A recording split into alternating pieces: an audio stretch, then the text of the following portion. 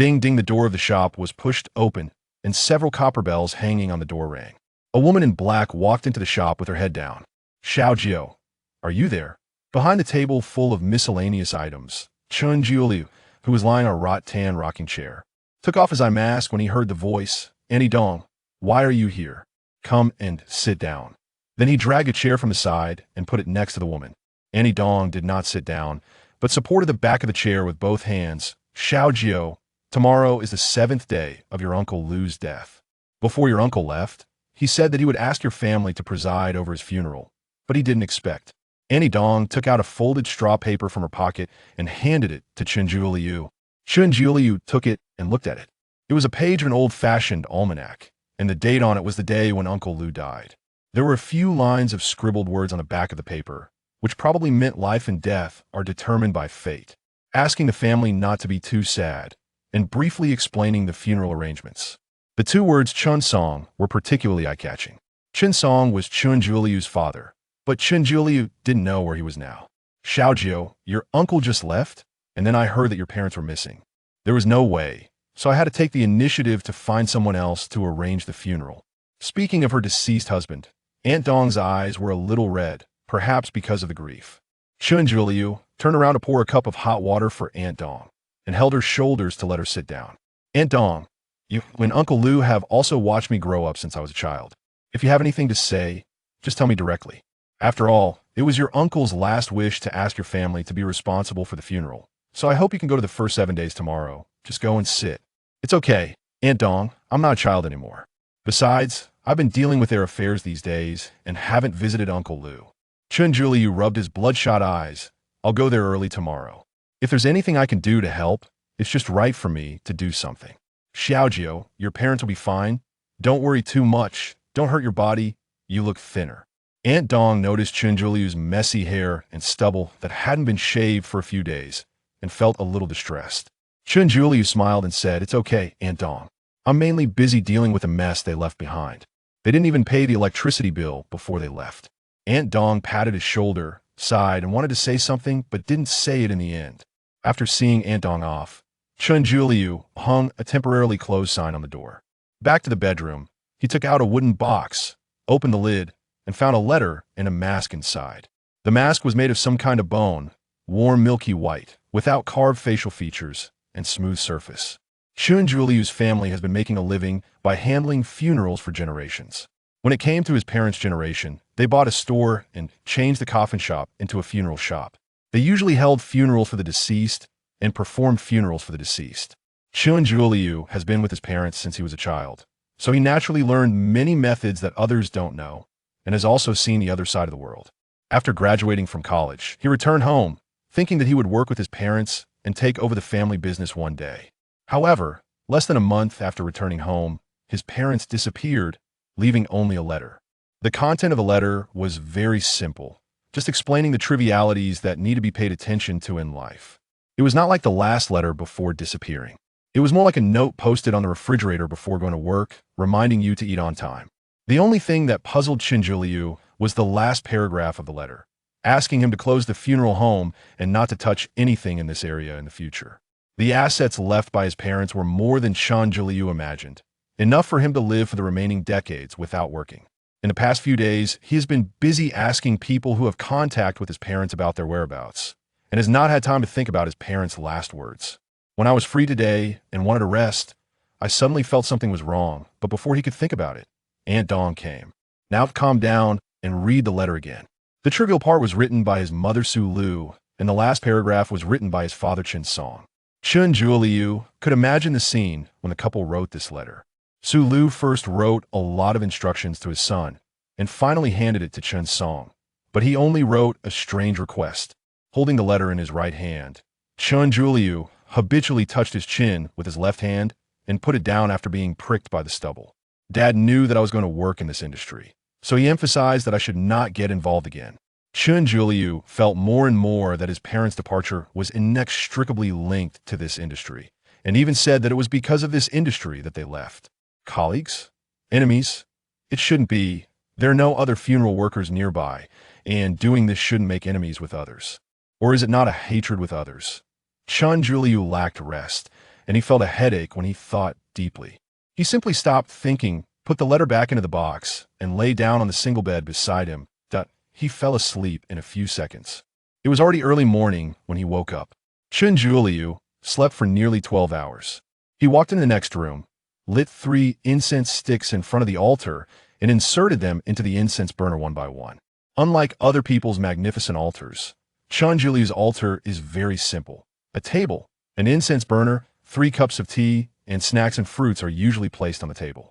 The incense offering is not to the 3 pure ones, nor to the Buddha, but to a Tao written on yellowed rice paper, framed in a glass frame. According to Chun Juliu's parents, this piece of rice paper was passed down from their ancestors thousands of years ago. It has been worshipped by the old Chun family for generations and is a veritable heirloom. When Chun Juliu was a child, he saw the word Tao and thought that what he passed down was part Taoism. But Chun Song said this Tao is not that Tao, neither Buddha nor Tao, but the most essential existence between heaven and earth. If I have to say, the Tao in Laozi's heart is closer to this. These are Chun Song's original words. Chun Juliu couldn't figure out what Tao was, but he did come into contact with a lot of strange things with his parents, and he was more indifferent to life and death than most people. I'm just going to Uncle Lu's place to sit down, so I shouldn't need these things. Chun Juliu thought about it. Someone else would take care of the funeral, and he probably wouldn't have the chance to attend. So he put the banner and the suture clothes back and just took out the white mask from the wooden box, wrapped it with red cloth, and put it in his backpack.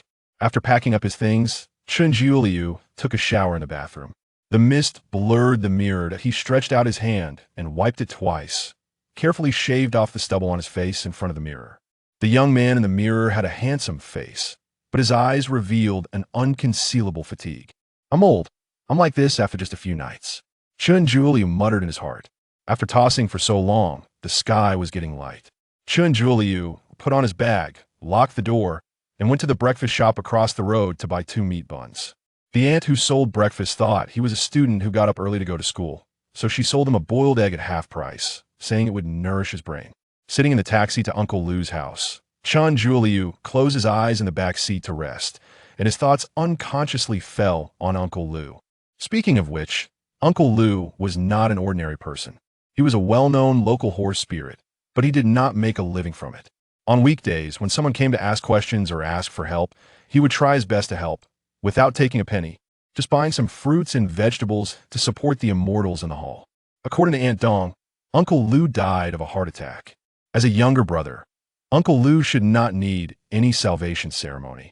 So Chun Juliu felt that Uncle Lu wanted his parents to organize the funeral before his death, and because both sides were good friends, he hoped that his old friends would send him off on his last journey in the world of the living. Recalling that when he was a kid, he went to Uncle Lu's house as a guest. Because he was greedy, he stole the candies offered in the hall and was scolded by his father. Chun Juliu couldn't help but sigh. We're here, little brother.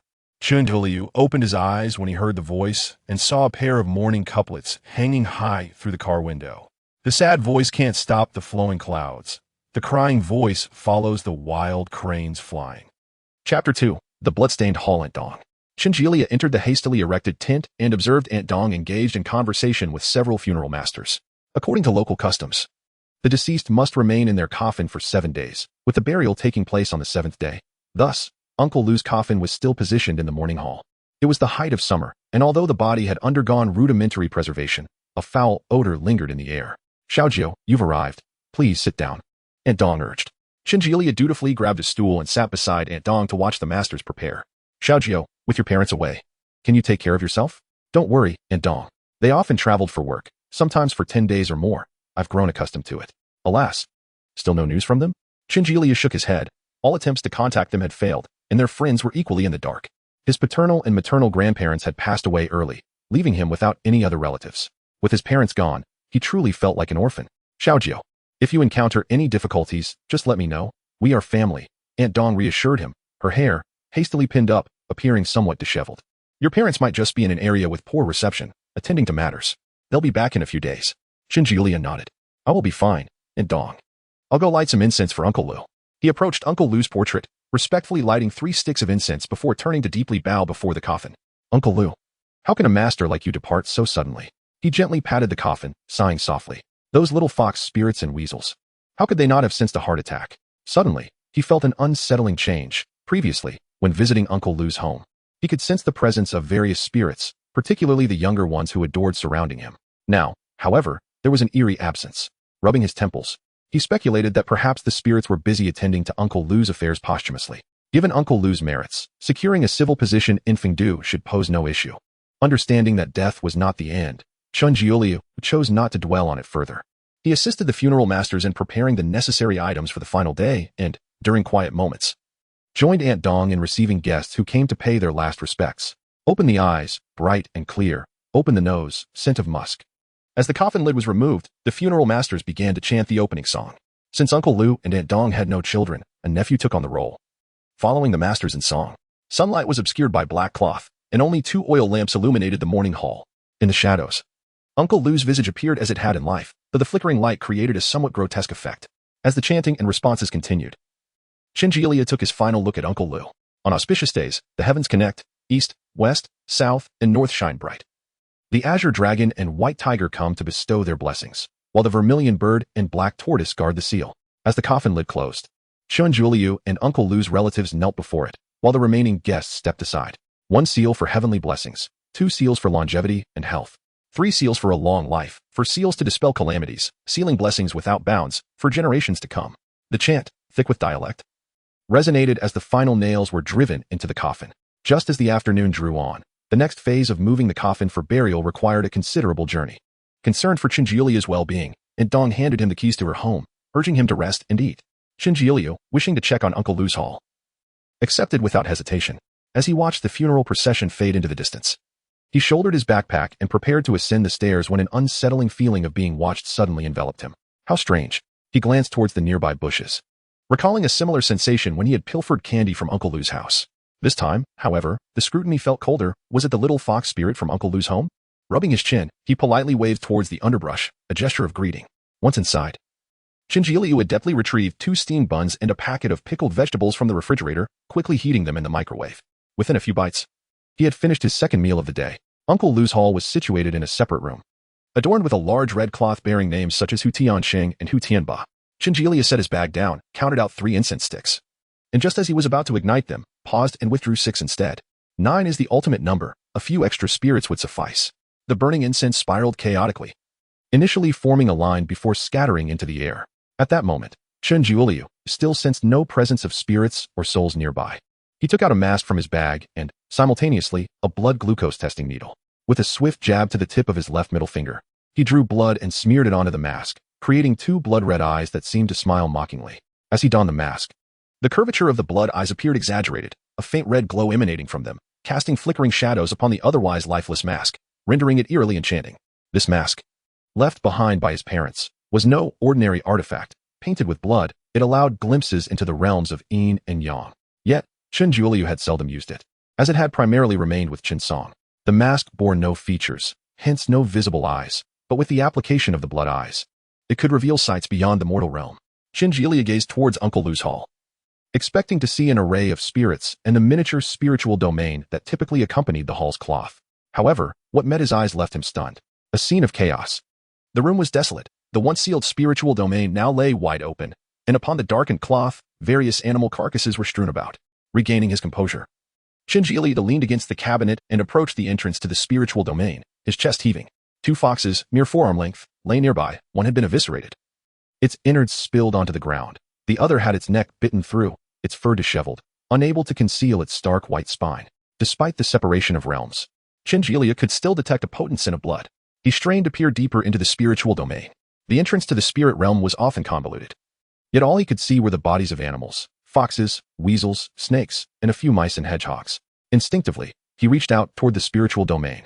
And as his fingers brushed the cloth, he was jolted as if struck by electricity. What he felt was not a solid wall, but a soft membrane, easily pierced. This was an unprecedented experience for Chen Jiuliu. He had never encountered or heard of such a phenomenon from his parents. In his understanding, yin and yang were opposites, and tangible contact between the two should be impossible. Yet now, it seemed that with a bit more force, he could breach that membrane and enter the spiritual realm as a living being. With his heart racing and adrenaline surging, he swallowed hard, trembling uncontrollably. Gritting his teeth, he resolved to push through this barrier between the realms. The invisible barrier began to cave inward, and Chinjulia's breath quickened in response. Suddenly, a series of knocks on the door startled him back to reality. Reflexively, he turned, catching a glimpse through the blood eyes at the window, where he vaguely perceived a shadow flitting past. With no time to ponder, he hastily removed the mask, wiped the blood off on his pants, and stowed it back in his bag. The knocking persisted, slow and deliberate. Chapter 3 Dream Encounter with the Immortals. Who is it? A hoarse voice startled Chinjulia, prompting him to clear his throat hurriedly. It's me, Xiaojio. The voice of Aunt Dong came from outside the door. Chinjulia glanced back at the unremarkable hall before hastening to open the door. Aunt Dong, you're back so soon. After laying Uncle Lu to rest, I took a ride back. Aunt Dong smiled, feeling a mix of fatigue and relief after burying her late husband. Though I know little about your world, I understand that death is not the end. Perhaps he stands beside us even now. Chinjulia pressed his lips together, wanting to say something but ultimately swallowing his words. Aunt Dong, if there is nothing else, I'll take my leave. My parents need my attention. Don't worry, Xiaojio. If you need anything, just come find Aunt. Aunt Dong helped him with his backpack. Goodbye, Aunt Dong. As Chinjulia descended the stairs, the funeral workers had already tidied up various items, preparing to load them for departure. Damn it, what bad luck. One of the workers, having just stepped into the grass to dismantle a mourning banner, cursed, spitting on the ground as he left without a backward glance. As Chinjulia passed by, he caught sight of a vividly red fox lying in the grass, its body curled, with 2 clear blood holes in its neck. Killed by a snake? He reached out to touch it, but the fox had already lost its warmth. The wind blew, causing its dull fur to flutter slightly. He was uncertain whether this deceased fox was related to Uncle Lu's tragic demise, but leaving it exposed here felt inappropriate. Borrowing a shovel from the funeral workers, who recognized him and willingly lent it, he dug a hole nearby and buried the red fox. He had not attended Uncle Lu's burial, yet as he covered the fox with dirt, a strange sensation akin to bidding farewell to Uncle Lu washed over him. Back at the funeral home, Chinjulia retrieved 3 Qianlong Tonggao coins from a jar. Pondering over Uncle Lu, he rattled the coins, casting a divination, and meticulously analyzed the results with a furrowed brow. Parents hold the world, transforming retreating spirits, the sun counters the moon, the official ghost stirs, reversing to give birth, and the interstice stirs, birthing the ghost to counter the worldly line. The more he analyzed, the tighter his brow knitted. Although his skills were rudimentary, he could discern that the situation had deteriorated to an alarming degree. What on earth was happening? Oddities kept piling up. He tapped his pen against the table, crumpled the paper, and tossed it into the trash. First, Uncle Lu's sudden passing, followed by his parents' disappearance, and now even Chin Uncle S. Hall faced misfortune. Recalling Uncle Lu's wish for his parents to oversee his funeral, Chinjulia was convinced that there was more to Uncle Lu's death than met the eye. He likely wanted his parents to uncover the truth and seek vengeance. Oh, where could they have gone? Chinjulia pinched the bridge of his nose, overwhelmed with numerous challenges but unable to find a breakthrough, feeling a frustrating sense of helplessness. He reclined in a rocking chair, swaying gently, and before he realized it, he dozed off. Chinjulia found himself standing in a dim tunnel, the space cramped, barely allowing his 1.8-meter frame to stand straight, and his outstretched arms grazed the rocky walls. How had he arrived at this place? He strained to remember, but found his mind blank.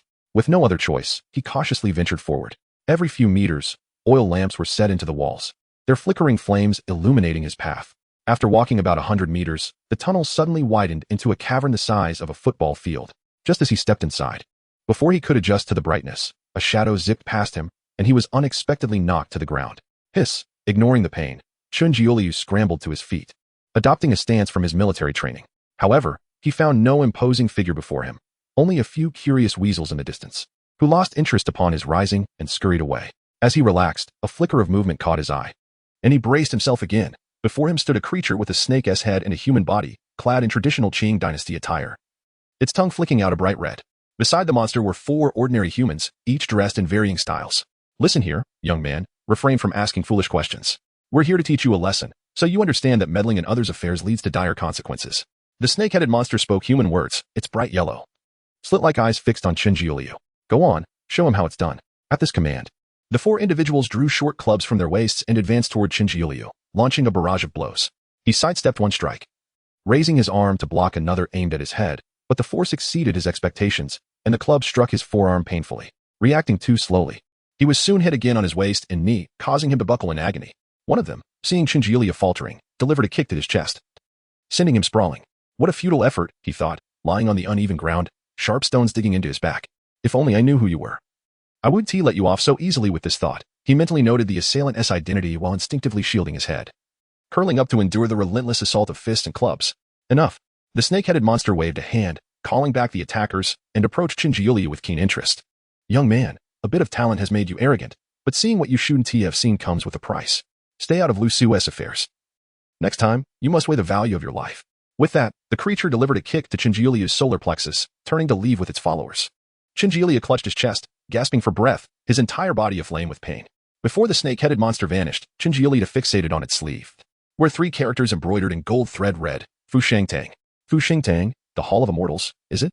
Just you wait. Darkness enveloped him, and he lost consciousness. When he awoke again, he found himself still in the rocking chair, every part of his body aching. This pain seemed to stem from his very soul. With no visible wounds on his body, yet the sensation was undeniably real. Enduring the discomfort, Chingilia rummaged through drawers until he found 3 talismans. Burning them in a bowl, then mixing in 2 pinches of incense ash, adding water, and drinking it down. The immortals had visited him in a dream, delivering a severe beating to his spirit. Fortunately, he had some methods to mend his soul, otherwise, he would be in pain for at least half a month, possibly suffering lingering effects. He would need to brew more herbal concoctions to nourish his spirit. Fu Shengtang. Just you wait. The pain subsided significantly. Yet Chingilia still felt a bit dazed. Even without investigating Uncle Lu's matter, he had already established enmity with Fu Shengtang. In the span of just an hour since he fell asleep and was attacked, the sky outside had not yet darkened. Seizing the moment, Chingilia resolved to venture into the underworld, Fengdu, to confront Fu Shengtang directly. Chapter 4. The soul falls into the netherworld. Chingilia procured a mask along with 5 colored flags, black, white, red, green, and yellow. He hung the mask at his waist and inserted the flags into the incense burner. After lighting 3 sticks of incense and burning several talismans within the burner, he settled onto the ground, blindfolded with a red cloth, and chanted, "Clear smoke opens the road ahead, reaching the celestial way and the dark springs below." The dual energies of Yin and Yang diligently guide, the living souls descend into Fengdu. The world is replete with arcane arts, abundant with methods to observe the nether realms and traverse the underworld, often relying on the powers of ancestral deities for a glimpse into the sights of Fengdu. However, the method passed down in Chingilia's family was distinct, venerating the path while disregarding the gods, allowing for the complete transportation of a living soul into the netherworld. Upon concluding his incantation, Chingilia felt a momentary daze, and when he regained his senses, he found himself standing within a dimly lit room devoid of windows. The flickering green flame of a perpetual lamp cast an eerie glow, providing just enough illumination to discern the surroundings. The modest chamber contained shelves lined with an array of weapons, including swords, axes, and halberds, with several long spears leaning against the corners. In the journey to Fengdu, one can bring very few items from the world of the living, aside from his attire. The only thing Chingilia had seen brought into the netherworld was that very mask. Logically, upon entering the realm of shadows, a mask capable of piercing the veil between Yin and Yang might seem of little use. Nevertheless, Qin Song had cautioned him that if he were to descend into Fengdu or similar places, he must assuredly carry the mask. Selecting a suitable tang knife from the shelf, he secured it at his side, alongside the mask. Exiting the room, he found himself in a spacious courtyard surrounded by tightly shut doors of various chambers. This quadrangle, located just outside Fengdu, was an inheritance from his ancestors, though it remained a mystery which ancestor possessed the prowess to establish such a stronghold in this peculiar place. Each room within the quadrangle served a distinct purpose, primarily housing items useful in the netherworld, thus constituting a fixed base for the Qin family in the afterlife. Chingilia entered several rooms, retrieving some ghostly currency and a few talismans for unforeseen circumstances. At the 4 cardinal points in the center of the courtyard, he planted a flag, identical in form to those previously inserted into the incense burner. These flags, embodying the duality of Yin and Yang, were interconnected and served a navigational function. Unlike the flags at home, those in the courtyard housed numerous ghostly soldiers, positioned to protect the area from disturbances. Otherwise, such tranquility would be unimaginable in the absence of life. Having prepared his bundle, Chingilia was about to step out when his gaze fell upon a black flag planted nearby. After a moment's hesitation, he grabbed it, hastily rolled it up, and stuffed it into his bag. Preserving his life was paramount. Without it, this courtyard would hold no meaning. He patted the heads of the 2 stone lions at the entrance and strode purposefully toward Fengdu. Behind him, the stone lions' eyes shifted, tracking Chingilia's departure, their lifelike forms barely concealing a series of muffled growls. The netherworld was devoid of sunlight. With a colossal moon hanging ominously in the sky, Chingilia speculated it was indeed the moon, as its light was cold and ghostly, starkly contrasting the sun. Outside Fengdu, the atmosphere was far from tranquil, teeming with wandering spirits unable to find solace within the city, doomed to drift aimlessly until their demise. Given Chingilia's abilities, encountering them was best met with flight. He hastened toward the enormous city, ever vigilant of his surroundings, evading any shadows he glimpsed. If cornered, he would toss a few pieces of ghostly currency on the ground. Once claimed, the spirits would lose interest in him. As he passed a withered, crooked locust tree, he stumbled over its protruding roots. The damp, yielding soil of the netherworld prevented serious injury, yet the foul odor emanating from it turned his stomach. Attempting to rise, he found one leg unresponsive. Turning his head, he was horrified to discover that the roots were not roots at all, but rather a decaying hand, half-rotten, gripping his ankle. Qin Jiuliu had only accompanied his father, Qin Song, to Fengdu before, treating it as a mere adventure. He had never encountered such grotesque phenomena. And panic surged in his throat as he desperately kicked at the hand with his other foot. The grasping hand remained steadfast, tightening its hold to the point where he felt his ankle might shatter. In a frenzy, he reached for the tang knife at his waist, drawing it with all his might to strike at the decaying hand. The blade met the exposed bone, failing to sever it, and fragments of shattered bone grazed his face. The hand, sensing the pain, relinquished its grip and retreated underground. Gasping for breath, Qin Jiuliu had no time to sheath his weapon as he scrambled to his feet. Upon raising his head, he locked eyes with a pair of sunken, white orbs, belonging to a visage grotesquely swollen and decayed, reminiscent of a steamed bun left to rot. His breath caught in his throat as he swung the tang knife, the blade becoming lodged between the cheekbone and jaw of this drowned spirit. The strike failed to deter it. Instead, the severed flesh fell upon his hand, prompting him to recoil in horror, causing the knife to remain embedded in the ghastly head. Scrambling backward, he finally comprehended the full form of the apparition before him. Clad in damp clothing reminiscent of the 1960s and 70s, droplets of water trickled from the fabric, pooling on the ground. Its head hung low, hair dangling to its waist, a noodle-like neck connecting head to body. The pallid visage tilted unnaturally as it gazed at Qin Jiuliu, its head still impaled by the tang knife. As a recent graduate, facing what appeared to be a drowned spirit rendered him paralyzed with fear. In a frantic search through his bag, he fumbled for any talismans or implements, hurling whatever he could grasp at the specter. Each object struck the drowned spirit's body or sank into the earth, failing to capture its attention, proving utterly ineffective. The drowned spirit advanced toward Qin Jiuliu, its neck elongating snake-like as it brought its head closer. The foul stench, mingling with the dripping corpse water, clouded his mind with dread. In a moment of desperation, he seized the flag, thrusting it into the spirit's gaping mouth, stirring it vigorously in hopes of efficacy. The drowned spirit instinctively bit down on the flag, and an instant later, dark smoke billowed forth, one tendril piercing through the back of its skull, causing the flag to drop. Qin Jiuliu could now see straight through its gaping mouth to its elongated neck. Other strands of smoke ensnared the spirit's limbs, forcibly tearing them asunder. Transformed into a grotesque human stick figure, the drowned spirit screeched, its elongated neck amplifying the sound. Qin Jiuliu was compelled to cover his ears as the smoke thinned. Seizing the opportunity, the spirit broke free from its smoky bonds. Using its neck in place of lost limbs, and with a swift motion, it slithered into the nearby withered locust tree, disappearing without a sound. The smoke, having lost its target, re-entered the flag. After regaining his composure, Qin Jiuliu stowed away his talismans and tang knife, using the tree to wipe the unknown liquid from the flag before securing it at his waist. In times of peril, such items must be readily accessible. Having completed these tasks, Qin Jiuliu gazed toward the now approaching Fengdu, a nervous flutter in his heart. He had nearly lost his life before even entering the city. Did he truly possess the capability to contend with the Fushentang? With no turning back, he had no choice but to take the gamble, tightening the straps of his pack. He continued onward toward Fengdu. Chapter 5. Entering Fengdu City after a journey filled with minor perils, Qin Jiuliu finally arrived at the gates of Fengdu City. Having already spent a considerable portion of his remaining ghostly currency, Fengdu City loomed large, its walls stretching endlessly into the horizon, with ghostly sentinels guarding the entrance, overseeing the comings and goings of the spirits. While there were no stringent requirements for entry or exit, surviving within Fengdu proved to be a far more daunting task. Counting the remaining ghostly notes, Qin Jiuliu glanced at the serpentine queue stretching hundreds of meters ahead, sighed, and squeezed his way to the front, presenting his meager funds to the sentinel. The towering ghostly soldier accepted the notes, flicked them dismissively, and signaled to his companions to allow Qin Jiuliu passage into the city. However, those spirits lingering further back in the line expressed their dissatisfaction upon witnessing this newcomer's advancement, with some even attempting to force their way in alongside him. Sensing the brewing trouble, Qin Jiuliu bolted into the city.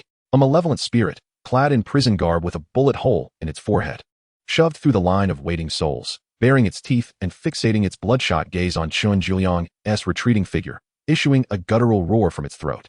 Yet, the sentinel was swift, thrusting its spear and pinning the malevolent spirit to the ground, swiftly following up with a decisive strike that severed its head. The decapitated spirit's essence flickered weakly, and the sentinel kicked its head toward the orderly queue of spirits, igniting a gruesome feast of carnage. The brief chaos subsided quickly, and the line resumed its slow, orderly progress, now marred by remnants of torn fabric on the ground. Oblivious to the tumult outside, Qin Jiuliu felt no concern for the events that had transpired. He recalled Qin Song's teachings about the rules of the underworld. Spirits, having already faced death, could hardly perish from mere wounds, even if they were decapitated. Yet, spirits consumed one another, their essence serving as an enticing nourishment. In this cycle of consumption and demise, the chaos of the underworld would be far worse without the existence of Fengdu City. The architecture within Fengdu City exhibited a lack of uniformity.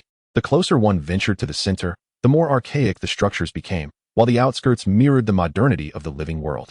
Under the sole illumination of moonlight, the scattered figures meandering past appeared all the more unsettling.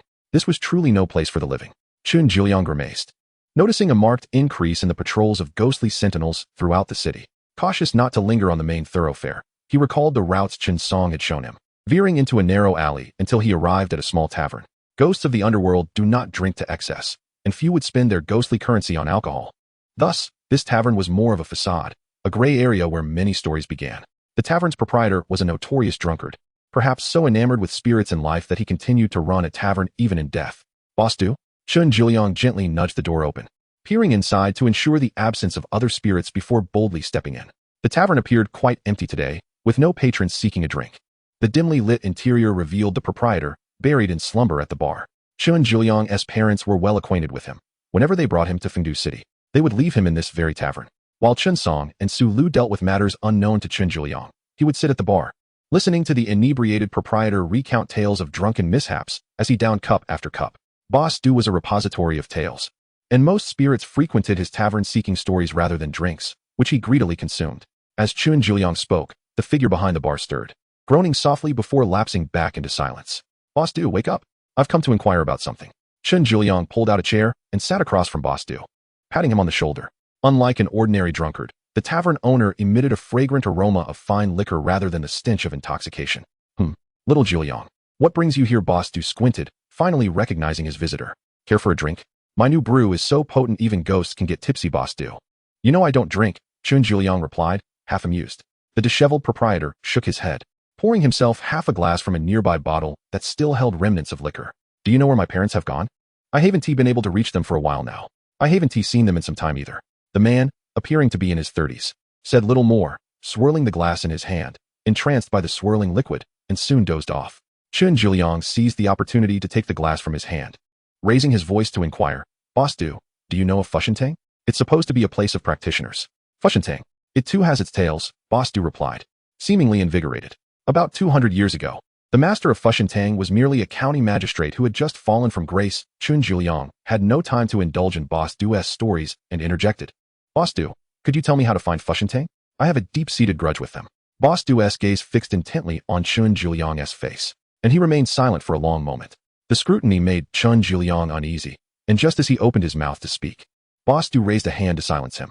Alas, everyone has their fate. I cannot assist you in finding your parents, but I can guide you to Fushentang's territory. Follow me. Chun Jiuliang followed Boss Du into the back of the tavern, passing by jars of fragrant brews until they reached a deep pool. Boss Du, your little tavern harbors such a place. Chun Jiuliang inhaled deeply, the rich aroma of liquor wafting towards him. This was indeed a true wine pool. Whenever I brew, I pour a cup into this pool, and over time, it has accumulated, Boss Du explained, already slightly intoxicated by the scent. You are different from Chen Song. It is not feasible for you to traverse half of Fengdu alone seeking Fushentang. This wine pool can transport you directly to their doorstep. A teleportation array. Chun Jiuliang exclaimed in awe. In the vast realms of Yin and Yang, how many places have remained untouched by the scent of wine? Boss Du beamed. Chun Jiuliang leaned closer, straining to glimpse the pool's depths. The liquor glimmered a warm amber, and through its depths, he could faintly discern some objects resting at the bottom. Overwhelmed by the intoxicating fragrance, he turned to ask Boss Du how to navigate through the pool to reach Fushentang. But upon turning back, he met Boss Du's smiling eyes, which were unexpectedly clear and profound, devoid of the haze one would expect from a drunkard. Little Jiuliang, refrain from wandering about carelessly. Not just Fengdu, but the entire underworld is far from peaceful, Boss Du said, one hand holding a bottle of liquor that seemed to have appeared from nowhere, while the other pressed gently against Chun Jiuliang's chest. With a slight force, Chun Jiuliang found himself tumbling backward into the pool of liquor. The words barely escaped his lips before he was submerged in the rich brew. As he watched Boss Du tilt his head back for a sip, Chun Jiuliang's consciousness began to fade. The ripples caused by his fall gradually settled, restoring the pool to its translucent, amber hues. Boss Du drained his bottle, reclining lazily against the edge of the pool, unknowingly drifting into slumber, yet still clutching the liquor bottle tightly. Chapter 6. Provocation at Fushentang. So dark, so fragrant. Am I dead? No, I was never truly alive. Chun Jiuliang abruptly opened his eyes, his body still retaining the suffocating sensation of having submerged in a pool of wine, and he began to cough violently. Where am I? After regaining his composure, Chun Jiuliang looked around, and discovered himself in front of a mountain gate. With barren land stretching behind him and a towering mountain flickering with foxfire ahead, appearing quite out of place. He glanced down at himself, noting that he was unscathed. His clothes were dry, and he could even detect a faint scent of wine lingering on them. Boss Du's wine pool is remarkable. Observing the flamboyant characters of Fushentang written above the mountain gate, Chun Juliang clicked his tongue in surprise at how easily he had found Fushentang. He found a suitable spot, using the sheath of his sword to dig a half-foot deep pit where he buried a copper coin. This type of coin, when paired, creates a connection between them. With this coin as a locator, he could directly travel from the courtyard to the entrance of Fushentang next time. Most of Fushentang resides within the realm of law, with this mountain gate serving as an entrance into Fengdu City. The realm of law, relying on yin and yang, is contained within a mustard seed. Forming a small world of its own, powerful ghosts can carve out a realm of law for their own shelter. With prior experience in mind, Chun Juliang refrained from acting recklessly. He formed hand seals with his right hand, pointing at the command flag, and with a flick of his wrist, thick black smoke suddenly billowed forth, coalescing around him into dozens of towering ghostly soldiers clad in armor and wielding weapons. Unlike the spectral soldiers of Fengdu City, these ghostly warriors lacked self-awareness and acted solely on command, ceasing only upon annihilation. Emboldened by the presence of these formidable ghostly soldiers, Chun Juliang felt a surge of confidence. Charge in and show them what for. He paused momentarily, then added, "Don't forget to protect me." The ghostly soldiers obeyed the command, howling as they plunged into the mountain gate. Chun Juliang drew his Tang sword and followed behind, feeling as if he were a general leading 1,000 troops. His posture unconsciously straightening. As he stepped through the mountain gate, the scenery before him abruptly changed, and he found himself in a grand hall, where his ghostly soldiers had already engaged in battle with the celestial beings stationed there. Although the ghostly soldiers held the advantage, more celestial beings were arriving, causing the battle to become somewhat stalemated.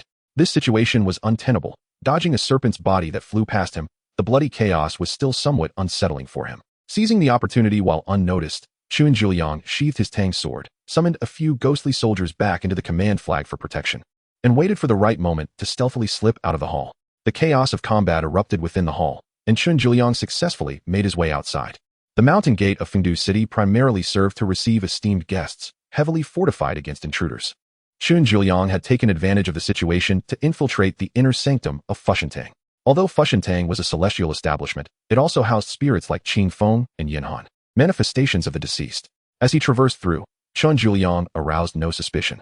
In another grand hall, an elderly man with a white beard, dressed in a ceremonial robe, sat solemnly as he listened to a hurried report from a serpent spirit regarding the ongoing chaos.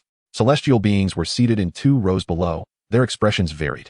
Given the current state of the underworld, self-preservation seemed the wisest choice. Otherwise, such disturbances would only increase. One fox-faced celestial could no longer hold his tongue and interrupted. The white-bearded elder scoffed, stating that heroes emerge in tumultuous times. Power cannot be obtained through mere cultivation in secluded mountains. One must vie for it. You are the Steel King. Your word holds weight. The fox spirit appeared somewhat intimidated by the elder and ceased further argument. Tianlong, what do you propose we do? The Steel King of Fushentang turned to the serpent spirit seated to his left. The serpent spirit raised its eyelids, its yellowed eyes devoid of emotion, and slowly uttered a few words, "Kill to warn others." Meanwhile, the brazenly stealthy Chun Juliang remained oblivious to being defined as a scapegoat. He was still assessing the disparity in strength between himself and Fushentang. Watching team after team of celestial beings rush to reinforce, he felt somewhat embarrassed, realizing he had underestimated them, whether in terms of the size of the realm, the number of celestial beings, or their individual strength. Fushentang was significantly superior to ordinary establishments. In terms of area, it was likely more than 5 times that of Lu Shutong. Engaging head-on would undoubtedly lead to his demise. Quickly, he concluded that this time, he did not have enough personnel. The best option was to infiltrate various locations to wreak havoc. Even if he could not strike at their roots, he could still cause them considerable trouble. Without hesitation, Chun Juliang patted his waist where the command flag was located. The ghostly soldiers engaged in combat with the celestial beings halted their attacks upon receiving the order, coalescing into a puff of black smoke and swiftly vacating the battlefield, leaving the furious fox and serpent spirits in confusion. What are you dawdling for? Chase them. Without time to regroup, they dashed towards the direction where the ghostly soldiers had fled, but their speed was too disparate. They soon lost sight of their foes. The ghostly soldiers returned to Chun Juliang's side, enveloping the command flag in a shroud of black mist, awaiting his instructions. Hidden in a corner, he observed as the searching celestial beings moved further away. Holding the command flag, he pointed in several directions, dispatching the majority of ghostly soldiers to disperse and wreak havoc, conducting a guerrilla war against Fushentang. Clearly, Fu Shintang had never encountered such a situation. Before long, chaos ensued, with celestial beings dashing about, while the serpent spirit in charge was left flustered. Seizing the opportunity, Chun Juliang boldly explored Fu Shintang. After passing through several unknown buildings, he spotted a nearby structure and was struck with a revelation. It was Fu Shintang's treasury. At that moment, only 2 serpent spirits were guarding the treasury's door, as most of the personnel had likely been dispatched to combat the ghostly soldiers. This was a golden opportunity for revenge against Fu Shintang. Chun Juliang stroked his chin, contemplating that killing a few serpent or fox spirits would be inconsequential to Fu Shintang, but if something were to happen to the treasury, it would undoubtedly cause them considerable pain. Go, divert their attention. Chun Juliang sent a ghostly soldier to strike from a diagonal position to the treasury. Upon witnessing this, the 2 guarding serpent spirits immediately rushed to engage the ghostly soldiers, allowing Chun Juliang to seize the moment and slip into the treasury. Creak. Chun Juliang gently closed the treasury door, but before he could turn around, 2 cold blades pressed against his neck. Young man, how fortunate to see you again. Chun Juliang stiffly turned around. Beneath the eerie green candlelight stood an old acquaintance, exuding a mocking demeanor, flanked by a throng of celestial soldiers. This farcical scenario was about to conclude. The serpent spirit beckoned, "Take him away," with a blade at his throat. Chun Juliang was unceremoniously expelled from the treasury without even catching a glimpse of a single piece of shadowy currency. Outside, the ghostly soldiers had been subdued by the overwhelming number of celestial beings, unable to raise a significant ruckus. Chun Juliang, akin to a general whose forces had been vanquished, was obliged to withdraw his ghostly soldiers, and all his magical artifacts were confiscated. He was despondently tossed into the dungeon, his earlier bravado extinguished. The serpent spirit watched as Chun Juliang lay on his back in the dungeon, shaking his head. Consider yourself fortunate. Today, an official from the law enforcement hall is coming. It would be inadvisable to spill blood. You get to live another day. What is your name? The serpent spirit paused, surprised to hear the question. Turning back to regard the man he presumed was on the brink of death, only to find him still lying on the straw, eyes closed. Lu Shirda, the serpent spirit, somewhat taken aback, nonetheless provided an answer, as it was better to depart with clarity even in one's final moments. Chun Juliang, having received the answer, remained unresponsive, continuing to lie there. As the footsteps of the serpent spirit, Lu Shirda, faded away, Chun Juliang opened his eyes, gazing at the rough ceiling, his hands gradually clenching into fists. Chapter 7. The Master of Law Enforcement. Esteemed sir, please this way. A young man, dressed incongruously for the setting, strode into the grand hall, flanked by 2 imposing serpent spirits, while the surrounding immortals offered forced smiles. Master Zhao, I have long admired your esteemed reputation. At the high table, the leader of Fuxing Hall, Wang Fuxing, remained seated, merely clasping his fists in a simple gesture of respect. Likewise, Senior Gua. Zhao Yi furrowed his brow slightly at the encounter, but still returned the greeting with a respectful gesture. The immortals seated below rose one after another, bowing to Zhao Yi, granting him due respect. In the midst of the salutations, Zhao Yi noticed that a serpent spirit on the left remained utterly motionless, even keeping its eyes shut. His previously relaxed brow furrowed once more. Something felt amiss at Fuxing Hall. Master Zhao, please take your seat. Zhao Yi, not one to stand on formality, settled into the grand chair to the right of Guo Rui, while the 2 serpent spirits positioned themselves behind him. Master Zhao, what brings you here this time? Recently, the underworld has been quite turbulent, thus I must conduct an inspection, fulfilling my responsibilities. Zhao Yi withheld the reports of the many misdeeds committed by Fuxing Hall's members. After receiving the reports, he had delayed his visit, arriving today only to find the surrounding halls deserted. The turmoil in the underworld likely stemmed from conflicts among significant figures. As mere mortals, we seek only to protect ourselves. Guo Rui stroked his white beard, a wry smile playing on his lips. Senior Gua, you are too modest. Zhao Yi, wishing to avoid formalities, stated plainly, since I am here, I must conduct an inspection. May I inquire if I could visit the prison? Guo Rui's expression remained unchanged as he rose and gestured. Please. Within the dungeon, Chun Juli sat cross-legged on the floor, idly tugging at the straw beneath him. He was unconcerned for his own safety, knowing his physical body remained at home, and with a few incantations, he could safely escape. Fuxing Hall's prison could not contain him. However, the command flag and mask remained in the enemy's possession. Should he return now, those items would be lost. Thus, Chun Juli decided to wait, hopeful for a turn of events. As he tore the straw into tatters, he finally heard the sound he had been longing for. Master Zhao, our dungeon is filled with those who violate the law. If you see no issues, why not join me for a feast?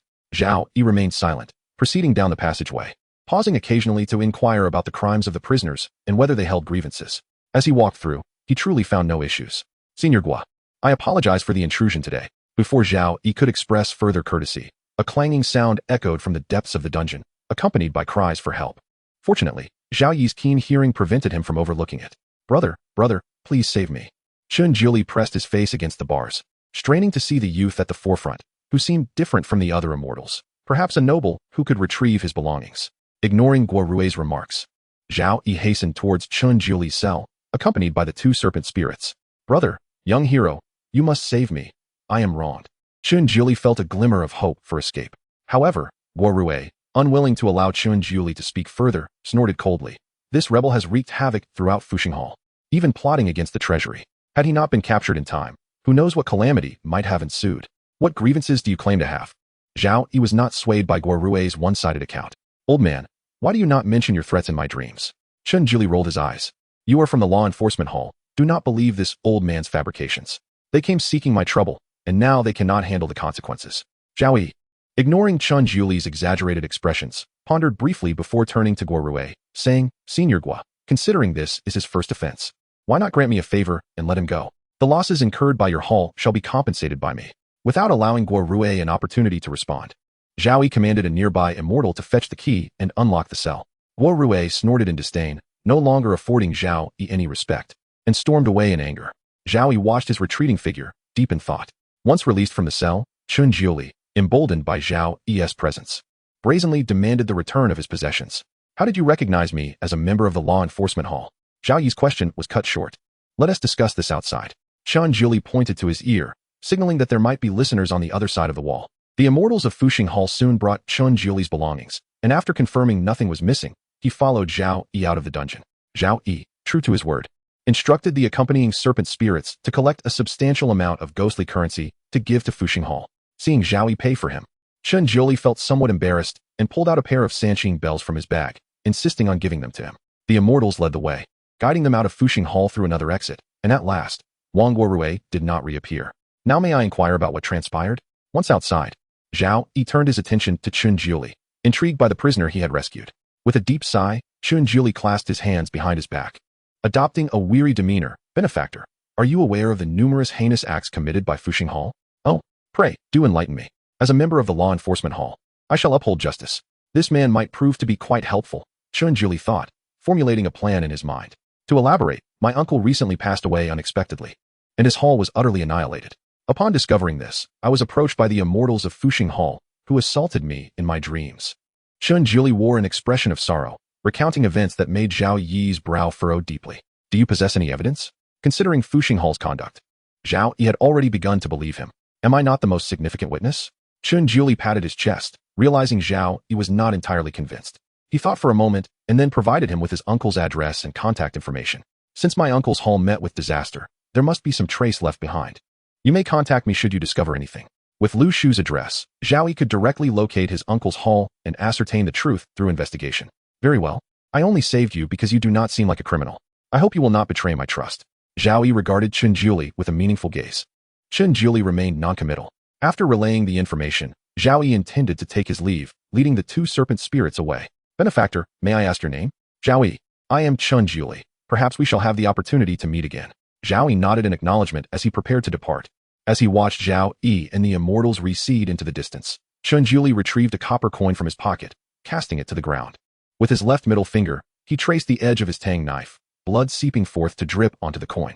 Suddenly, the coin trembled, the blood droplets evaporating into a mist that coiled around Chun Juli like serpents.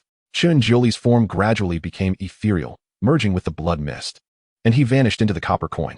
With a crack, the coin shattered into 3 pieces, and Chun Juli's presence was no longer discernible in that place. Chapter 8. Achieving cooperation within the ancestral Sihiyuan of the Qin family, a copper coin quietly shattered, releasing a mist of blood that coalesced into the form of Chun Juliu. Although this endeavor did not inflict significant damage upon the Fushentang, it proved to be quite fruitful, entangling the leader of the law enforcement hall, Zhao Yi, in the matter. With his assistance, uncovering the truth behind Lu Shu's demise would likely pose no issue. Compared to Fushentang, Chun Juliu's strength was still inadequate. This time, he was almost led by the nose into the dungeon. Reflecting on his failures, he resolved to enhance his own power. His parents had left behind numerous relics. With proper utilization, he believed he could rival Fushentang. Casting a glance around, Chun Juliu's attention fell upon the black flag at his waist.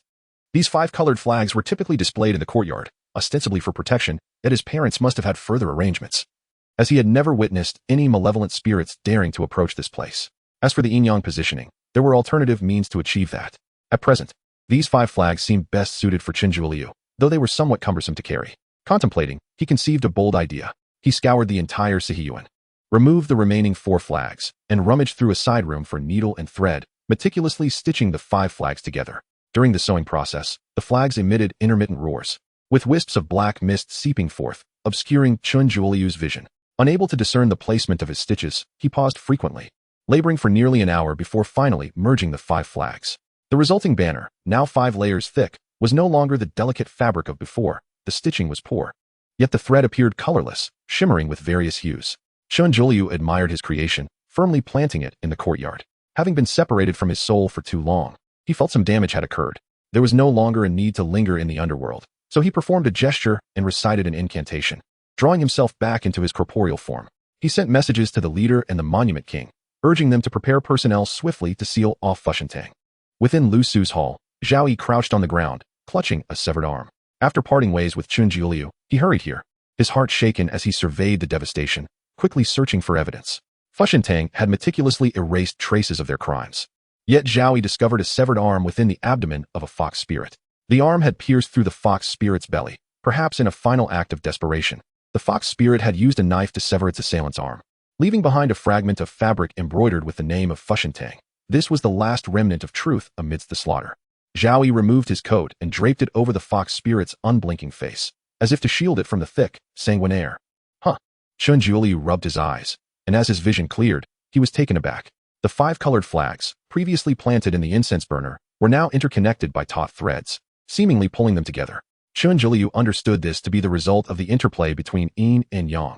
Having never encountered such phenomena before, he found it exceedingly intriguing. To facilitate the better integration of the flags, he carefully pulled them out and relocated them. After a circuit through the underworld, Qin Zhuoliu felt even more fatigued. He selected several medicinal herbs according to a recipe from a book: astragalus, sour jujube seed, vine of the night, codonopsis, and white atractylodes, all of which were available at home, sparing him a trip to the pharmacy. Weighing each herb in turn, he cast them into a clay pot and added water to brew. Having completed this task, Qin Zhuoliu sat before the stove, watching the steam rise, his thoughts drifting elsewhere. Ding ding ding, ding ding ding. The ringing of a bell pulled him back to reality. Upon answering the call, a smile gradually spread across his face. It was Zhao Yi on the other end, confirming that he had determined the tragedy at Lu Shu's hall was indeed the work of Fushentang, regardless of whether Fushentang had committed other crimes. This alone was sufficient to warrant their sealing. However, the personnel of the law enforcement hall were presently preoccupied with various matters, leaving them short-handed. It would take several more days to gather a force capable of contending with Fushentang. Moreover, Zhao Yi revealed crucial information to Qin Zhuoliu. Lu Shu's death was not due to a heart attack, but rather the result of supernatural interference. Generally, conflicts between halls do not involve the living. Thus, Lu Shu's demise must be intricately linked to the disciples of Fushentang. In that case, let us first ascertain the names and addresses of Fushentang's disciples. Yin grievances are repaid with Yin, while Yang grievances are settled with Yang. Qin Zhuoliu's expression darkened. Since childhood, Lu Shu had treated him as family, being one of the few who cared for him aside from his parents. Now, with the hall's massacre, Lu Shu was unlikely to escape the fate of disintegration. Qin Zhuoliu clenched his fist and struck the stove, his eyes ablaze with suppressed fury. Do not act impulsively. Wait for me to find you. Zhao Yi, also in Qizhou City, would not take long to arrive. After hanging up, Qin Zhuoliu felt increasingly distressed. His nose stung with emotion, and he took a vengeful gulp of the herbal concoction, only to be met with a scalding cough. When Zhao Yi finally drove over, he found Qin Zhuoliu disheveled with slightly reddened eyes, pausing in surprise. He wanted to ask something but refrained. Let us begin. To investigate the disciples' information, it was clear that merely inquiring among individuals would not suffice. The most efficient approach for them would be to summon the local land deity and city god, who oversaw local affairs and possessed the most knowledge regarding such matters. Qin Zhuoliu led Zhao Yi to the room where the altar was set up. Zhao Yi, noticing the large character for Dao, glanced at Qin Zhuoliu, who was discreetly wiping away tears, his eyes filled with suspicion. How did you enter the underworld? What is it? This altar seems rather empty. There is not even a ghost, let alone a master. Qin Zhuoliu saw no issue, shrugging as he replied. It's a family heirloom. I can't say for sure what the principle is, but it's quite effective, as it involved family secrets. Zhao Yi refrained from probing further. The process of summoning a deity was relatively intricate, even for the law enforcement hall. To save time, Zhao Yi suggested that Qin Zhuoliu perform the summoning, keen to observe how such an empty altar could invoke a local deity of fortune and virtue. Qin Zhuoliu did not refuse. He ascended the altar, lit incense, and performed gestures while reciting incantations. striving to present the spirit of the Qin family as practitioners before the leader of the law enforcement hall. Zhao Yi stood by, increasingly puzzled. Having been in the field for many years, he possessed a pair of yin-yang eyes. Yet from the moment the incense was lit, he felt nothing but Qin Jilia's solitary performance, akin to a one-man show. Yao Yi prepared himself to step in. Disciple Qin Jiliu respectfully summons the local deity of fortune to descend before the altar. No sooner had he spoken than Zhao Yi felt a rush of energy sweep past him. It did not disturb his clothing, yet it stirred his very soul. This was an extraordinarily pure force, not emanating from any ancestral spirits or deities, but seemingly materializing from thin air. Or perhaps it was a manifestation of Qin Jiliu himself, with the Tao as the altar. It was truly fitting. Zhao Yi quietly marveled. Qin Jiliu, brimming with confidence, glanced at his watch. Half a minute. Within that time, the local deity would arrive. Having felt that surge of power, Zhao Yi had no doubts. He shifted his thoughts to another matter. Brother Qin, let us not be so formal. You can just call me. Qin Jiliu estimated Zhao Yi's age. You can call me Xiaojiu. Very well. Xiaojiu. Is there a possibility that most of what you just said was superfluous, and that only your final sentence held true significance? Chapter 9. The disappearance of the earth god Qin Jiliu was momentarily taken aback. He had not previously contemplated this issue. Are you saying? Be careful, Zhao Yi exclaimed, pressing firmly on Qin Jiliu's shoulder, forcing him to bend slightly. With a swift motion, he removed a bundle of fine rope from his waist and struck at the air behind Qin Jiliu. With a peculiar snap, the rope twisted in midair as if it had ensnared something. But this illusion lasted less than a second before the rope fell limp. Zhao Yi, taken aback, continued his actions, wielding the rope like a whip, slicing through the surrounding air with a fierce wind. Realizing the gravity of the situation, Qin Jiliu grabbed a peach-wood sword from nearby and began to slash at the air around him recklessly. All right, Zhao Yi reassured him, steadying Qin Jiliu, who had failed to strike anything. Do you comprehend what just transpired? I cannot see them, but I can sense many entities surrounding us. They are the spectral soldiers under the earth god. Zhao Yi observed the few spectral soldiers retreating and felt a shiver run down his spine. Their sudden aggression was alarming. Had he not intervened, one of them would have surely pierced Qin Jiliu's head with a spear, leaving him dazed for days. Are you suggesting that the earth god is absent, yet his soldiers have arrived? Qin Jiliu queried incredulously. They attacked us right away. Is the earth god rebelling? Zhao Yi shook his head, admitting that he had never encountered such a scenario. The spectral soldiers appeared not to be following orders, but rather seemed to be out of control. Shall I attempt to test this further? Qin Jiliu pondered, but ultimately declined. Trying again might attract more unwanted entities. It would be wiser to go directly to the temple and confront them head-on. Very well. Qin Jiliu donned his mask and grasped the peach-wood sword, while Zhao Yi lit an incense stick to commune with the celestial beings and summoned a few allies. Once prepared, Qin Jiliu unceremoniously took the passenger seat beside Zhao Yi. Old Zhao, let's go. We are off to confront the earth god. Zhao Yi remained silent as he pressed the accelerator, smoothly starting the journey towards the nearest earth god temple, guided by GPS. The quiet streets in the dead of night were not entirely desolate. Streetlights cast warm yellow shadows, and there were always a few souls wandering about. Upon reaching the temple, Qin Jiliu and Zhao Yi exchanged glances, confronted by the firmly shut gates. Shall we scale the wall? There are surveillance cameras. We're not here to steal anything. Zhao Yi was initially reluctant to breach the wall, but the scarcity of nearby earth god temples compelled him to acquiesce to Qin Jiliu's insistence. He would remain outside to provide support. Observing Zhao Yi's disgruntled expression, Qin Jiliu couldn't help but chuckle. Old Zhao, stand up straight. Rise on your toes. Quickly, give me a push. After a few attempts and enduring several shoe prints on his back, Zhao Yi finally hoisted Qin Jiliu onto the wall. This is rather high, Qin Jiliu remarked, surveying his surroundings. Gathering resolve, he grasped the edge of the wall and lowered himself as much as possible, rolling upon landing to absorb the impact. I told you climbing walls to access the internet in high school had its advantages, he quipped, brushing off the dust from his attire as he examined the environment. The earth god temple was modest, consisting of a main hall and several phoenix trees. After closing time, the priests returned to their homes, alleviating any worries of being discovered. Donning his mask, Qin Jiliu pricked his finger, allowing his blood to form a mystical eye. At the moment the blood eye materialized, a crimson glow surged forth, illuminating the otherwise dark surroundings for just an instant before fading, revealing the other side of the temple. The main hall was as he remembered, but now rows of spectral soldiers stood within the courtyard, armed with long spears and standing solemnly at attention. Qin Jiliu held his breath, fearful of disturbing them. Ordinarily, the spectral soldiers should not be stationed within the temple. The earth god had a designated training ground for them, and they would not be allowed to wander aimlessly, lest they accidentally harm the living. He moved cautiously, attempting to bypass the spectral soldiers to locate the earth god within the main hall and ascertain the situation. However, in a moment of distraction, the hilt of his peach-wood sword inadvertently brushed against one soldier's shoulder guard, producing a jarring sound that echoed in the night. Realizing the gravity of the situation, he drew his peach-wood sword, bracing for a battle, yet the spectral soldiers remained motionless, akin to bamboo rooted in place. Are they asleep? He waved his sword in front of the soldiers, but their lack of response allowed his tense nerves to finally relax. You should have mentioned that sooner. You nearly frightened me to death. The dozens of spectral soldiers appeared to be in a deep slumber, and Chingilia boldly walked past them without fear of disturbing their rest. The main hall and Apo's door was not locked, and Chingilia gently pushed it open. His blood eye vigilantly scanning the interior. Where is the Earth God? Is there a deity present? Feeling the need for decorum, he added, Earth God. The god of wealth and virtue, are you at home? Silence reigned. No one responded. Pondering the situation, Chingilia thought, having greeted him. He could no longer afford to be polite. Gripping his peach-wood sword tightly, he stepped over the threshold. The interior was simply arranged. Behind a large bronze incense burner stood a life-sized statue of the Earth God, seated in a dragon-headed armchair, exuding both benevolence and authority. However, to Chingilia, this exquisite statue was merely an empty shell. He could not find any trace of the Earth God. What is happening? He wondered, perplexed. How could the Earth God simply vanish? He circled the main hall, searching every nook and corner, yet yielded no results. Not only was the Earth God absent, but even the spiritual realm that should have existed here was nowhere to be found. The entire temple seemed to consist solely of the spectral soldiers outside.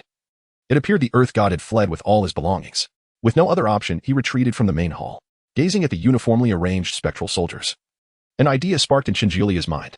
These spectral soldiers were of the same ilk as those guarding and patrolling Fengdu City, nurtured by the essence of the netherworld. Although they were not as powerful as the ghost soldiers under his command, they were still formidable. If he could recruit them to his side, it would significantly bolster his strength. However, despite his eagerness, he had come unprepared and without any talismans. Provoking these spectral soldiers recklessly would only lead to dire consequences. So he reluctantly abandoned the idea. Old Zhao, pull me over. Chingilia hollered to Zhao Yi from beyond the temple wall. This Earth God temple appeared to have been recently refurbished. The vibrant red bricks emitted a pungent smell of paint. Soon after, a rope was tossed over, and Chingilia grasped it, wrapping it around his waist several times and securing it tightly with a knot. He tugged a few times to signal Zhao Yi to prepare. Receiving the signal, Zhao Yi wound the rope around himself and, with his back to the wall, exerted all his strength to pull Chingilia back to the wall. How was it? Zhao Yi gasped, inquiring after Chingilia had descended. Don't mention it, brother. The Earth God has run away, leaving a bunch of forlorn little minions behind. Chingilia feigned a sorrowful expression, lamenting the Earth God's abandonment of so many spectral soldiers. He resolved that when he returned, he would be fully prepared to bring them all home, ensuring they felt warmth and care. Are you saying the Earth God is not present? Zhao Yi keenly picked up on the critical point. Indeed, curious, I assent it. Do you think he may have committed some crime and fled in fear of punishment? Humans have laws, and gods have their own laws. Chingilia's speculation held merit. Noticing the time, Zhao Yi observed, there are still several hours until dawn. Let us try another Earth God temple. Surely not all of them are absent. Chingilia readily agreed. Under the cold moonlight, with leaves rustling softly, the two men, despite it being a summer night, inexplicably shivered. Chapter 10, the Earth God of Nanshan. For the next 5 hours, Chingilia and Zhao Yi traversed the city, tirelessly visiting 3 Earth God temples and a city god temple. Without exception, the deities were absent from their shrines. The car came to a halt by the roadside, with Chingilia now behind the wheel, idly fiddling with the windshield wipers. Beside him, Zhao Yi scoured his phone for the locations of any remaining Earth God temples. While consulting with the nearby spirits, 50 miles to the south, there was a small Earth God temple they had passed a few days prior, where they had encountered the deity. Zhao Yi received this information from several spirits. Let us go, Chingilia declared, pressing down on the accelerator. The internal combustion engine roaring as the speedometer climbed to 120. The roads were nearly devoid of traffic before dawn, allowing him to drive with abandon. The engine's revs soared, the roar echoing through the night. Zhao Yi, unaccustomed to Chingilia's driving style, attempted to urge him to slow down. But Chingilia seemed too engrossed in the moment, paying no heed. The car came to a steady stop before a village on the southern outskirts of Chizhou City. Having a car is certainly advantageous, Chingilia mused, giving the steering wheel a final pat before stepping out. Contemplating the purchase of his own vehicle to spare himself the hassle of taxis. Compared to the city, time in the village seemed to move at a different pace. The eastern mountains had yet to reveal their dawn, yet the glow of lamps already cast shadows of diligent laborers. Let us proceed, the rest are small paths. Zhao Yi led the way, with Chingilia following closely behind. This village, on the edge of the city, had not yet been assimilated by the rapid forces of development. Save for the stretch of cement road leading into the village, the paths within were narrow dirt trails. Houses stood in close proximity, barely allowing 2 individuals to walk side by side. This must be the small Earth God temple, Chingilia remarked, looking down with a hint of amusement. In an inconspicuous corner at the foot of the mountain, a precarious shrine was built from crumbling bricks, housing a faded statue of the deity, devoid of lavish offerings, and lacking even an incense burner. If it rains heavily next time, this might just collapse, he grumbled, bending to peer inside. Unexpectedly discovering a small couplet, fortune and virtue are intertwined, the true deity is just impure. As Chingilia prepared to don his mask, Zhao Yi, who had remained silent until now, stopped him, saying, the Earth God is still here, merely in slumber. Upon hearing this, Chinjilia exhaled in relief. After a night of tireless searching, they had finally found an earth god who had not fled. He retrieved the incense he had prepared from his bag, igniting it and placing it in a crevice of the shrine, adjusting its angle to prevent it from toppling. The local deity is remarkably potent. As he recited a few phrases, Zhao Yi's earlier words echoed in his mind. Perhaps it was indeed only the final words that mattered? Perhaps not even a fixed phrase was required. Chinjilia was no fool. On the contrary, he was quite astute. If he weren't, he would have scaled walls to surf the internet in high school and subsequently gained admission to a respectable university. At the same time, he was not one to adhere to conventions. With a newfound realization, he acted against tradition. Earth God, awaken, do not sleep.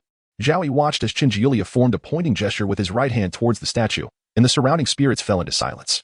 After half a minute, only the distant calls of night owls broke the stillness, causing Chinjilia to feel a twinge of embarrassment. No, something must be amiss. His mind raced, recalling the novels and films he had consumed over the past 20 years, swiftly arriving at a potential solution. Withdrawing his pointing gesture, he brought his palms together before his chest, mimicking the breathing techniques of martial arts masters. Channeling his focus, he concentrated on summoning the local earth god. Then opened his eyes and, under Zhao Yi's puzzled gaze, tapped the statue gently on its forehead. Knock, wake up. Chinjilia was oblivious to what transpired next. But Zhao Yi witnessed everything clearly. The moment Chinjilia's finger tapped down, a flash of spiritual energy manifested, unlike the previous fleeting sensations, this time. It seemed to coalesce all energy into a single point, erupting at Chinjilia's joint. This simple motion roused the dormant spirit of the earth god. In Zhao Yi's eyes, the statue appeared to come alive. Wisps of white smoke began to materialize, curling around the statue, only to separate and coalesce into a white-haired elder of similar height to the shrine. Chinjilia could not see this elder, but was about to tap a second time when Zhao Yi restrained him, declaring, "All right, the earth god has emerged." The validation of his thoughts brought an uncontainable smile to Chinjilia's face. Henceforth, their endeavors would be considerably simplified, obviating the need for lengthy incantations. Fortunately, he had not wiped the mask. Otherwise, he would have had to perform the ritual again. The mask, smeared with blood, had several hours of standby time, but beyond that, it would be ineffective. Chinjilia donned the mask and beheld the white-haired elder leaning on a wooden staff. "I am the earth god of Nanshan. May I inquire as to your purpose for visiting?" The earth god, newly awakened, appeared somewhat bewildered. "We humbly request the assistance of the benevolent deity in investigating the whereabouts of a disciple, Ma."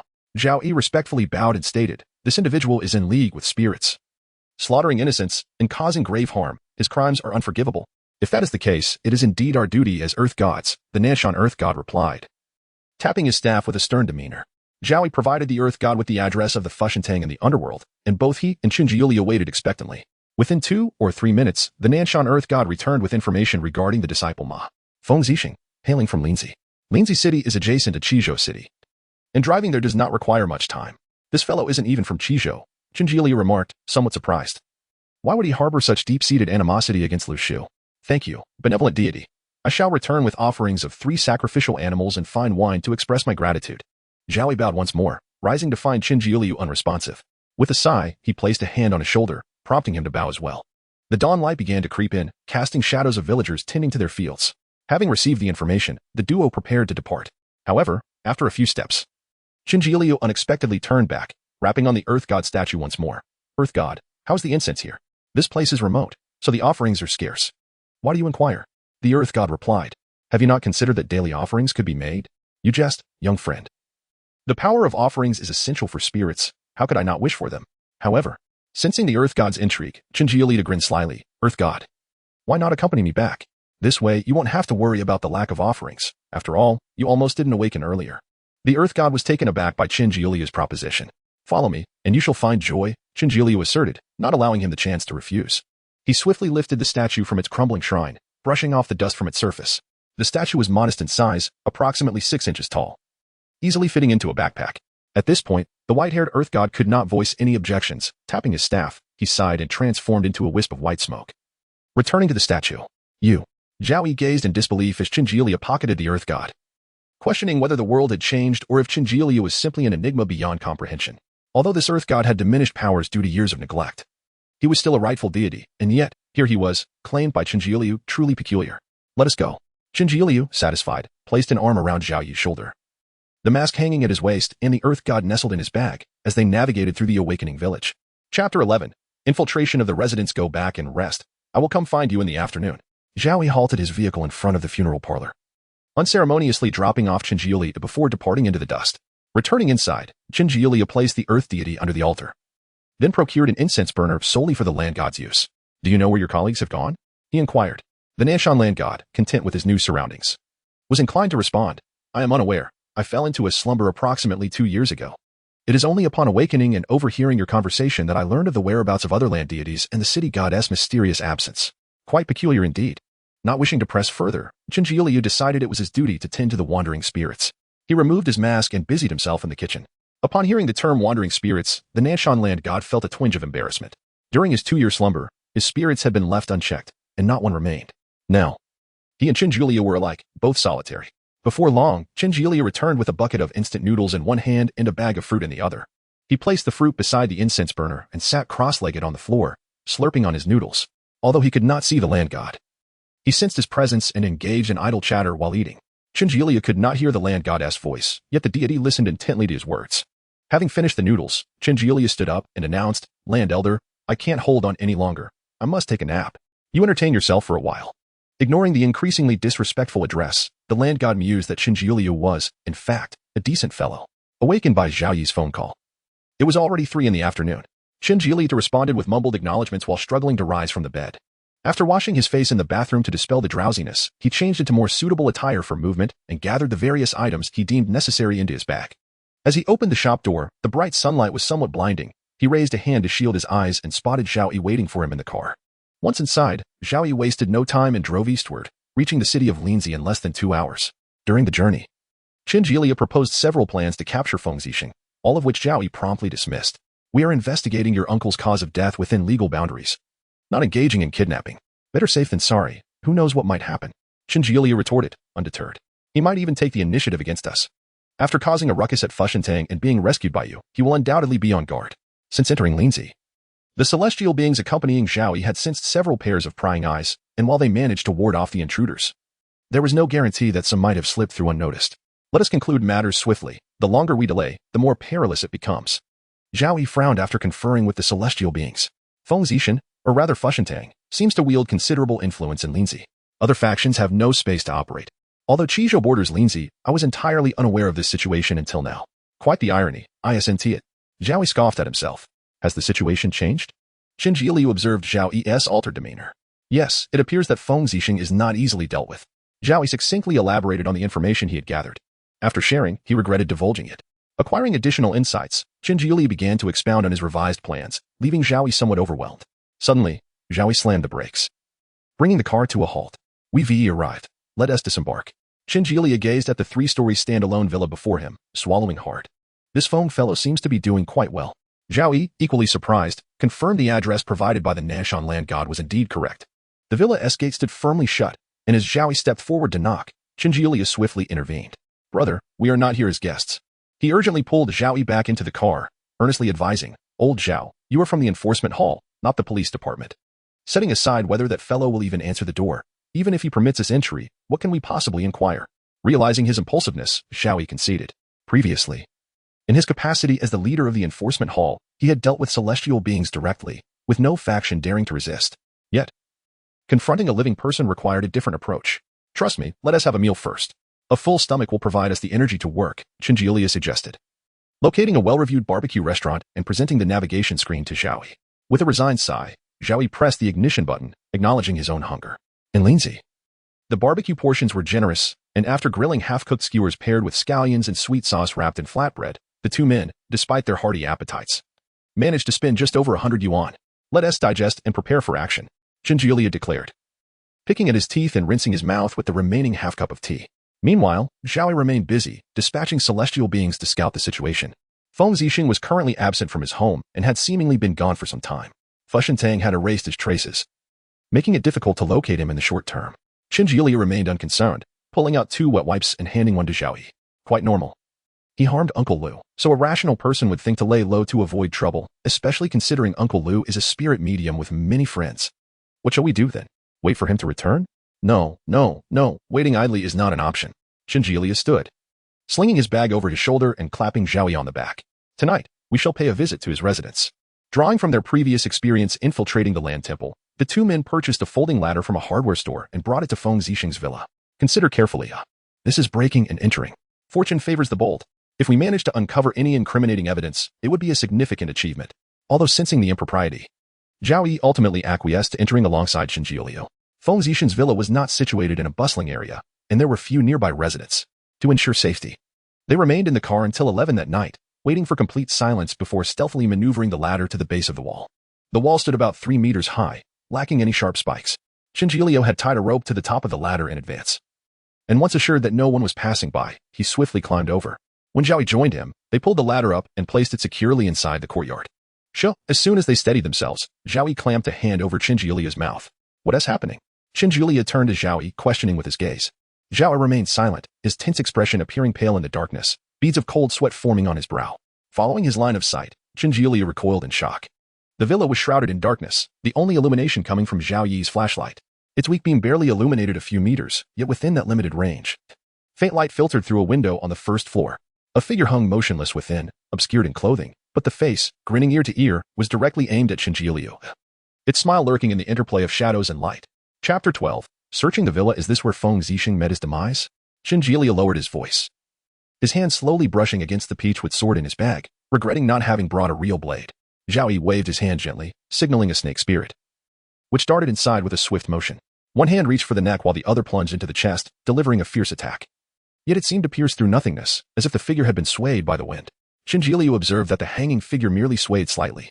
And Zhao Yi relaxed beside him. It's all right. It's a dummy. My goodness, how many misdeeds has he committed to resort to such a trick? Qinjiu sighed in relief. Stepping closer to the window to peer inside, he discovered that the figure hanging there was merely a puppet, dressed in clothes, its exquisite features unmistakably artificial. However, the grotesque smile and the absence of white in its eyes sent chills down his spine. The door was locked. How could they enter?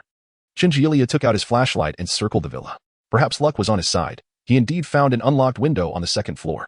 Climbing in to investigate, he speculated that this individual must harbor numerous secrets, potentially having harmed many. He ascended the ladder, clung to the air conditioning unit, and strained to hoist himself onto the second floor windowsill. After ensuring no one was inside, he stealthily slipped into the room, with Zhao Yi following closely behind. They seemed to have entered a study. Daring not to turn on the lights, they surveyed the surroundings with the limited beam of the flashlight. The room was tidy, though a thick layer of dust coated the floor, suggesting it had not been swept in quite some time.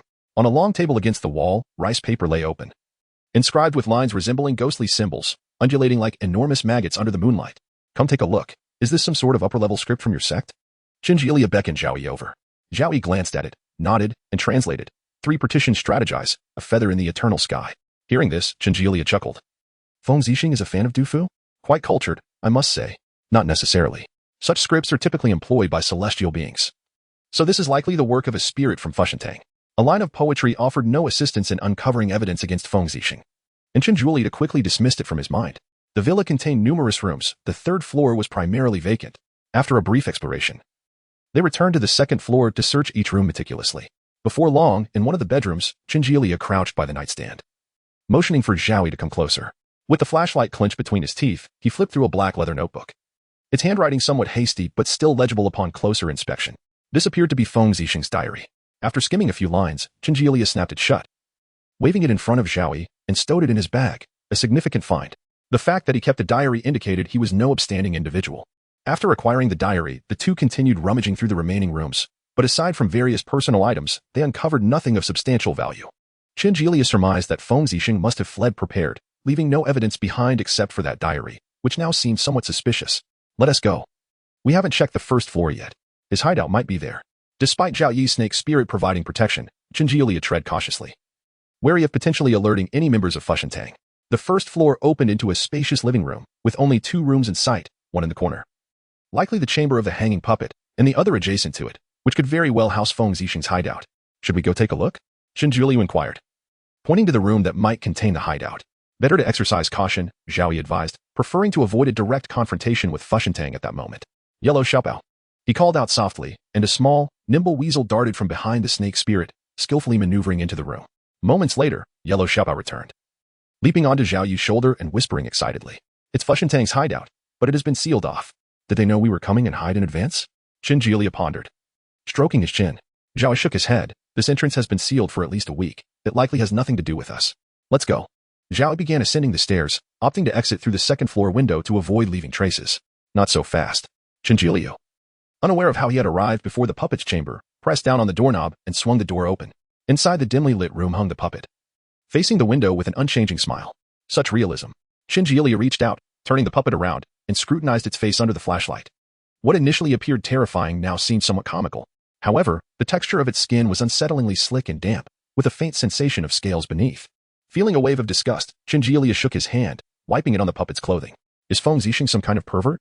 After thoroughly examining the puppet's attire and shining the flashlight around the room without discovering any further clues, Shinji left in disappointment. Rejoining Zhao Yi as they exited the villa. In the dead of night, the air was filled only with the rustling of insects, creating an oddly loud atmosphere in the stillness. Just as they had entered, the two safely reached the courtyard, aided by a ladder and rope. Perhaps due to the elasticity of the materials, the puppet slowly turned, facing Shinji departing direction once more. In the shadows, only 2 rows of ghastly white teeth were distinctly visible. Once in the car, Shinji eagerly retrieved the diary, reminding Zhao Yi, "Old Zhao, let us find a place to stay for the night. We can return to Qizhou tomorrow." After such a long ordeal, Zhao Yi was indeed fatigued and nodded, steering towards a nearby inn. As Shinji perused Feng Zixing's diary, he occasionally clicked his tongue in commentary. The entries dated back a year, sporadic at first, resembling mundane accounts without much intrigue. This doesn't seem to hold much value. It reads like a ledger, Shinji muttered, beginning to worry that their efforts might yield no results. However, after flipping a few more pages, his expression grew grave. Around half a year ago, the tone of the diary shifted dramatically. They say they can help me earn enough money to cure my mother's illness. Should I agree to them? So, making money can be this simple? No, I must stop after gathering enough for my mother's surgery. Why? We're just 20,000 short. Why won't they help me? I've killed someone. I'm a murderer, but I have no choice. All the consequences fall on me. How could this happen? Why can't my mother wake up? Money is useless. Must I obey them? The doctor says my mother is doing well. The big house is all renovated, and when she wakes up, we can live together. The 7th one, there is no one left in Linzi. It should end now. I've been so tired lately. I just want to sleep forever. Even Qizhou? It doesn't matter. As long as my mother can wake up, anything is fine. Mother, I'm sorry. Shinji struggled to suppress the horror welling in his eyes as he turned to the diary's final page. What was once a blank sheet began to reveal vivid bloodstains. Fresh blood trickling onto his hand, the metallic scent assaulting his senses. He is coming. The scarlet blood words seared into Shinji vision, and he abruptly turned his head. At that moment, the puppet was clinging to the back of the car, its pale face pressed against the rear window, staring intently at Shinji with an unsettlingly cheerful grin. Chapter 13. The doll bang. Bang. Bang. The doll unexpectedly slammed its head against the glass, causing the rear window to tremble and emit a delicate cracking sound, as if it could not withstand much longer. Zhao Yi. Zhao Yi. Shinji frantically pounded on Zhao Yi, his other hand drawing out the peachwood sword. I see it. Zhao Yi, unaccustomed to such a dire situation, felt a twinge of panic. In a moment of desperation, he slammed on the brakes and sharply turned the steering wheel, attempting to throw off the eerie doll. The car skidded several meters, leaving black tire marks on the ground before finally stopping by the roadside. Thud. The rear window shattered, and the doll's head intruded into the car, its eyes devoid of white scanning the two inside, a grin plastered on its face. With frantic hands, it clawed at the broken glass, trying to force its entire body inside.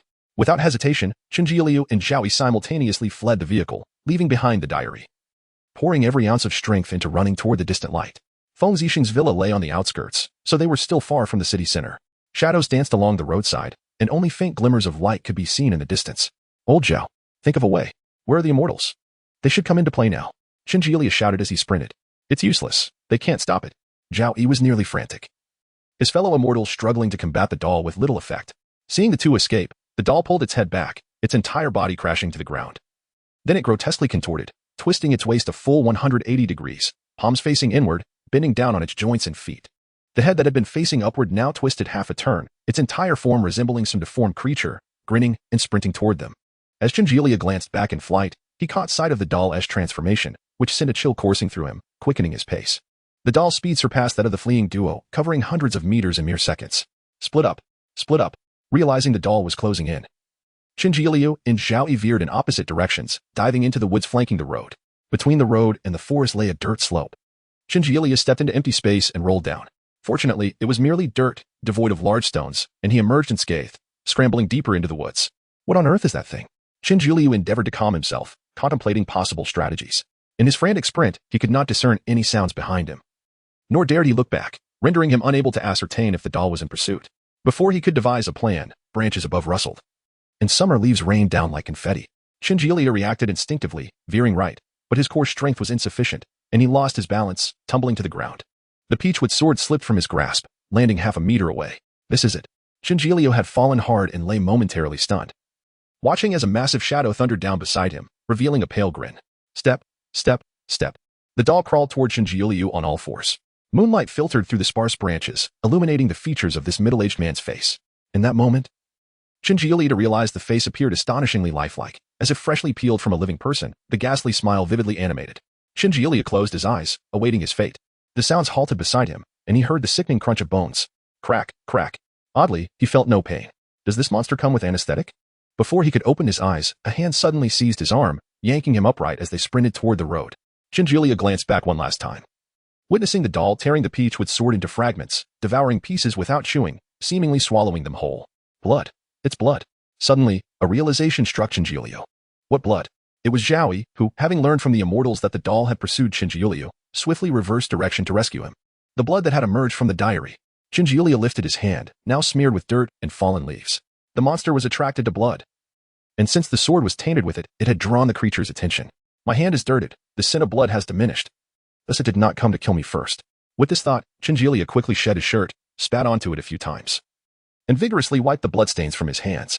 After doing so, he hung the shirt on a branch and scooped up handfuls of dirt, vigorously rubbing his hands together until the sin of blood was entirely masked. Completing this, Qinji and Zhao resumed their flight, but after only a few steps, they heard the doll shredding fabric behind them.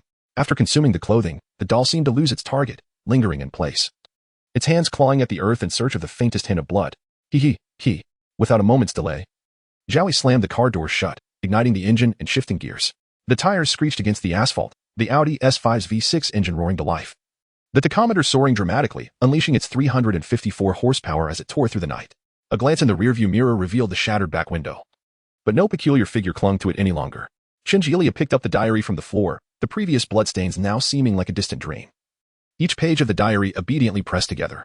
He lowered the window, hesitating for a moment before retracting the diary that had nearly extended outside the vehicle. Old Zhao, do you think that thing could be Feng Zixing? It's possible, Zhao replied succinctly, focused on driving. Qinji examined the diary in his hands. It was merely a somewhat worn ordinary black notebook, bearing the seal of the first elementary school of Linzi City, likely awarded for some exemplary performance in a past exam. He felt that the entire situation might not be as straightforward as he initially presumed. How on earth did Feng Zixing become that way? Was it the work of Fushentang? Could it relate to the disappearance of his parents? The situation was becoming increasingly complex, and this diary was the sole clue that must be retained. If the diary was not carelessly opened, blood should not seep out, thus avoiding attracting that monster. Rubbing his chin, Qinji mused that perhaps, if utilized correctly, this diary could be the key to unraveling the mystery. With this in mind, he retrieved a bundle of thin string from his bag, wrapping it tightly around the diary in multiple loops before tying a secure knot to prevent it from opening unexpectedly. That thing has returned to the villa. It remains suspended there. Zhao had received word from the immortals. So, as long as there is such blood, it will come running? The thought of this made Qinji chuckle softly. His yin and yang energies were in disarray, which meant he seemed to belong to both realms simultaneously, rendering the immortals largely ineffective against him. Was this the latest invention of Fushentang? Is Fushentang actually a research institution? Qinji raised an eyebrow. Yin and yang have always been distinctly separate. How could such a logical phenomenon arise? Suddenly, he recalled the encounter at Uncle Lu's house, the chaotic living doll, and the hall that the living could touch. Could there be a connection? Lost in thought, the car halted before an internet CAF. Let us go. The internet CAF is replete with yang energy, making it more suitable for us. The late-night CAF flickered with lights, shadows flitting about, laughter and banter filtering through, providing a sense of comfort amidst the chaos. Chapter 14. The Accident Boss, 2 Machines. Qinji ordered 2 buckets of instant noodles and 2 sausages, nestling in a chair alongside Zhao as they savored their meal. Old Zhao, your car. The rear window of the vehicle had virtually vanished, and the body bore various scratches, causing Qinji to a pang of sympathy. It's all right. The car can be repaired. What's important is that we're alive, Zhao replied nonchalantly. Qinji silently gave him a thumbs up. The atmosphere in the internet CAF was delightful, and Qinji found himself enveloped in nostalgia, reminiscent of his high school days. He couldn't resist logging in and playing a game of Hearthstone. As time passed, Qinji focused intently on his game while Zhao dozed off on the table. Meanwhile, in the underworld, within the Fushentang, did the clown fail to eliminate them? Upon hearing the report from the fox spirit, Guorue crushed the teacup in his hand. Useless. Alive, they are useless. Dead, they remain useless. Beside him, the sect leader Lu Tianlong shook his head, unhurriedly saying, after all, they are merely a half-finished product. Achieving this much is commendable. We need time, and we cannot allow the law enforcement hall to interfere with us. Guorue's eyes glinted with menace. Amir Zhao, who appeared from nowhere, truly believed himself to be significant. Lu Tianlong said nothing more and turned to leave, leaving Guorue seated in the hall. fiddling with his worn-out clothing, which was due for a change. After an all-nighter, Chinjiu, sporting dark circles under his eyes, slumped onto the backseat of the car. Using his backpack to shield his head, drifting into a deep sleep amid the sound of wind. Zhao Yi drove while communicating with the celestial beings, discussing when they could gather enough manpower to seal Fushentang. The journey proceeded swiftly, without a moment's pause. Xiaojiu, you've arrived home. Zhao Yi lifted the backpack from Chinjilia's face, rousing him from sleep. So soon. Chinjilia blinked vigorously, accepting his bag from Zhao Yi's hands. Thank you. Old Zhao, what would I have done without you? Zhao Yi smiled, a rare sight, and patted Chinjilia's bare shoulder. Go home and get some good rest. If you sense danger, just reach out to me. All right, if you lack funds for repairs, just let me know. My good brother, no interest charged.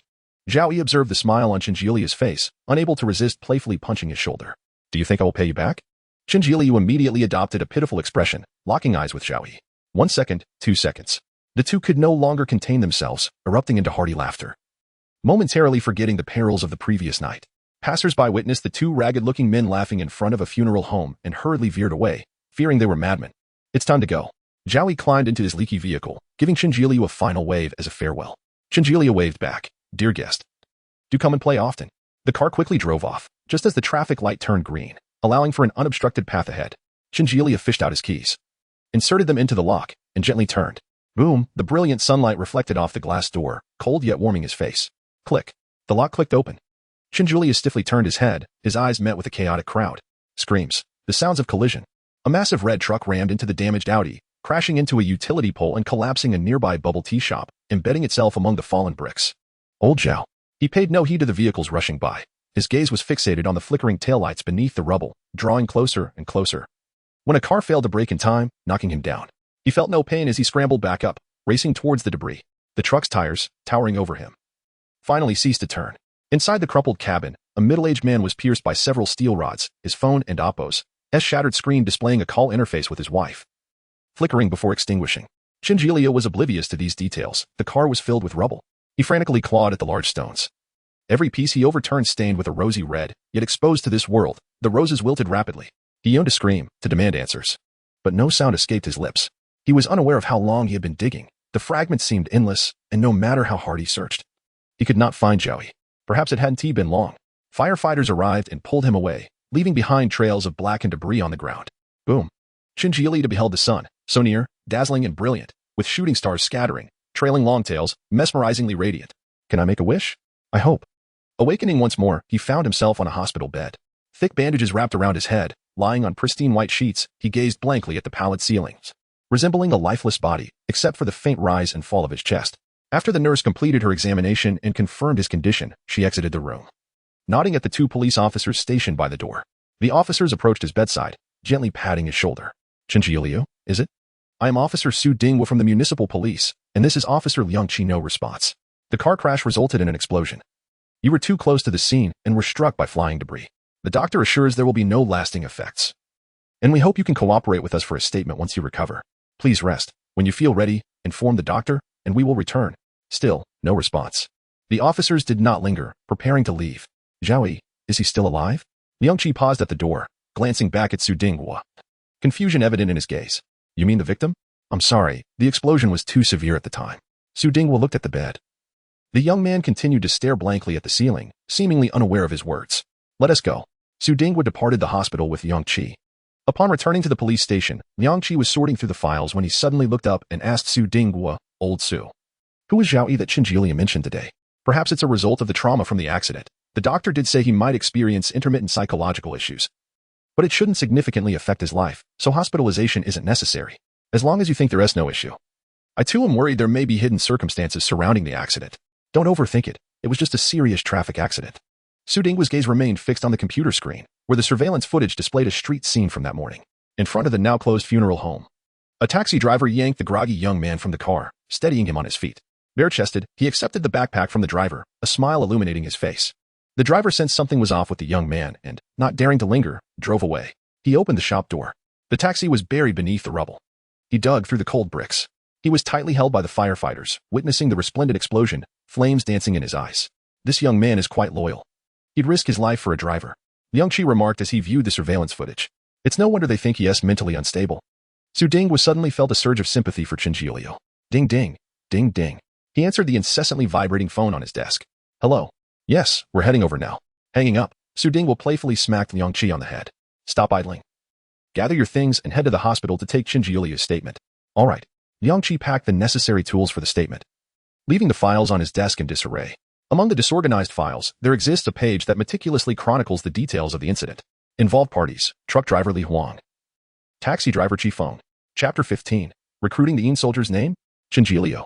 Gender? Male. Age? 22. Leaning against the headboard of his hospital bed, Qin Jiuliu responded earnestly to Su Ding's inquiries, while Liang Qi set up the camera beside him, capturing every moment. So you were saying that after an all-night gaming session with Zhao Yi at the internet CAF, he accompanied you home, and then an unfortunate incident occurred? Su Ding will paused his writing, lifting his gaze to scrutinize Qin Jiuliu's expression, hoping to detect any inconsistencies. I stayed up all night, but he slept soundly. Qin Jiuliu furrowed his brow, correcting Su Ding's misconception. Su Ding nodded, closing his notebook. Very well, if there is nothing further to add, we shall take our leave. Just a moment. Su Ding halted in his tracks, turning back to the youth in the hospital bed. Officer Su, could you provide me with Zhao Yi's address? I wish to visit his home. After a moment's hesitation, Su Ding shook his head. I'm sorry, but that is the privacy of the individual involved, and I am not authorized to disclose it. Thank you.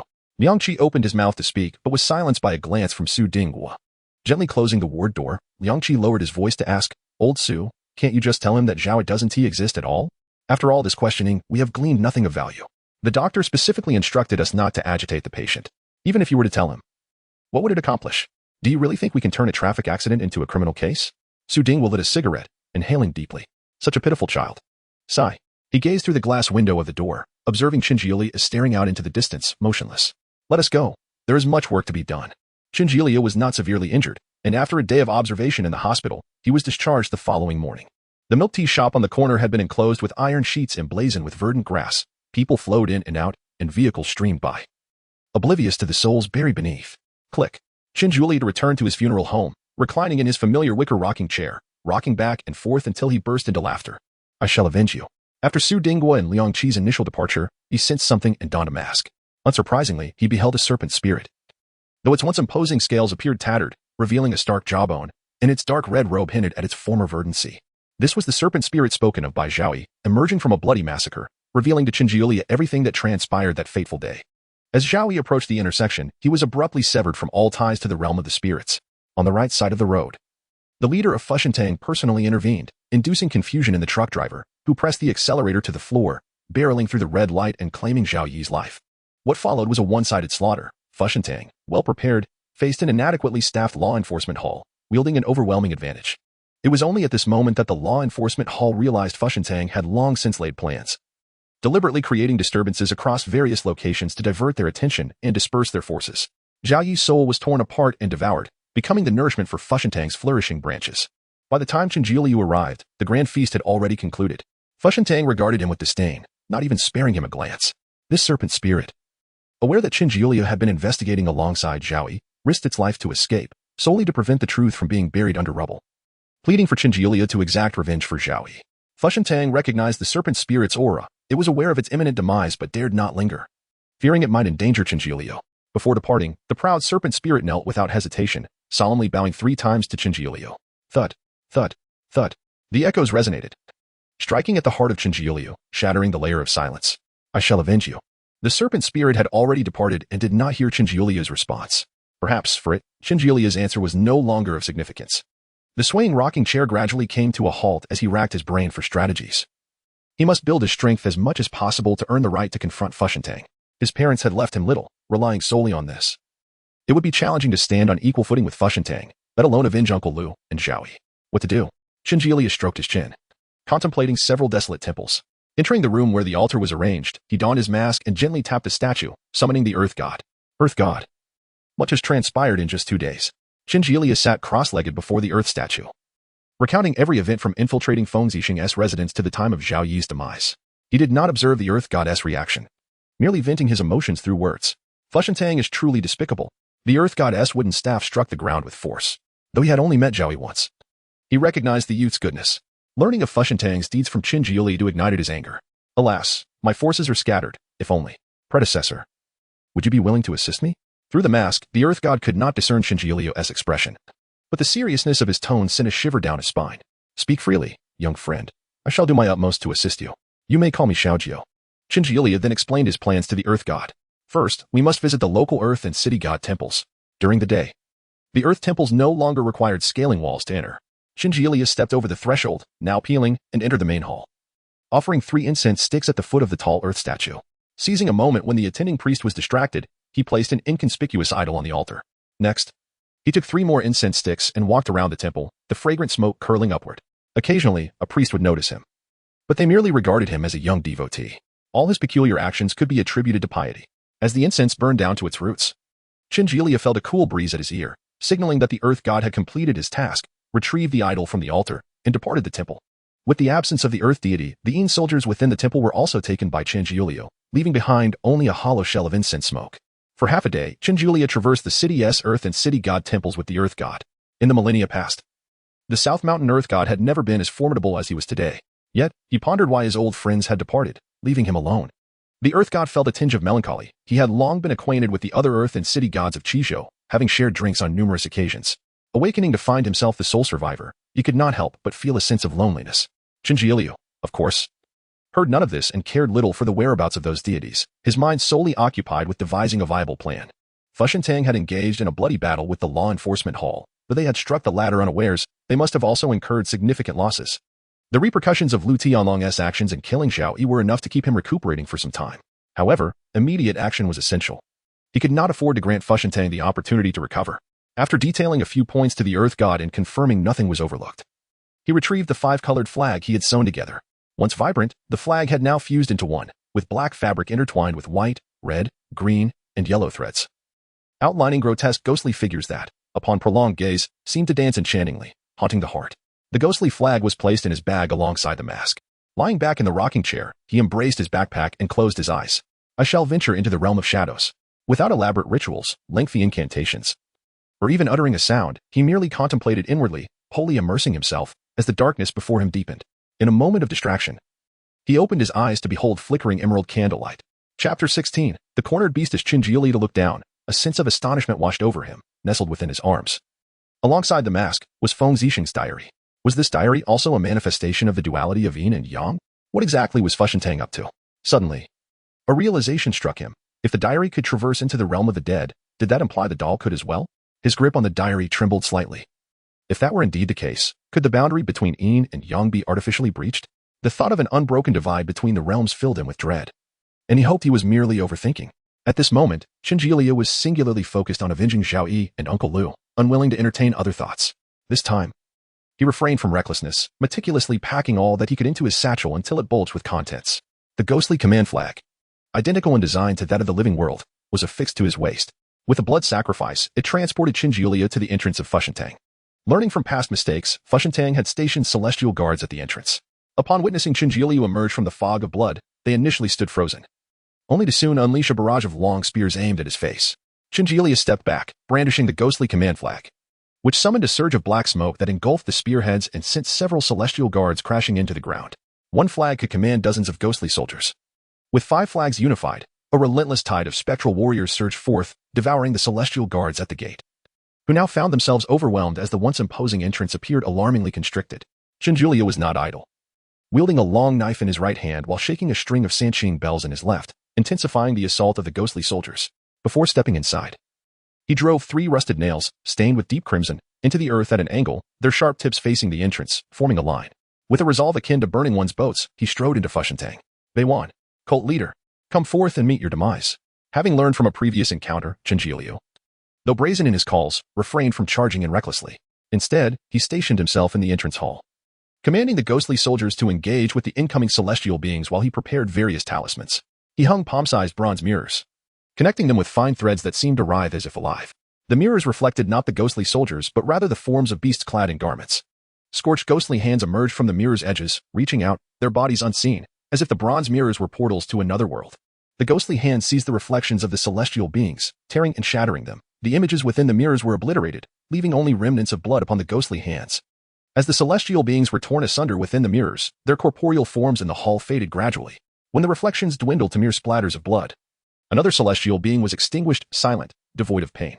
108 mirrors bore witness to the decline of Fu Shentang. After completing his preparations, Qinjilia retreated. Despite wielding a long knife, he lacked the courage to engage directly, merely feigning aggression with a few swipes. Where are Beiwang and the cult leader? All I see are mere lackeys. He felt Fu Shentang was overly composed, allowing its minions to rush to their deaths.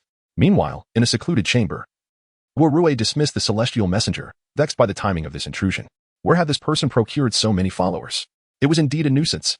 Lu Tianlong was recuperating, and the resources of the law enforcement hall required careful management. Fu Shentang was currently at its most formidable yet also its most vulnerable.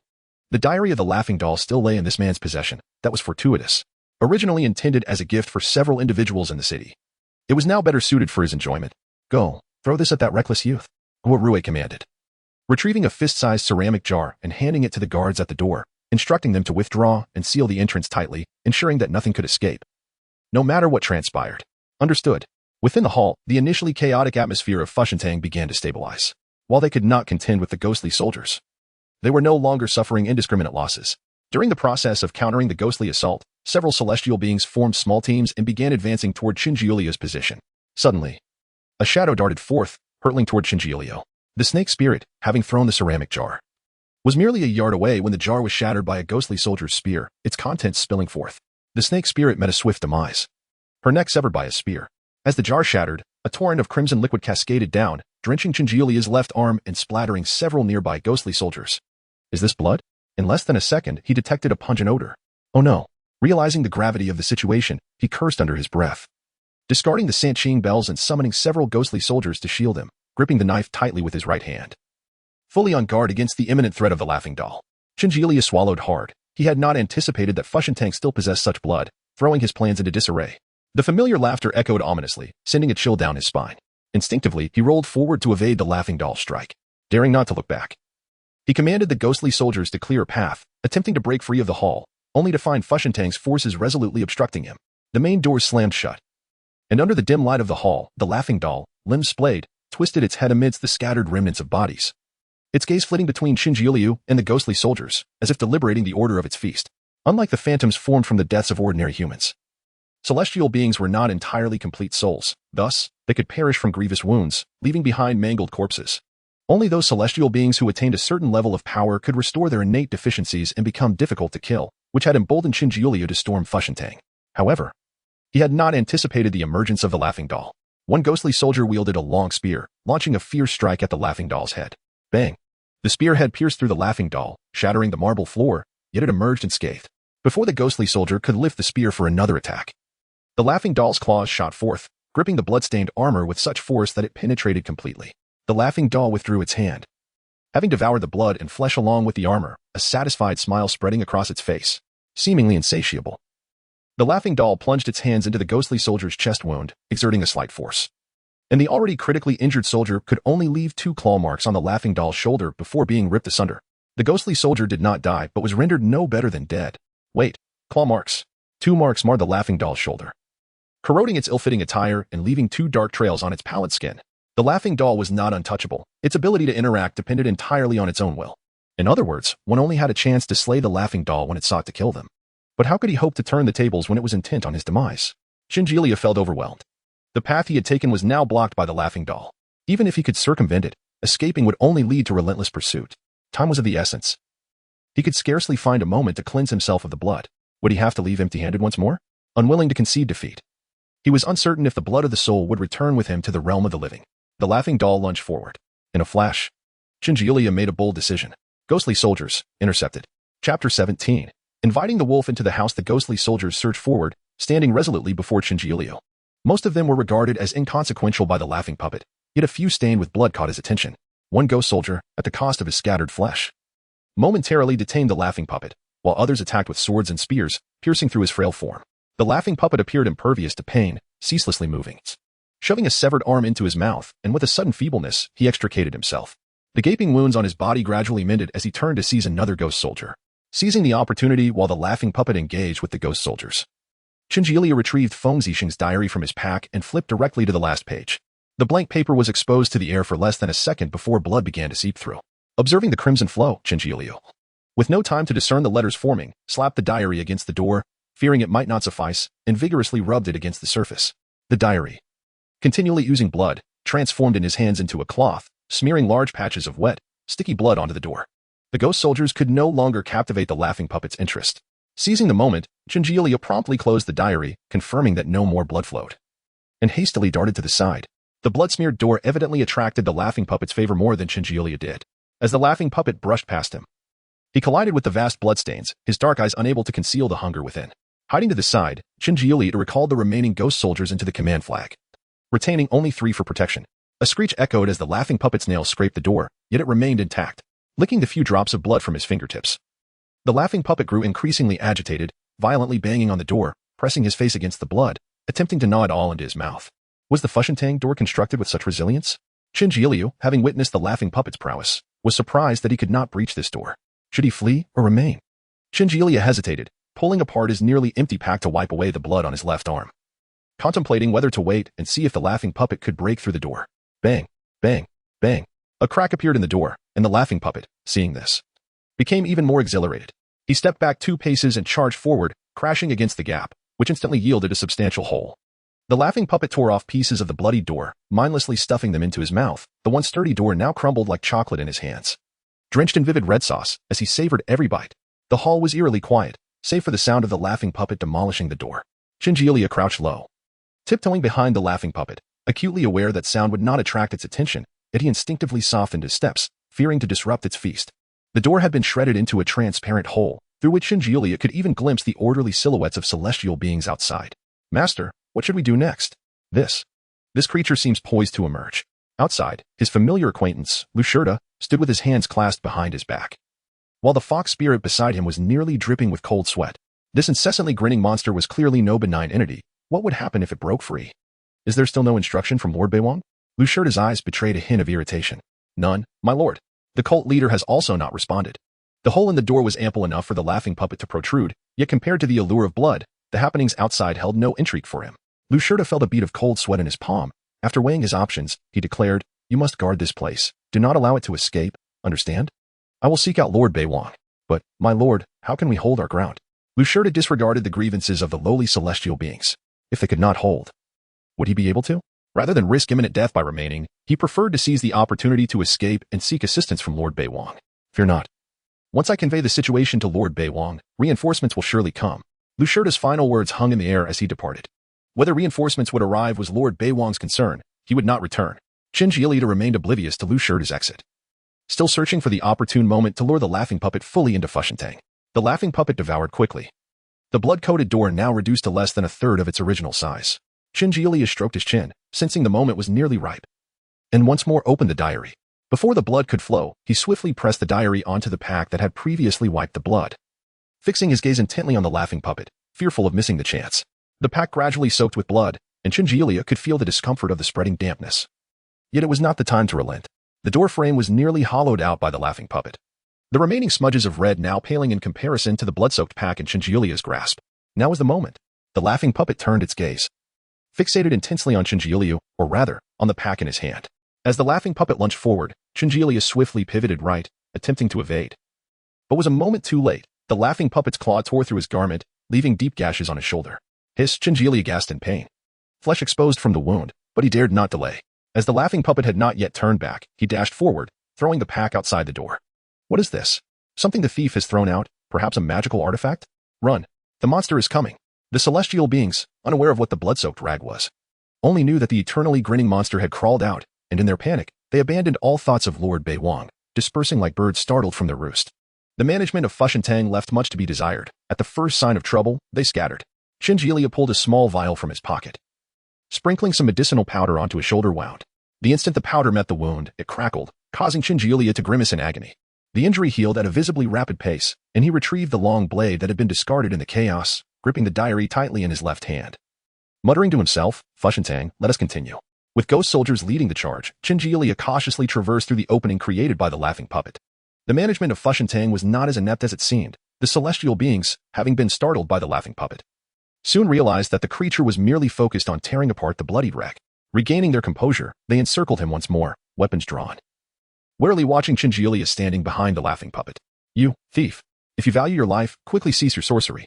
The lower-tier celestial beings were unaware that the laughing puppet had been deliberately summoned by their Lord Beiwang, mistaking it for a mere tactic of Chinjilia's akin to the ghost soldiers.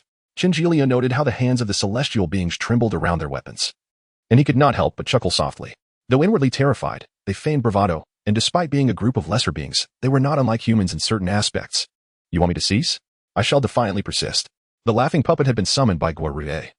Yet he could not have anticipated that Qin Jiuliu would carry such a perilous item as the diary. This was fortuitous, since the wolf had been invited. It was only fitting to bear the consequences of inviting it into the house. In an instant, Qin Jiuliu altered his plan. Hee. The laughing puppet tilted back its head, swallowing the last fragment of tattered cloth, its serpentine tongue licking the blood from each finger, its gaze locking onto Qin Jiuliu. Just as it prepared to pounce, intent on tearing off Qin Jiuliu's left arm, another scent of blood seized its attention. Run. A ghost soldier barreled through the front ranks of celestial beings, swiftly covering dozens of meters, a trail of dripping blood marking its path. Chapter 18. Let him come personally. A celestial being, adorned with the head of a weasel, observed in confusion as a laughing doll pursued a ghostly soldier. Before he could grasp the situation and utter a word, a massive shadow crashed into his embrace. Upon closer inspection, he was horrified to find it was the head of an old friend. Gazing into the eyes of the fox head he held, he screamed and flung it away. The severed head tumbled to the ground, its eyes reflecting bewilderment rather than fear, as if it remained blissfully unaware of its impending demise until the very end. The distraction allowed for chaos to ensue, as another melee erupted between ghost soldiers and celestial beings. This time, Qin Jiuliu seized the initiative, catching the celestial beings off guard before they could react. In mere seconds, countless celestial heads were severed, their bodies cleaved in two. Qin Jiuliu remained relentless, wielding his long knife to pursue isolated celestial beings, striking them down without mercy. The sudden onslaught of ghost soldiers had sapped the will to fight from most celestial beings. Those pursued by Qin Jiuliu harbored no thoughts of resistance, only a desperate desire to escape. Qin Jiuliu saw this as an opportunity to steel his resolve, ensuring that when the time came to confront Guo-Ruei and Lu Tianlong, he would not falter. Do you seek revenge? I can take you to Lord Steel King.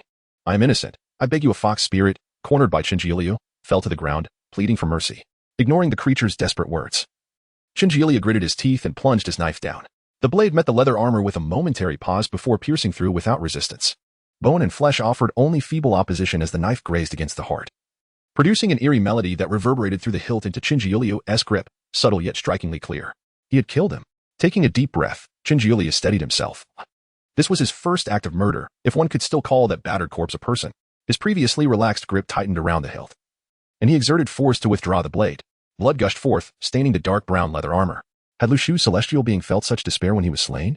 The memory of the gruesome scene he witnessed at Lu Shu's home flooded back. Young foxes still untransformed intertwined with the corpses at their feet. Did they wish to perish in each other's struggle? Perhaps not. They were merely ensnared in the machinations of higher powers, powerless to escape. Lord Steel King. The leader Qin Jiuliu realized that only by eliminating these two would he truly dismantle the Fushentang. The ordinary celestial beings held little significance in comparison. Wiping the blood from his blade, Qin Jiuliu refrained from pursuing any more isolated celestial beings and instead glanced skyward. Quite slow, he murmured softly.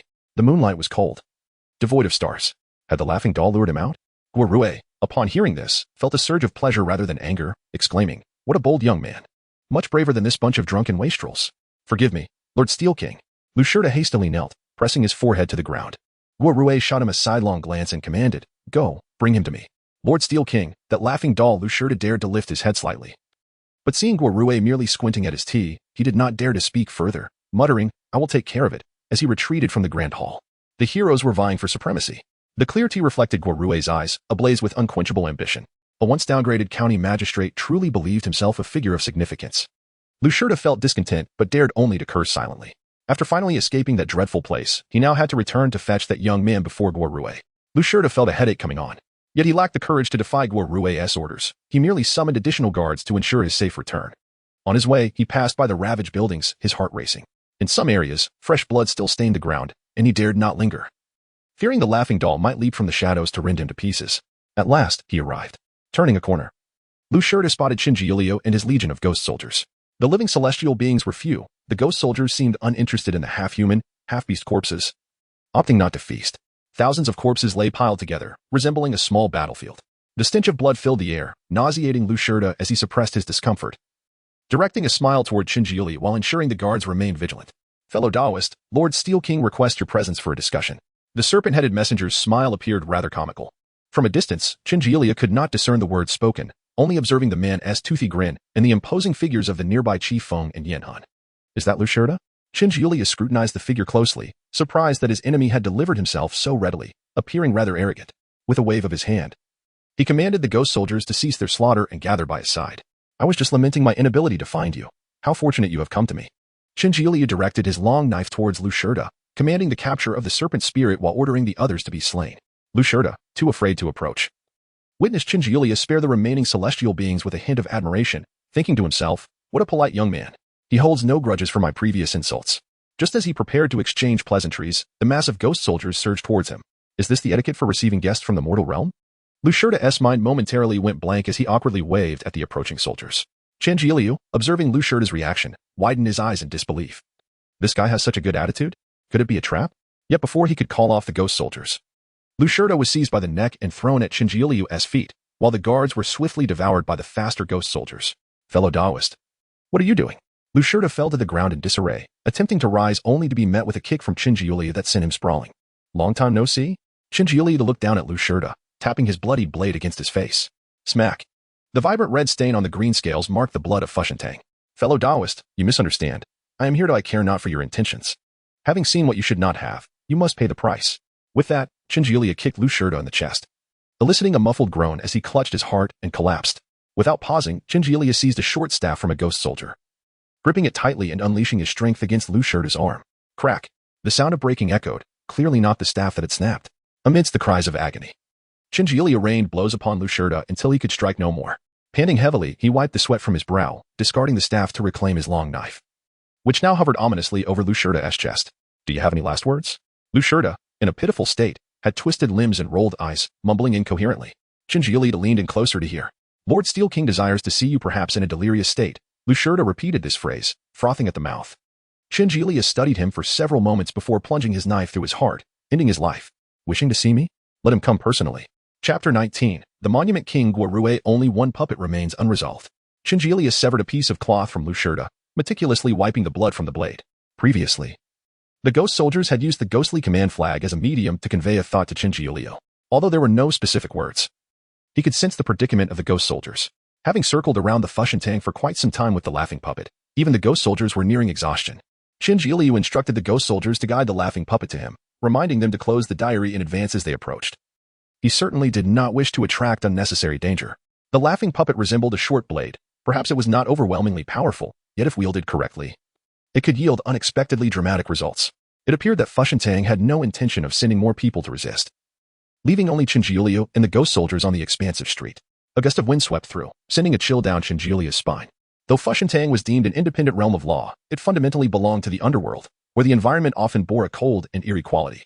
Previously engrossed in battle, he had not noticed the cold, but now, in this lull, the penetrating chill took precedence. Regret washed over him. Had he known, he would have spared Lu Shurda. Not only had he failed to lure out the Monument King, but he was also at a loss regarding where to find him. Chinjilia lamented that he had intended to unleash a rampage to force the Monument King of Fushentang to confront him, yet now he was left with only empty buildings. And the sole destruction he could enact was to have the ghost soldiers dismantle structures.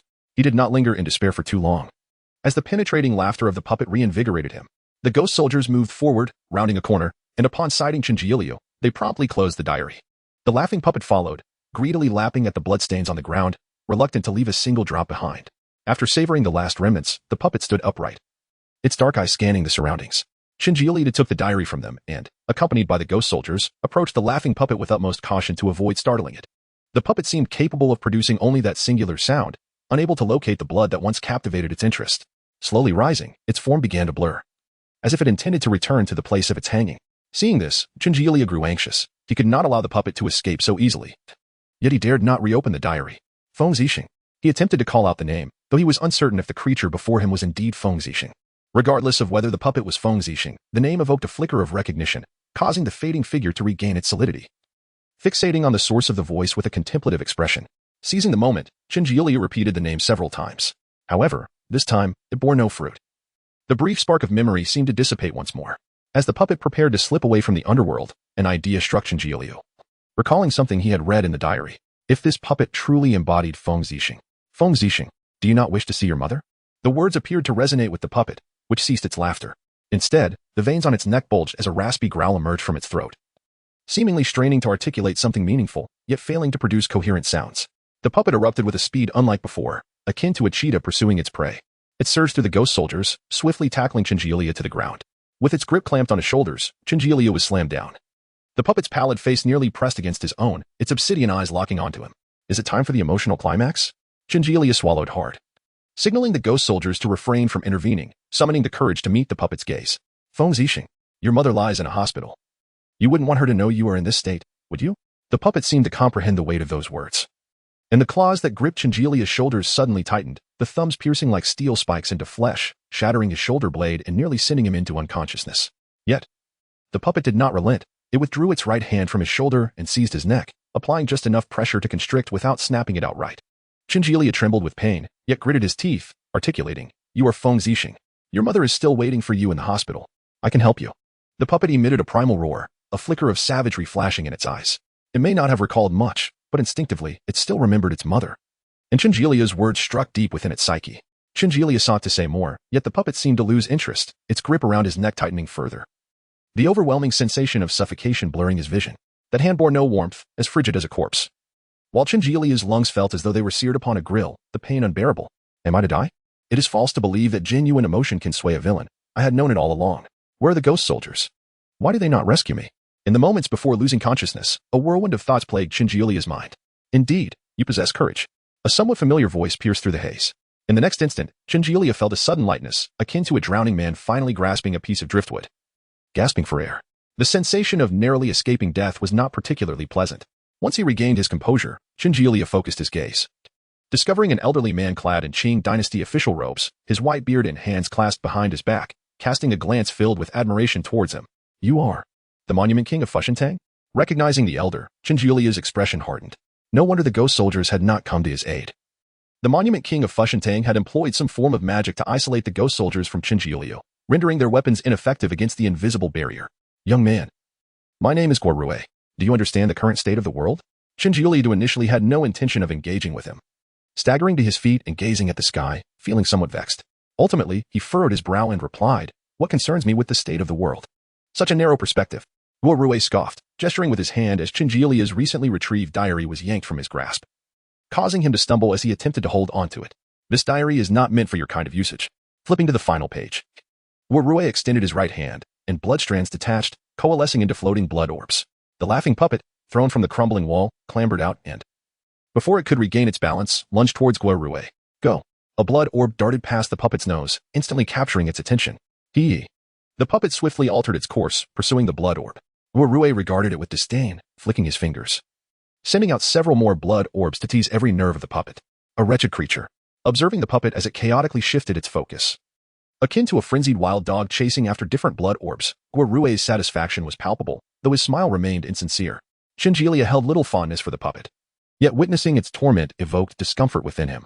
He felt the ghost command flag at his waist, and realized the ghost soldiers had regained their freedom of movement. However, Guo Rui and Apos' confident demeanor dissuaded Chinjilia from attempting to overwhelm him through sheer numbers. Sometimes, quantity cannot compensate for the disparity in power, compared to ordinary monument kings. Guo Rui indeed possessed the merit of pride. Almost there. Seizing the opportunity while Guo Rui and Apos' attention was diverted by the puppet, Chinjilia quickly glanced up at the sky. Young man, I shall ask but once. Are you willing to join me in pursuing great endeavors? Chinjilia was taken aback, meeting Guo Rui and Apos' piercing gaze. Chapter 20. Aspirations of a Great Eagle in the 7th year of the Jiaqing era, as autumn rain pattered upon the blue stone slabs. Guo Rui knelt beneath the drip eaves of the governor's yamen, the front of his official robe soiled with mud. His gaze fixated on a withered leaf lodged within the crevice of a blue brick, and he was suddenly reminded of 3 years prior, upon his initial appointment as the magistrate of Changi County, as he received the Zetan official seal box. The clerk had uttered a significant phrase. This seal weighs 3 jin and 7 liang. It is truly a ladder to the heavens. Indeed, a copper lump of such weight could crush lives, yet it also bore the potential to elevate one to great heights. He had endured a life of poverty, subjugated by the whims of wealthy young masters, and each recollection felt like a needle, piercing his heart, with old scars unhealed and new wounds inflicted. Having attained scholarly accolades and grasped the copper seal, he was now elevated above the common folk, regarded as a high-ranking official by those once deemed lowly. Yet, he was still compelled to kneel, to flatter those of even greater rank. He was no longer impoverished, yet remained in a state of degradation. Thus, he resolved to ascend this path to glory, indifferent to whether the ground beneath his feet was paved with silver or littered with bones. His only grievance lay with the indifferent inspector. Guo Rui nearly ground his back teeth in frustration. His promising future was now jeopardized by this man. Guo Rui. The attendants of the governor's yamen did not even cast a glance in his direction. The inspector was inquiring. He rose, his legs numb from prolonged kneeling. struggling to maintain his balance as he stumbled into the main hall. The inspector sat where the governor should have been. Before him lay testimonies concerning him, and the silver note he had recently presented to the governor had transformed into evidence against him, suffocating him. He wished to defend himself, to speak, but the words eluded him. The gavel fell, resonating like thunder in his ears, rendering his mind blank. He had lost, cast out from the vortex of power. The cold wind of the 12th month cut through Guo Rui like a knife. Stripped of his official garb, he felt as exposed as a beggar, engulfed in shame and rage. Upon returning to his childhood village, his mother, once a washerwoman for the landlords, waved to him from a distance. Without the grandeur of his official attire, he remained the village child who had left. The villagers might whisper behind his back, yet they greeted him warmly in person. His mother wished for him to stay home. Their savings were sufficient for their modest living. He felt discontent. But how could a severed ladder reach the heavens? Thus, he fell into a stupor, driven to madness, drifting through each day in a haze, often shattering bowls in anger during meals, retreating to his room, leaving his mother outside, anxiously pacing. "My dear son, what has happened to you?" His illiterate mother, unaware of the intricacies of officialdom and devoid of ambition, could only rely on her knees, ravaged by years of hardship, to gather the broken porcelain shards, lamenting her inability to alleviate her son's burdens. She believed life would continue in this manner, though not ideal. She found solace in having her son by her side, until one day, her son seemed to awaken from a dream, emerging transformed, no longer wallowing in self-pity. He would rise before dawn, leaving the house and returning only after the midnight hour. His mother, unsure of his endeavors, dared not inquire too deeply, instead praying to the divine for her son's safety amidst her daily toil. 3 meals a day, a steaming bowl of rice sat upon the table. Another, long since cold, was held in her hands. Perhaps this was how life would be. Her son occupied with his affairs, while she remained at home, waiting each day, tucking him in at night, stealing glances at his face. Days turned into weeks, until the arrival of spring equinox the following year. The town crier discovered a floating corpse in the cold pond to the west of the city. The body was wrapped in a faded official robe, the green front fluttering as if yearning to fly, the feet shrouded in sodden boots, and the face unrecognizable and bloated. The coroner verified the identity and summoned the deceased family. Guo Rui's home lay to the east of the city. His mother followed the officials, stumbling out of her door. The wild grass along the roadside sprouted anew, the river ice melted, and the spring waters flowed, carrying bits of ice, as life burgeoned all around.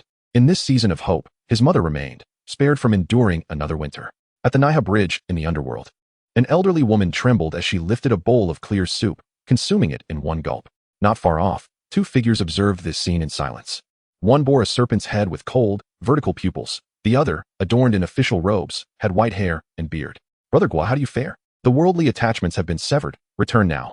On this day, the Fushentang was established, led by Lu Tianlong as the chief, with Guo Rui as the tablet king. The path to the heavens, interrupted in the mortal realm, was resumed in the underworld. Guo Rui commanded his subordinates to forge a copper seal weighing 3 jin and 7 liang, placed upon his desk, identical to the one he had used in life. Each sighting of the copper seal served as a moment of introspection. Under his and Lu Tianlong's leadership, Fushentang expanded rapidly. Even if the journey was fraught with blood and fire, so be it. One day, Lu Tianlong brought Guo Rui alarming news. Amidst his shock, he recognized this as an opportunity, a single step towards ascension. This time, their chosen pawn was Feng Zixing. No ambition, that was of no consequence. Lacking courage, it mattered not. The emotions within one's heart could be the greatest vulnerability. Once love was ensnared, one could only submit to manipulation. Feng Zixing's mother faced heart failure, and only a transplant could save her life. The exorbitant cost of the surgery marked the beginning of his descent.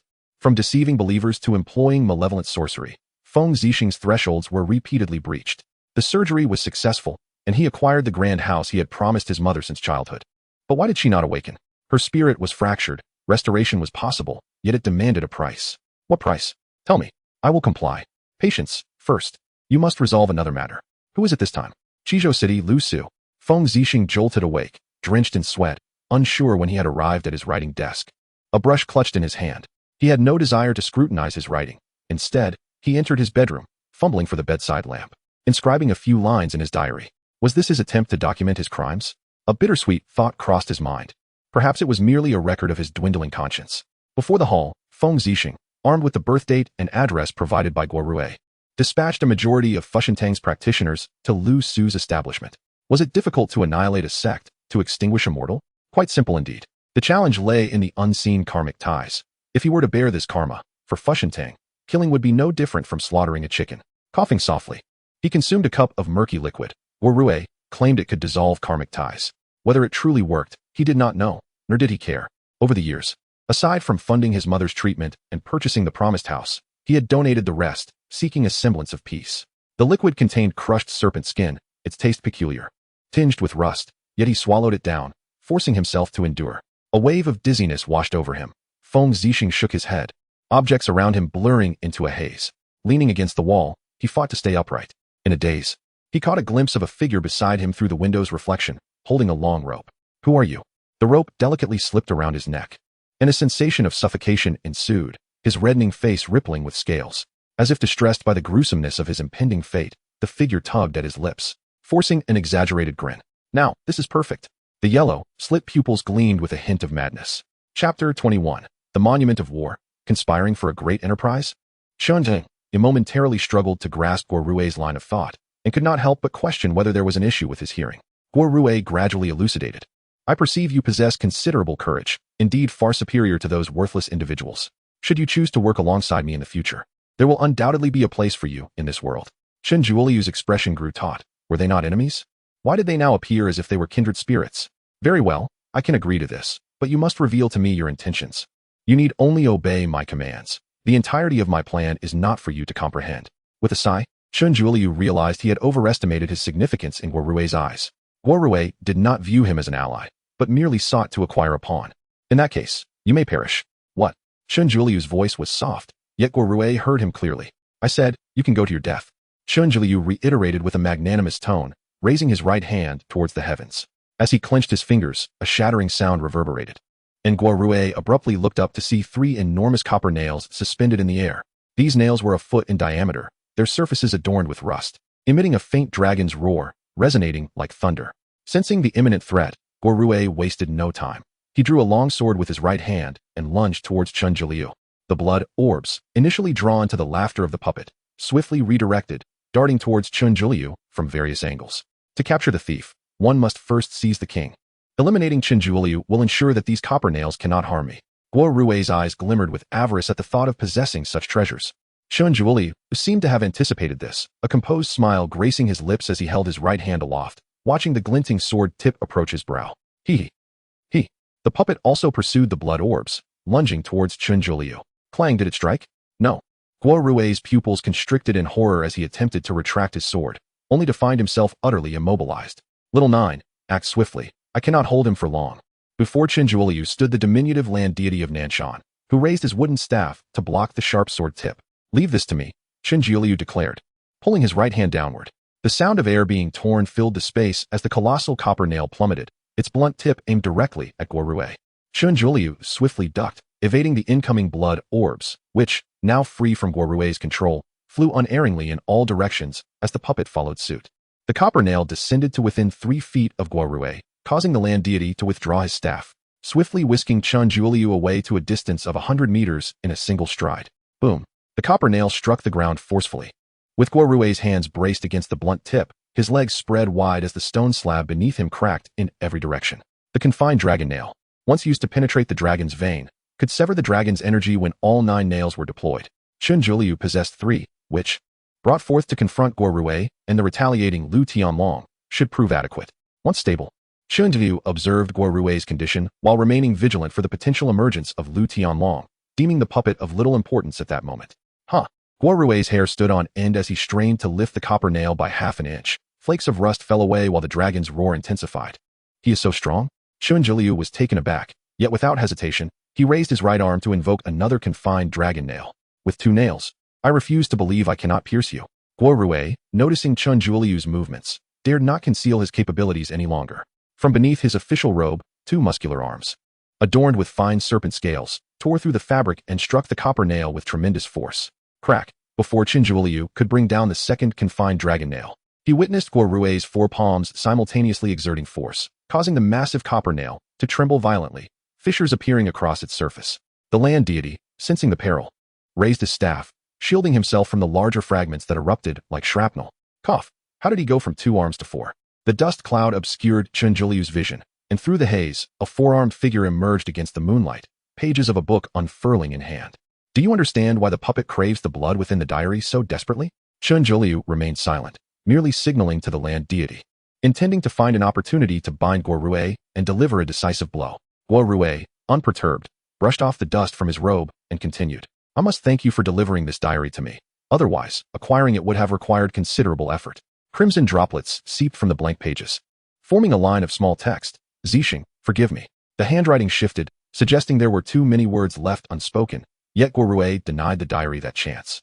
As a hand covered in serpent scales plunged directly into the blood. With a splatter, Guo Rui withdrew his hand, the bluish-purple nail sharp and gripping a still-beating heart. Its blood staining the emerald scales. For one young man and one deity of the land to perish at the hands of the puppet that transcends life and death is indeed an honor.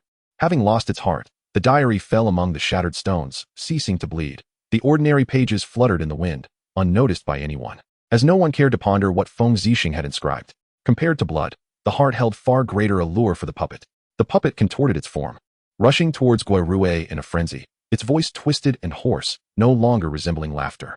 Guo Rui regarded it with the same indifference one might reserve for scavenging dogs, casually tossing the heart towards the puppet. Chen Juliu, bewildered by the unfolding events, hesitated to act, watching as the puppet leapt high to seize the heart in its hands. For reasons unknown, the heart continued to pulse, spraying blood across the puppet's hands, body, and face. Cradling the heart, the puppet trembled, whether from excitement or an instinctual aversion. It stood momentarily still, fixated on the organ in its grasp, a gurgling sound emanating from its throat. Consume it, and you shall be whole. Guo Rui's voice was devoid of emotion, yet laced with an insidious allure. Though uncertain of the consequences should the puppet devour the heart, Chen Jiuliu sensed it would not bode well. Old man of the land, I will hold off the monument king. You must seize that heart. With that, Chen Jiuliu yanked his right hand upwards, summoning yet another confined dragon nail, its force surging forth, aimed directly at Guo Rui. Naturally, Guo Rui would not confront the nail head-on, evading to a distance of several dozen meters. The land deity had pressed close to the puppet, extending his staff in an attempt to snatch the heart from its grasp. The heart was already poised at the puppet's lips, its gaze fixated upon it, entirely oblivious to the land deity's approach. What? The land deity lunged but grasped nothing but air, passing directly through the puppet's form. Having never encountered such a situation, he spun around only to find the heart vanished. He. The laughter was tinged with a sob. The confined dragon nail barely grazed Guo Rui's robes, plunging deeply into the earth. The stone pathway began to fracture, the moonlight warped, and towering structures crumbled, as if the Fushentang were plummeting into an abyss. At that moment, the confined dragon nail finally unleashed its true power. Chen Zhuli now stood before the puppet, the furious roar of Guo Rui echoing behind him. The puppet knelt upon the ground, trembling uncontrollably, its previously pitch-black eyes gradually returning to the stark contrast of ordinary black and white. With its head bowed, Chen Zhuliu could not discern the change in the puppet's gaze, but sensed the corners of its mouth, split to the ears, twitching. Suddenly, Chen Zhuliu noticed the puppet's throat quivering. Hesitating, he crouched down, leaning closer. This time, there was no laughter, only a few hoarse words rasping from its throat like a broken bell. It was I who caused my mother's death. Chapter 22. Betrayal. The heavens seemed to collapse. Above the mountain gate of Fushentang, an enormous object obstructed the moonlight, rendering the already dim surroundings utterly impenetrable. A few celestial beings patrolling the outskirts noticed the sudden darkness. Before they could raise their heads, the fallen boulder crushed them into mere pulp. Fushentang was trapped as the dragon ceiling spike thunderously struck into Fengdu City, obliterating the mountaintop, causing its very foundation to shatter and collapse.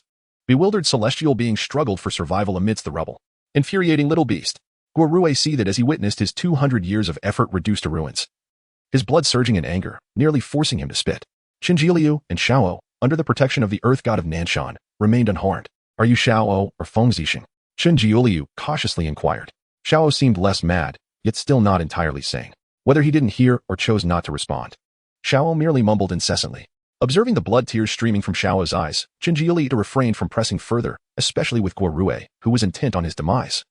Lurking nearby, let's assume you are Feng Zixing, he thought, inhaling deeply as he turned to face the approaching Guo Rui. Earth God, when will reinforcements arrive from Fengdu? Prior to breaching Fushentang, Qin Jiliu had instructed the Earth God to contact some Inkai and judges in Fengdu City, hoping to gather reinforcements to prevent being overwhelmed by Fushentang. No one was found. The Earth God replied tersely, brandishing his wooden staff to confront the menacing Guo Rui. From a ceramic jar hanging from him, 100 ghostly soldiers surged forth. While they couldn't harm Guo Rui, they could disrupt his offensive. Stunned by the Earth God's words, Qin Jiliu struggled to comprehend that in such a vast Fengdu city, not a single ally could be found. Surely the Earth God isn't shirking his duties. In a moment of crisis, he had no time to ponder further. Drawing the ghost command flag, he directed it towards Guo Rui. Dark smoke billowing forth as imposing ghostly soldiers emerged to aid him. Guo Rui, seemingly unfazed, produced 3 long swords from somewhere, their blades flashing as he relentlessly pushed the Earth God back. Relying solely on the sheer number of ghostly soldiers and ghostly warriors, the Earth God barely maintained his ground. Chen Jiliu scrutinized Guo Rui's every move. Should an opportunity arise, he would not hesitate to strike Guo Rui with the last dragon sealing spike. The reinforcements from Fengdu should be imminent. If no one arrived after such a calamity had befallen Fushentang, he would have to question whether the deities of Fengdu were utterly extinct. The Earth God, outnumbered, began to tire, his grip on his staff faltering. In stark contrast, Guo Rui appeared to grow stronger as the battle raged on, inducing a sense of dread in Chen Jiliu. Although the Earth God wasn't particularly powerful, he was a deity of fortune and virtue, yet he was being overwhelmed by the celestial king of the monument. Chen Jiliu found it difficult to ascertain whether the Earth God was too weak or Guo Rui too formidable. It can no longer be delayed, Chen Jiliu resolved. Raising his hand as the final dragon sealing spike trembled in the air, breaking through the clouds and locking onto Guo Rui. If this strike failed to eliminate him, escape would be the only option left. His fingers clenched, the dragon's roar resonated. Success hinged on this moment. Youth, do not waste that dragon sealing spike. A chilling voice slithered like a serpent into Chen Jiliu's ear, as a cold hand grasped his arm, halting him mid-motion. Chen Jiliu found his arm suspended, unable to move. The connection to the dragon sealing spike severed. The once powerful spike lost its vigor, descending slowly, failing to graze even Guo Rui's scalp. A figure emerged behind Chen Jiliu, clad in a green gown with a serpentine head of deep green, its yellow, slit pupils devoid of emotion as they scrutinized him. I shall accept this dragon sealing spike on your behalf. You. Chen Jiliu attempted to speak, but the figure grasped the dragon sealing spike with a visible contraction, redirecting it to fly back towards him. The spike diminished to the size of an ordinary nail, now firmly held in the stranger's hand. Having claimed the last dragon sealing spike, he released Chen Jiliu's arm and turned to the kneeling Xiao, expressing genuine admiration. Now this is a perfect product. Alas, it serves little purpose. Upon hearing his voice, Xiao, or rather Feng Zixing, stiffly raised his head, his crimson eyes fixated on the figure before him. He recognized the snake deity. Knowing that his demise was at this being's behest, Tianlong, you have arrived at the perfect moment. Swiftly assist me in obtaining this yin-yang embrace. Seeing Lu Tianlong, Guo Rui erupted in laughter, delivering a crushing blow that sent the Earth God tumbling into the rubble. If he could seize the yin-yang embrace, abandoning Fushentang would be of no consequence. Does Brother Guo truly believe that the Xiao is meant for you? Guo Rui's smile faltered, his tone growing colder. Brother Tianlong, do not jest. The so-called yin-yang embrace was merely a fabrication of my imagination. It is truly alarming that Brother Guo took it to heart. What do you mean, Tianlong? Guo Rui confronted Lu Tianlong, his expression betraying no emotions, yet his grip on the sword tightened. Lu Tianlong raised his hand, seizing the approaching Feng Zixing and flinging him away, just as Chen Jiliu managed to pull the Earth God from the debris. He watched as Feng Zixing was tossed like an infant, rolling several times before coming to a halt. His original plan to slay Lu Tianlong was instantly discarded. Do not go. Chen Jiliu intercepted Feng Zixing, observing the dynamic between Guo Rui and Lu Tianlong. They clearly did not share the same objectives. Brother Guo, your vision is narrow. The yin-yang embrace is an inevitable trend, while Xiao is merely a ripple on the tide. Brother Tianlong means to suggest that I focus on the grand scheme of the universe rather than this trifling Xiao? Lu Tianlong shook his head, stating, what I mean is, Brother Guo, you are not even worthy to touch this ripple. Lu Tianlong. Guo Rui's fury boiled over as he unleashed 4 swords. One aimed directly at Lu Tianlong's face while the others blocked his escape. However, Lu Tianlong evaded the attack, allowing Guo Rui to strike air. Without affording Guo Rui any chance to react, Lu Tianlong pivoted, delivering a powerful punch to his back, the force so tremendous that it caused Guo Rui to spew blood, crashing into the rubble as the Earth God had before. Is Lu Tianlong truly this strong? Chen Jiliu furrowed his brow. Logically, after suffering the backlash of causality, he should require time to recuperate, yet Lu Tianlong's aura suggested otherwise. Feng Zixing, now calmer, seemed to recognize the chasm between himself and Lu Tianlong, abandoning his reckless quest for death. Brother Guo, we are acquainted, but the grand trend of the universe cannot be meddled with merely by ambition. Lu Tianlong disregarded whether Guo Rui heard him, instead casting his gaze upon Chen Jiliu. The tide is rising. What choice will you make? Chen Jiliu unsheathed his long knife, pointing it at Lu Tianlong, articulating each word with conviction. You killed Zhao Yi, and I will choose to kill you. Childish. Lu Tianlong scoffed, tossing the injured Guo Rui before Chen Jiliu. Kill him, and you can avenge Lu Su. Lu Tianlong glanced into the distance where a small black dot appeared on the horizon, accompanied by the sound of rushing wind, gradually enlarging. Reinforcements from Fengdu are approaching. Chen Jiliu, if you do not act swiftly, you may lose your chance. What do you mean? Chen Jiliu's astonishment was evident, yet Lu Tianlong did not respond, merely observing him with amusement. The choice lies in your hands. And who informed you that I was the one who killed Zhao Yi? Chapter 23. The Judge of Fengdu. Lu Zhidao, before Qin Jielia could utter a word, he witnessed Lu Tianlong take a step back, his figure vanishing like dew in the morning light. What did Lu Tianlong mean? Was he not the one who killed old Zhao? Qin Jielia felt there was no reason for the other party to deceive him regarding this matter. Even if it was indeed Lu's doing, how could he possibly retain him? With Lu Tianlong gone, only Guo Rui remained. Amidst the ruins, Qin Jielia looked down at Guo Rui, who lay sprawled on the ground like a defeated dog, raising his long knife to rest against Guo's throat. Did you kill Zhao Yi? I indeed wish to end his life. Guo Rui coughed up a mouthful of blood and continued, but before I could act, he met his end. What a short-lived fellow, ha ha ha ha. Qin Jielia pressed his foot against Guo Rui's mouth, silencing that irritating laughter. You cannot kill me. The people of Fengdu are coming. Guo Rui spoke with a mouthful of blood, his teeth broken, yet he continued to laugh without fear. I lost this round, but it was not to you. Guo Rui considered himself a great hero, only unfortunate in his company. As they spoke, a figure approached swiftly, the judge of Fengdu, Lu Zhidao. The newcomer was tall, with a green face and red beard, clad in the attire of a judge. His appearance so fearsome that a mere glance could instill terror in the hearts of ordinary folk. Judge Lu, I apologize for the offense. Guo Rui quickly donned a facade of flattery, his bloodied face lending a comical aspect to his ingratiation. One of the four great judges of Fengdu, Lu Zhidao? Qin Jielia was somewhat astonished. He had anticipated the arrival of a few spectral messengers at most, never expecting a genuine high-ranking official from Fengdu to appear. Was Fengdu now so idle that even judges were dispatched to handle affairs? The thought left Qin Jielia with a sense of bitterness as he glanced at the Earth God. The Earth God, rubbing his wooden staff, appeared equally bewildered. Lu Zhidao nodded indifferently, acknowledging Guo Rui, before shifting his gaze to Qin Jielia. Put away your knife. His tone was firm, as if issuing an order that brooked no argument. Perhaps Lu Zhidao was indeed commanding Qin Jielia. Yet, Qin Jielia did not budge. The blade remained pressed against Guo Rui's neck. His eyes narrowed as he defiantly met Lu Zhidao's gaze. He caused the death of my uncle, as well as many innocent lives. I intend to kill him. Is there a problem with that? Judgment of guilt or innocence is mine alone to render. Lu Zhidao, displeased by Qin Jielia's intent to strike, extended a hand toward him. Damn. Whatever means Lu Zhidao employed, Qin Jielia found himself unable to move the blade even an inch. Forced to watch in dismay as that large hand approached, all while Guo Rui's mocking gaze bore down on him. If he did not kill Guo Rui now, he might never have the chance again. The Fushentang had been effectively destroyed by Qin Jielia's hand, according to Guo Rui's disposition. He could well find himself lost to the underworld in a state of confusion one day. No, he might not even reach the underworld. What to do? Qin Jielia turned his eyes toward the Earth God. Perhaps this ancient deity could provide him with a surprise? The Earth God, hunched over, leaned on his staff. Not even opening his eyes, perfectly embodying the essence of helplessness. It was over. Lu Zhidao's hand had already reached Qin Jielia's shoulder, and he envisioned being thrown aside in a state of utter disgrace, much like the fate of Feng Zixing before him. Wait, Feng Zixing? Out of the corner of his eye, a figure rushed past, colliding forcefully with Lu Zhidao. Taken by surprise, Lu Zhidao was knocked off balance and fell to the ground alongside Feng Zixing. Qin Jielia felt a sudden release of weight, regaining control of his body. He wasted no time. Gripping the hilt of his blade with his left hand, he twisted to utilize the momentum and sliced through Guo Rui's throat, severing the artery. Blood erupted, spraying half a meter high, staining half of Qin Jielia's body crimson. Guo Rui's head nearly detached from his body, connected only by a few strands of flesh and part of his spine, yet his eyes remained wide open, and though he could not utter a sound, his life force lingered. Qin Jielia understood that Guo Rui was not so easily vanquished. Old man, aren't you going to help?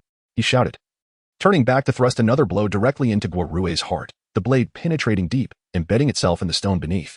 Qin Jielia intended to deliver more strikes, but after several attempts to withdraw the blade, he realized it was futile and had to relent. The Earth God, once again reliable, swung his wooden staff, slicing off Guo Rui's limbs with the precision of a blade, transforming him into a grotesque figure. With a resounding thud, the Earth God did not hesitate. He brought the staff down with force, shattering Guo Rui's skull, leaving a gruesome mess of red and white splattered across the ground. You dare! Lu Zhidao roared, discarding Feng Zixing's head and body like refuse, drawing forth the judge's pin to stab at the Earth God, who was still engaged with Guo Rui. Lu Zhidao was indifferent to Guo Rui's fate, but the actions of Qin Jielia and the Earth God were a direct affront to his authority. Divine power could not be defied. Especially in the current situation, it was imperative to maintain control. Lu Zhidao advanced with fierce intent. Even the gust of air he generated caused Qin Jielia to stumble. Old man, you've also boarded a pirate ship. The Earth God of Nanshan gritted his teeth, unfaltering in his actions. The lower end of his staff sprouted numerous vines, swiftly wrapping around the dismembered Guo Rui. Crack, crack. The vines tightened, extracting blood and flesh, which served as the richest nourishment, giving birth to green leaves and blooming flowers, life emerging from Guo Rui's demise. Surely, he must be dead now? Qin Jielia raised his blade, attempting to block Lu Zhidao's assault, but the latter had no regard for him. The judge's pin continued its relentless path. Upon contact, Chinjilia's long knife wailed and shuddered, shattering into countless fragments, while he himself was flung like a marble, colliding with a broken wall, embedding half his body into it. Cough, that hurts tremendously. Had I known, I would not have acted so heroically. Chinjilia struggled to lift his eyelids, seeing Lu Zhidao already advancing toward the Earth God. Old man, I have brought this misfortune upon you. The Earth God of Nanshan had just consumed Guorue when he found himself face to face with the imposing figure of Lu Zhidao, realizing there was nowhere to escape. He raised his wooden staff, colliding with the judge's pin. Bang! Perhaps having gained strength from consuming Guorue, the Earth God found himself momentarily able to hold his ground against Lu Zhidao. His staff trembled violently, beads of sweat forming on his forehead, and despite his best efforts, he began to slide backwards little by little. A dignified judge of Fengdu being held off by a mere Earth God left Lu Zhidao feeling humiliated. With a furious shout, he unleashed a blinding white light from the judge's pen, his force suddenly magnified. The Earth God could not withstand the pressure and was propelled nearly 100 meters away, his staff slipping from his grasp and falling to the ground, devoid of its spiritual glow, resembling nothing more than a withered branch. Why such a reaction over killing your old man? Chinjilia's vision blurred. He had not anticipated that merely slaying Guorue would provoke such fury from Lu Zhidao. In his mind, these deities were expected to be composed, devoid of visible emotions. Would he truly meet his end here?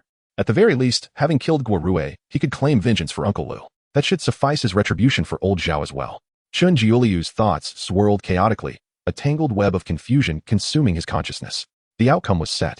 Lu Zhidao approached the Earth God step by step. Xiaojiu, would you care for a drink? Chapter 24. Boss Du, is this truly the revolving lantern? Yet, upon hearing the voice, it was Boss Du's, and I had harbored hopes of seeing my parents once more. Chun Jiuli, fatigued, could hardly keep his eyelids aloft. His vision engulfed in darkness, yet it felt as if a cacophony of colors danced before him. Ah, Xiaojium. Not to indulge in a drink would be a pity for such exquisite wine.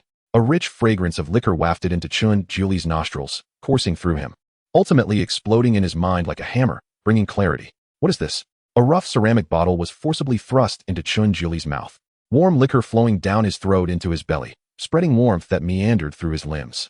The sudden wave of comfort nearly elicited a groan from him. Boss Du. As Chun Jiuli opened his eyes, he beheld a face he never expected to see. Boss Du raised an eyebrow, shaking the bottle of wine in his hand, noting that half remained. Xiaojium, what brings you here? How did you end up in such a state? Boss Du pulled Chun Jiuli out, rubbing his head, curiosity evident in his expression. His movements were casual, yet contrary to Chun Jiuli's anticipation of excruciating pain. His body felt surprisingly light, every inch of him brimming with vitality. I came to find. Boss Du, please say the landlord elder. Meanwhile, the landlord god had been lifted by Lu Zhidao. Who are you? Lu Zhidao, noticing Boss Du's sudden appearance, halted his actions. Lu, is this what they call a forgetful benefactor? Boss Du chuckled. Just 2 months ago, you were still drinking my wine. Lu Zhidao's brows furrowed. Though he had consumed countless spirits, few ghosts sold wine in Fengdu. The fog of memory began to lift, and a name surfaced in his mind. You were surnamed Du? Correct. Boss Du grinned, producing a bottle of wine from his waist and tossing it to Lu Zhidao. Please, enjoy a complimentary drink. Lu Zhidao caught the bottle, the weary landlord god collapsing to the ground once more with a muffled groan. I, Lu, shall punish the thieves, yet I am unaware of your purpose here, Boss Du. Being short on favors, although Lu Zhidao only knew that Boss Du bore the surname Du, he still offered a polite response. Boss Du chuckled. Lu, I merely brought wine to someone, and passing by here, I noticed, lo and behold, a lump buried in the wall resembles one of my juniors. He tilted his head back, finishing the remaining wine, wiping his mouth before continuing. I cannot simply ignore him, that would be unreasonable. So, Lu, could you grant me a favor and release my junior, and that, little landlord? As he spoke, Boss Du lightly slapped Chun Jiuli on the back of his head. Xiaojium, why aren't you thanking Judge Lu for his magnanimity? I never agreed to let them go. Lu Zhidao's tone turned frigid. Boss Du seemed oblivious, bending down to brush off the dust from Chun Jiuli's clothes. Xiaojium, your garments are soiled. Be more careful in the future. Boss Du removed the mask from Chun Jiuli's waist, took a breath, and began to meticulously clean it with his sleeve, examining it under the moonlight as if admiring a work of art. Boss Du, is my mask damaged? Chun Jiuli grew anxious as Boss Du clung to it. If it were ruined, how would he explain it to his parents? No. Boss Du swiftly placed the mask back on Chun Jiuli's face, with no blood-red eyes drawn. His vision was obscured, leaving him in darkness. This matter may have deeper implications. I shall investigate elsewhere. Young friend, Boss Du, I apologize for the disturbance. Farewell. Before Chun Jiuli could remove the mask, he heard Lu Zhidao's words. Is he leaving just like that? Chun Jiuli was perplexed. Moments ago, Lu Zhidao had seemed unwilling to relent, yet now he appeared to have eased. Upon removing the mask, he found that Lu Zhidao had vanished, leaving only the small form of the landlord god curled on the ground. Elder. Chun Jiuli hurriedly approached, crouching to check on the landlord god's condition. Fortunately, He still breathed. Seeing the landlord god's chest rise and fall, Jinjioli exhaled in relief. Boss Du, that wine you gave me, is there any left? Please. We need to save the landlord elder. I fear he may not last. Here. Boss Du handed the ceramic bottle to Jinjioli. Isn't this a bit lacking? Jinjioli peered into the bottle's neck, discovering only a few drops at the bottom. That will suffice. Jinjioli, not daring to delay. Pride opened the landlord god's mouth and cautiously poured in the precious liquid, fearing even a drop would be wasted. Celestial brew. The landlord god stirred from his unconsciousness, savoring the lingering aroma in his mouth, marveling at its potency. Boss Du, what is this wine made from? Jinjioli expressed his astonishment, noting the landlord god appeared to be recovering. He raised the bottle high, hoping to coax out another drop. My brew is no ordinary wine. Boss Du smiled but did not elaborate, instead gesturing toward the dismembered Feng Zixing nearby. Zyogem, do you recognize that? Jinjioli smacked his forehead, realizing he had forgotten. Although Feng Zixing had been torn asunder by Lu Zhidao, Jinjioli felt he would not perish so easily, suppressing his discomfort. He picked up Feng Zixing's head and positioned it on the neck of the body, adjusting its angle to ensure alignment. Feng Zixing's face retained a smile, though his eyes were closed, and streaks of blood tears marred his pale skin, rendering the sight particularly eerie. At the moment their head and neck reconnected. Flesh and blood intertwined like tendrils, merging with a squelching sound, leaving no scar behind. This should suffice. Uncertain whether it would be Feng Zixing or a puppet that awakened, Jinjioli remained cautious, stepping back slightly as he noticed the eyelids flicker. However, upon locking eyes with the figure, he halted, a weight lifting from his heart. Those were the eyes of a living being, vividly contrasting, their sorrow resonating like a poignant melody, nearly overflowing. Thank you for saving me. Perhaps still unaccustomed to his own voice, it emerged hoarse and faint, akin to an old cicada in late autumn. You would not have perished without me. Jinjioli chuckled bashfully, feeling a sense of undeserved gratitude for merely reattaching Feng Zixing's body. This fellow is intriguing. Boss Du had approached Jinjioli alongside the now recovered landlord god, though his presence did little to alleviate the sorrowful atmosphere. Boss Du shook his head, exuding the demeanor of a sage. May I ask you for a favor? Feng Zixing knelt, lifting his gaze to meet Jinjioli's eyes, his expression filled with earnest supplication. I can share everything I know. Should you be interested? His voice dwindled as he spoke, eventually bowing his head low. First, tell me what you wish for my assistance with. I wish to see my mother one last time. Chapter 25 The final encounter. Returning to the mortal realm, it was once again deep into the night. This time, the outcome was rather fruitful, nearly obliterating the Fu Shentang. Yet, the failure to capture Lu Tianlong left many questions unanswered.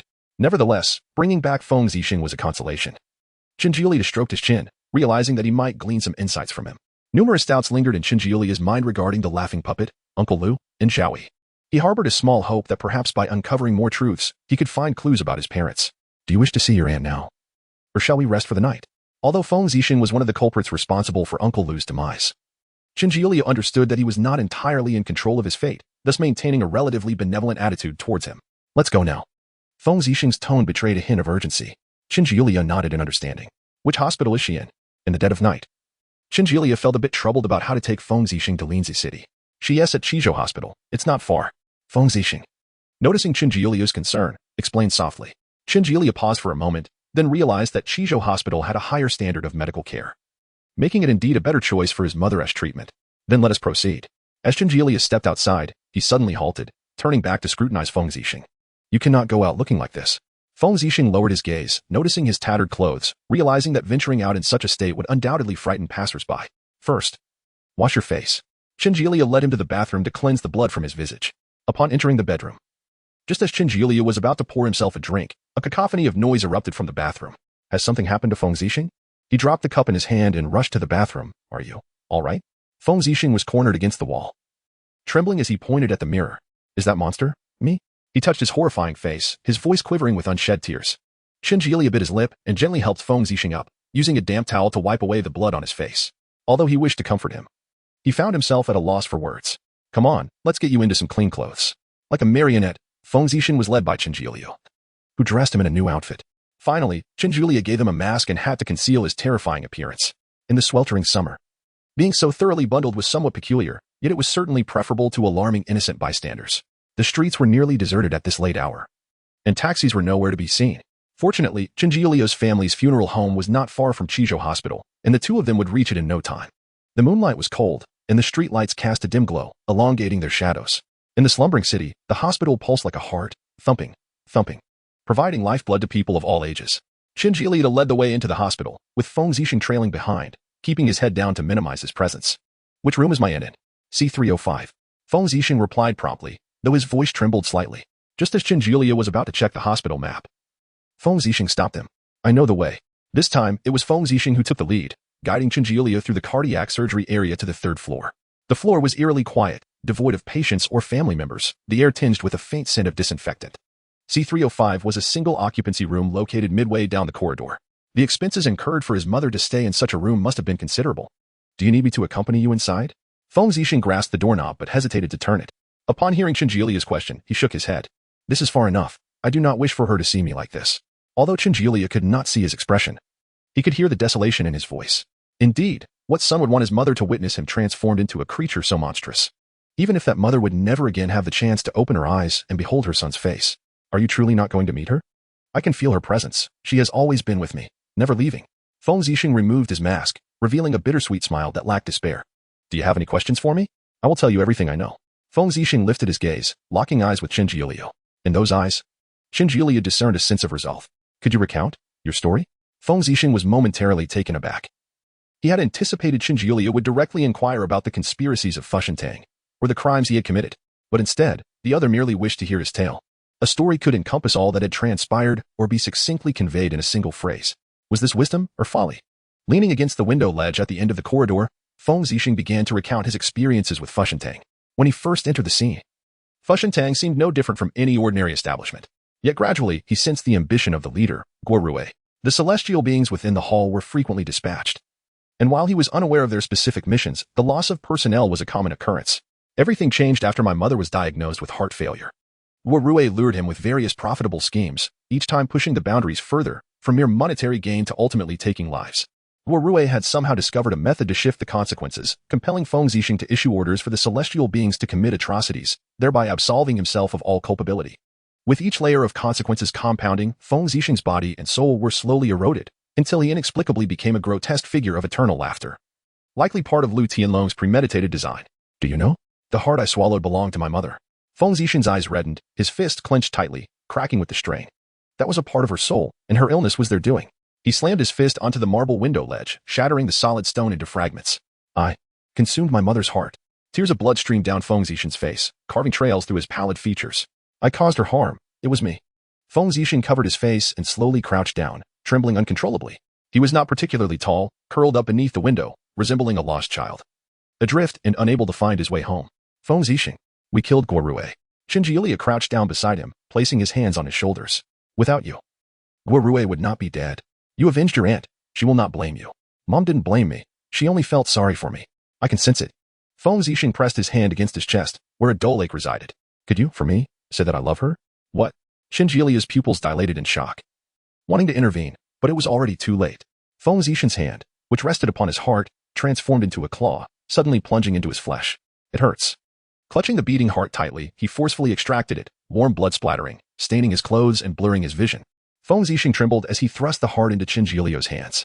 He smiled, a genuine smile. Please, take this heart to my mother. And tell her, her son, is not a monster. Chapter 26, Mother Qin Jiulia cradled the heart in his hands, a burning sensation in his lungs making it difficult to breathe. Before he could voice his thoughts, Feng Zixing's eyes became clouded, and the body devoid of its heart began to decay rapidly. Blood evaporated, flesh turned to mud, and bones crumbled to ash, leaving nothing behind but the still beating heart. The corridor was dimly lit, serene and silent, with only Qin Jiulia crouched at the end, gazing at the heart, lost in thought. Nearly 10 minutes passed before the warmth of the heart brought him back to reality. He stood up and approached room C305, gripping the doorknob and taking a deep breath. With a click, the door opened. The room was unlit, and soft moonlight filtered through the window, casting a gentle glow on the pristine hospital bed, revealing the profile of a middle-aged woman. Aware that Feng Zixing's mother was in a coma, Qin Jiulia tread lightly, fearing to disturb the tranquility. Auntie, I brought Feng Zixing to see you, he whispered as he stood by the woman's bedside. Feng Zixing hadn't mentioned how to present the heart to his mother, but Qin Jiulia assumed it wouldn't involve asking her to consume it. Holding the heart in his left hand, he pondered briefly before placing it over the woman's chest. This should suffice, he thought.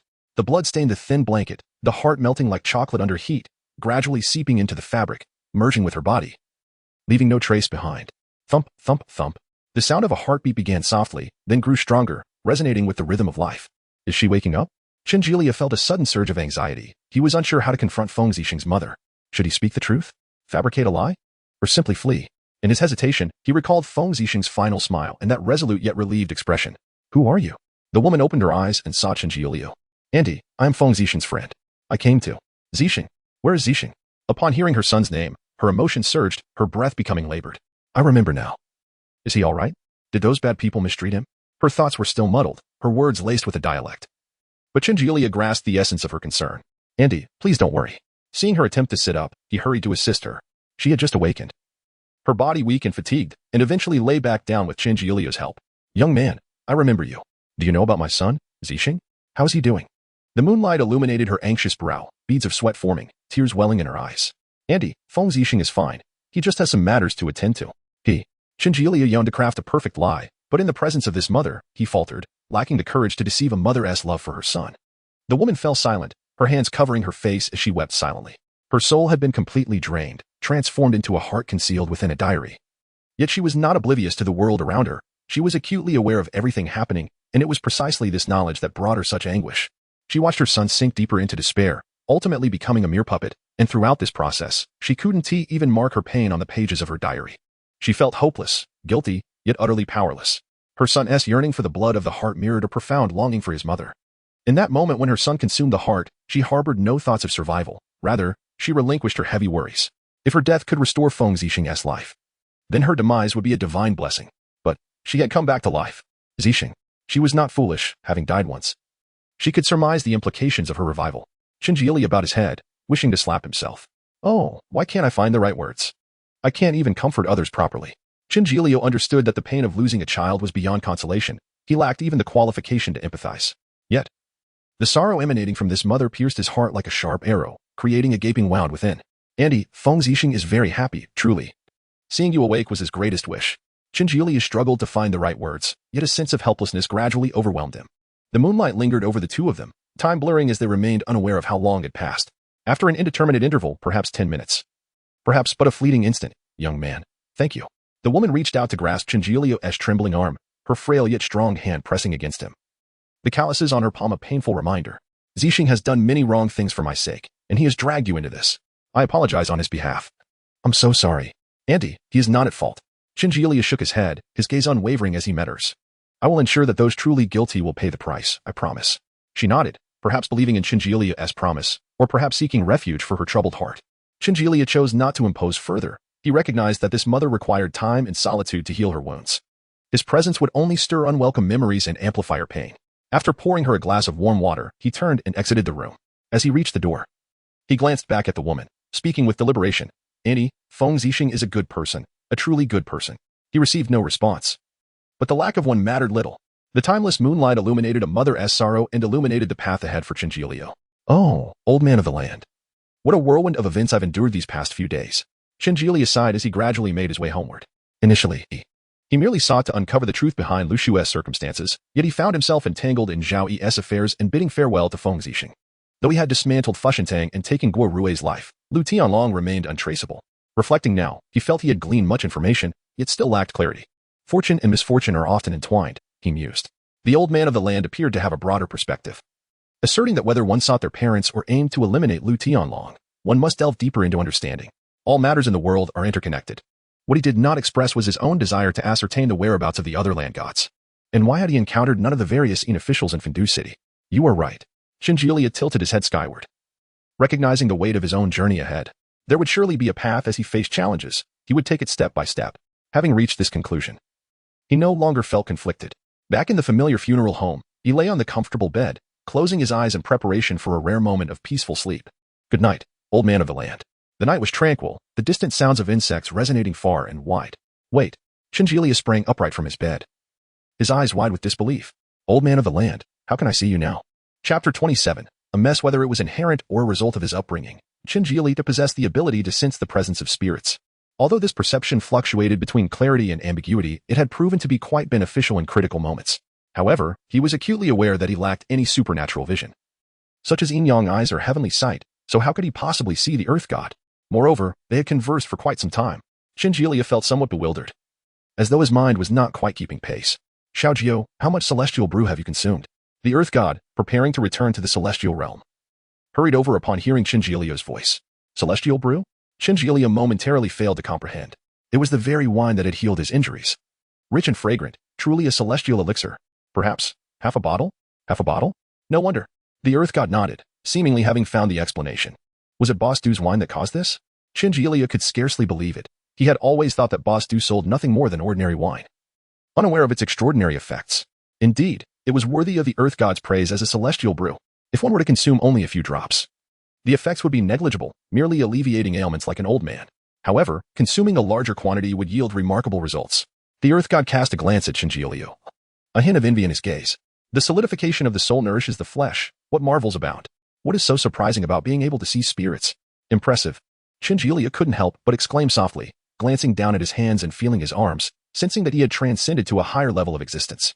This is also a fortuitous opportunity for you, the Earth God said with a warm smile, his tone filled with encouragement.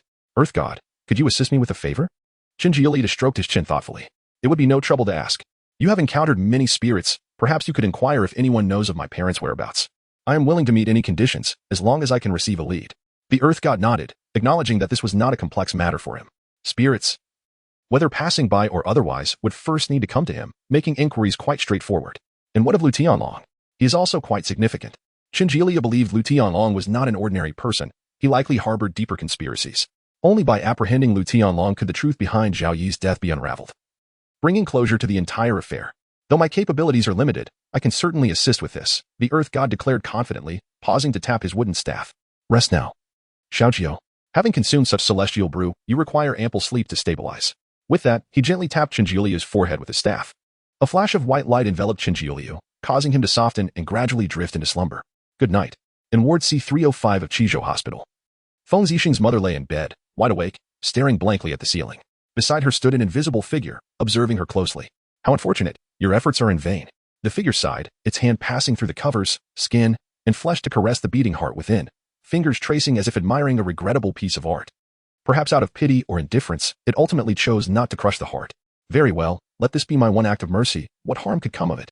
It etched a single character onto the heart with its nail, the severed flesh immediately healing, leaving the woman seemingly unaware of any pain, still lying peacefully. Withdrawing its hand without a trace of blood, it murmured, Feng Zixing, we are neither indebted to one another. A flicker of confusion crossed the woman's eyes, as her inner world underwent a tumultuous transformation, yet it felt no different than before. As a gentle breeze swept through, the once turbulent sorrow smoothed into tranquility. Perhaps there were still undercurrents, but they paled in comparison to a raging sea. Closing her eyes, Feng Zixing's mother succumbed to a deep slumber, a solitary tear glistening at the corner of her eye. The figure took a step back, transforming into a streak of light that sped away to another corner of the city. Its pace was swift, and within mere breaths, it arrived at the Chizhou police station. It was late at night, and only a few duty officers remained, among them two familiar faces to Chinjilia, Su Dinghua and Liang Qi. They were seasoned partners, currently staying at the station due to a recent case. Old Su, I still feel uneasy about letting him roam free. It's too dangerous. Liang Qi suddenly slammed his pen onto the table, startling Su Dinghua. What has gotten into you? Who is in danger? Su Dinghua felt a headache coming on. Liang Qi had been his companion for many years, yet his erratic nature remained unchanged. That witness from a few days ago, what was his name? Something Liu? Chinjilio. Su Dinghua sighed. What, do you want to arrest him? Old Su, I just think it's unsafe for someone like him, a mental patient, to be out alone. It poses a threat to societal stability. Didn't the doctor say that as long as there are no issues, he won't disrupt daily life? Why are you worrying unnecessarily? Liang Qi pouted, feeling somewhat aggrieved. Fine, I'll go consult the doctor tomorrow. Professional matters should be handled by professionals, Su Dinghua conceded. Understanding Liang Qi's good intentions and willing to accompany him on a few more visits. Thank you, Officer Su. Liang Qi beamed, standing at attention and saluting Su Dinghua. Behind them, a figure stood quietly, as if watching an intriguing film, captivated. The mess he left behind, I'll have to clean it up. The figure stepped forward, hands plunging into the foreheads of Su Dinghua and Liang Qi, fingers flipping through their minds like turning the pages of a book. Huh, Liang Qi yawned, a wave of drowsiness washing over him. I told you to get to bed earlier, but you wouldn't listen. Before he could finish, Su Dinghua also yawned, feeling his head grow heavy. Let us take a nap. Liang Qi rested his head on the table, falling asleep. Su Dinghua rubbed his eyes vigorously, but ultimately succumbed, collapsing onto the table like Liang Qi. The figure withdrew its hands, glancing at the neatly arranged files and the surveillance footage on the computer, its yellow slit-like pupils revealing a hint of fatigue. In the dimly lit city, the busy figure of Lu Tianlong wandered about. 3 days later, Chinjili lounged in a rattan chair, idly swaying and playing with his phone, utterly bored. In recent days, he had uncovered no leads, and even the funeral home saw little foot traffic. Occasionally, 1 or 2 people would enter to inquire, but upon hearing his greeting, they would apologize and leave without hesitation. Such is the saying, no hair on the lips, unreliable in action. Chinjilia thought little of it, seizing the opportunity to visit Aunt Dong, informing her that Uncle Lu was doing well below and urging her not to let it affect her health. Having learned from previous experiences, Chinjilia had grown quite adept at weaving lies. The afternoon sun shone brightly, lulling Chinjilia into a drowsy state. Xiaojiu, wake up. The Earth God's voice reached him, announcing that he had news about his parents. At this, Chinjilia jolted upright. Beside the Earth God stood a small ghost, disheveled and clad in tattered clothing, its eyes darting away in fear of making contact, an unmistakable beggar spirit. Do you truly have news of my parents? Chapter 28. Dispatch of the flower plate. Chinjilia regarded the beggar ghost with a look of skepticism. Though he understood that one should not judge a ghost by its appearance, he found it hard to believe that such a diminutive spirit could possess information about his parents. I do have leads on them, but there is a condition. The beggar ghost paused, gauging Chinjilia's expression before continuing. If you can escort me to Guangling City, I shall provide you with the information you seek. Guangling City, while not as illustrious as Fengdu City, was indeed a bustling realm for ghosts, a place where many sorcerers sent spirits. Chinjilia was certainly aware of its reputation. Why should I trust you? Your father's name is Chinsong, is it not? The beggar ghost's tone lacked conviction. Chinjilia remained silent for a moment before replying, Fine, I shall take you to Guangling City. But I hope you are not deceiving me. Upon hearing this, the beggar ghost expressed his gratitude repeatedly, excitement evident in his demeanor. What is your name? I am called Wang Cheng. You may simply refer to me as Jiangzi. Very well, Jiangzi. Chinjilia turned to the Earth God and said, Have the underworld soldiers prepare him well for the journey to Guangling City. The Earth God readily agreed, summoning 2 underworld soldiers to escort Wang Cheng into his realm. How will you send him to Guangling City? Through the dispatch of the flower plate. It is not difficult. Chinjilia had devised a plan. Old man, I will need your assistance to accompany him to Guangling City. Why must I go as well? If you do not accompany him, how will you retrieve the leads on my parents? Chinjilia thought the Earth God might have grown somewhat dull from his prolonged slumber. That makes sense. The Earth God conceded. After discussing matters with him, Chinjilia began to gather the necessary items for the flower plate dispatch. This method was frequently employed, involving the formation of a flower plate that would transform into a dragon boat, wherein the ghost would be placed and sent along the waterway to Guangling City. The required bamboo plate and paper money were readily available in the store. Chinjilia simply needed to collect them. He filled the bamboo plate with paper money, placed a bottle of water and several snacks on top as provisions for the journey. He then found a disposable paper cup, poured in some millet, and inserted 3 incense sticks along with 2 candles. Finally, he cut out a paper figure from white paper, drawing facial features to bear Wang Cheng's soul. Although it was possible to transport a soul to the underworld with merely a thought, Chinjilia diligently prepared the entire flower plate. Feeling that it was unrealistic to expect Wang Cheng to reach Guangling City with a mere command, he would conserve steps where possible, but retain those that were essential. After all, this involved his parents, and he wished to avoid any missteps. Should Wang Cheng's soul dissipate midway, the leads on his parents would vanish with it. Moreover, such an outcome would not bode well for Wang Cheng, and Chinjilia remained committed to his professional ethics. This should suffice, Chinjilia mused, admiring the flower plate before him. It was his first time conducting a flower plate dispatch. He had only witnessed his parents perform it before, and now he felt a thrill at engaging in the process himself. Hasn't Jiangzi been cleaned up yet? Chinjilia rapped the Earth God's head, summoning him. Wang Cheng followed closely behind. Though he bore an ordinary appearance, after a good wash and a change into clean clothes, he appeared considerably more presentable. If there are no further matters, let us prepare to depart. Chinjilia wished to waste no time. The sooner they sent Wang Cheng away, the sooner he could obtain information about his parents. Wang Cheng was eager, his eyes brimming with hope for a new life. Chinjilia presented the prepared paper figure and instructed Wang Cheng to attach his spirit to it. Earth God, I entrust this to you. Chinjilia smiled at the Earth God, urging him to ensure the retrieval of his parents' leads. Although the term felt slightly odd, the Earth God paid it no mind and nodded in agreement. Chinjilia placed the flower plate before the altar. The flower plate transforms into a dragon boat. 3 officials protect the path. He condensed the lengthy incantation, retaining only the essential phrases. In his view, the modest flower plate gradually twisted and elongated, morphing into a wooden vessel adorned with a dragon's head. Though the boat appeared small, it was a formidable craft in the underworld, capable of carrying hundreds of spirits. As a deity of the land, the Earth God did not require the paper figure for passage, so he directly entered the dragon boat. At that moment, only the Earth God and Wang Cheng occupied the vessel, rendering it quite spacious. Swiftly send this ghost to Guangling. Utilizing the oil lamp on the altar, Chinjilia ignited a piece of jade emperor money and placed it on the dragon boat. Boom! A fiery explosion erupted, and amidst the blazing flames, the dragon boat slowly sailed into the river, cleaving through the thick surface of the water, surging ahead and leaving a trail of spray in its wake. Chinjilia could see Wang Cheng standing on the deck, waving goodbye to him. He too waved back, hopeful that the Earth God would successfully return with news of his parents. As the flower plate burned down, the dragon boat and river gradually vanished in the rising smoke, leaving only a pile of ashes before Chinjilia. That was quite simple, he remarked, patting his hands. Looking down, he noticed his clothes were covered in pale ash, and he surmised his face had not escaped unscathed either. After quickly tidying the area, he dashed into the bathroom. Steam billowed, obscuring his vision. The wind whipped up waves like heaps of snow, crashing against the sides of the boat, causing it to sway perilously. Wang Chang huddled in the cabin, trembling with fear as he pressed against the Earth God. The Earth God, unfazed, kindly reassured Wang Chang, "Child, it is common for rivers to have winds and waves. It is the absence of such disturbances that is truly peculiar." He stroked his beard thoughtfully and continued, "Once we navigate through this stretch, we shall reach the bountiful Guangling city. Is it not an enjoyment to face the current challenges?" The Earth God's philosophical words did little to soothe Wang Chang's trepidation, trembling. He pointed out the window. "Old deity, do you see how the waves resemble hands? They won't crush us, will they?" Following Wang Chang's gesture, the Earth God's calm demeanor shattered. What monstrous waves! They towered at least 100 meters high, surging like a giant hand with overwhelming force, hurtling towards the dragon boat. These waves are unnatural. The Earth God quickly assessed the situation. The dragon boat could not withstand such tumult and had to be abandoned.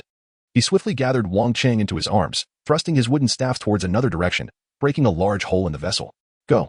He stepped forward, propelling both himself and Wang Chang out of the dragon boat.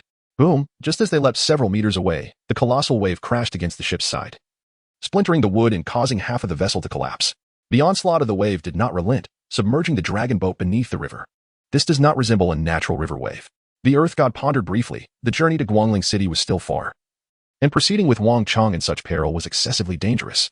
"We shall return first and seek another method to enter Guangling."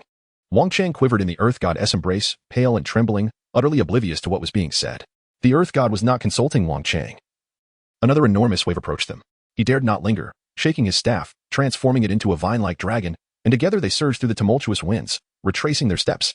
The furious winds and waves gradually subsided once they departed. The river flowed steadily, as it always had. Chapter 29. Journey to Guangling City. Washing vegetables, rinsing rice, lighting the stove, heating oil, stir-frying in the pan. After several days of takeout, Chinjulia finally resolved to cook a dinner himself. With his parents often absent from home, he had developed a strong sense of self-sufficiency from a young age, and cooking was naturally within his capabilities. He took a sip of the vegetable soup and found it rather bland. Turning to grab the salt shaker, he suddenly heard a loud bang. The flames on the stove flared up, and the pot exploded. Stiffly, Chinjulia turned around to see the Earth God and Wang Chang standing beside the stove, their expressions weary. He had no time to inquire about their sudden return as he hastily extinguished the fire, gazing at the shattered pot and the spilled braised cabbage. Lost in thought, "Xiaojio, there has been a situation." The Earth God coughed lightly, realizing that he and Wang Chang had returned at an inopportune moment. Yet, the urgency of the previous situation had left little room for consideration. With a sigh, Chinjulia to abandon the idea of dinner. "What kind of situation?" he asked. "Did the boat capsize?" "You could say that," the Earth God replied. The boat was indeed overturned by the waves. Chinjulia was surprised that his casual remark turned out to be accurate.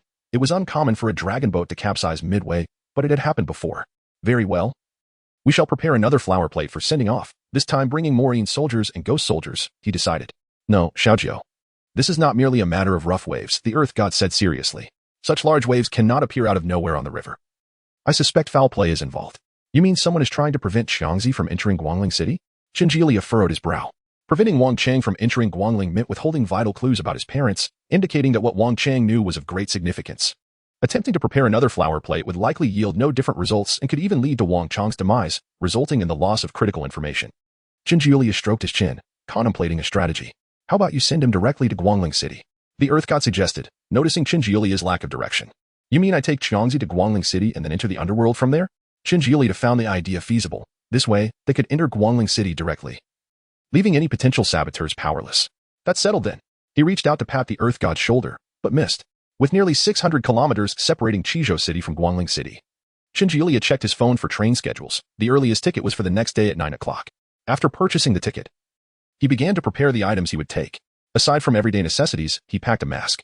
Although the mask's ability to perceive the dual realms of Yin and Yang seemed less useful to him now, he remembered Qin Song's admonition: one must always bring a mask when entering the underworld. He glanced at Wang Chang, who stood in the corner, still trembling from fear. As an ordinary ghost, accompanying Chinjulia to Guangling City was inherently perilous. He could easily encounter dangers that might damage his soul or even lead to his demise. Chinjulia realized it would be wise to prepare something for him to cling to, just in case. What should it be? He wandered into the storage room, rummaging through various items left by his parents. "This will do." He found a piece of willow wood. Willow wood is imbued with Yin energy, making it suitable for carving into a human figure for Wang Chang to attach himself to. Qin Song had taught him some basic wood carving techniques. So crafting a simple figurine was not beyond his skill. As the carving knife danced in his hands, he first removed large chunks of wood to outline the overall shape. Then, as wood shavings flew, he carved the features to make the figurine appear more lifelike. After nearly 2 hours of effort, Qinji finally completed the wooden figure. Jiangzi, come here. He blew away the remnants of wood shavings from the figurine and waved to the bewildered Wang Chang standing nearby. Master, what do you need from me? Wang Chang asked. Since I promised to take you into Guangling City, I will keep my word. This is a promise, is it not? Qinji said solemnly. Yes, yes. Master, I understand. Once we reach Guangling City, I will tell you everything I know. Wang Chang nodded eagerly. Qinji, satisfied with Wang Chang's response, waved the wooden figure before him and said, I certainly won't neglect you. Look, this is specially prepared for you. Tomorrow, you will enter here. And I will take you to Guangling City. Wang Chang was both touched and terrified. He had not expected the wooden figure to be intended for him. In his mind, only those of high status possessed such sculptures, while a lowly ghost like him wandered aimlessly, uncertain of when he might lose his spirit. Thank you, master. Thank you, master. I shall kneel before you. Wang Chang stammered, about to kneel and bow his head, but Qinji quickly caught him. No need for such formality, Jiangzi. This isn't the underworld. Do not kneel before others randomly, understood? Qinji placed the wooden figure on the table and said, All right, I will rest now. You can start to familiarize yourself with this figurine. Good night. As he watched Qinji leave, Wang Chang suddenly felt a twinge of shame, wanting to say something but ultimately holding his tongue. Master, I did not deceive you. Truly he gazed at the not-so-refined wooden figure, its quail egg-sized head bearing a face that resembled his own by about 70%. The next morning, early dawn, Qinji arose early, confirming that both the Earth God and Wang Chang were with him.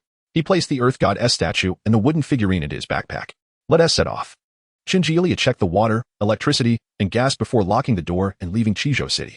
Guangling City, located in Jiangnan Province, has been prosperous since ancient times, making it a desirable destination for both humans and spirits alike. This was not Qinji's first visit to Guangling. The Jiangnan University he attended was situated in Liangxi City, not far from Guangling. Therefore, during his university years, he had visited Guangling for leisure. As he gazed out at the rapidly passing scenery, Qinji suddenly recalled the university classmates he had not seen in quite some time. Hadn't they mentioned a gathering? Jiangnan University is a prestigious institution in the province and renowned across the nation, making it somewhat unrealistic for students from various regions to convene easily. Qinji believed they could only manage small gatherings. A small gathering is still acceptable. He felt a bit ashamed after 4 years of study. He was still unfamiliar with many of his classmates, often exchanging only a few words with them. If a gathering were to occur, it might feel somewhat awkward. However, there was no rush for such events. He needed to concentrate on the matter at hand, as the clues about his parents were far more important. As Qinji lost himself in thought, the vehicle quickly entered Guangling City.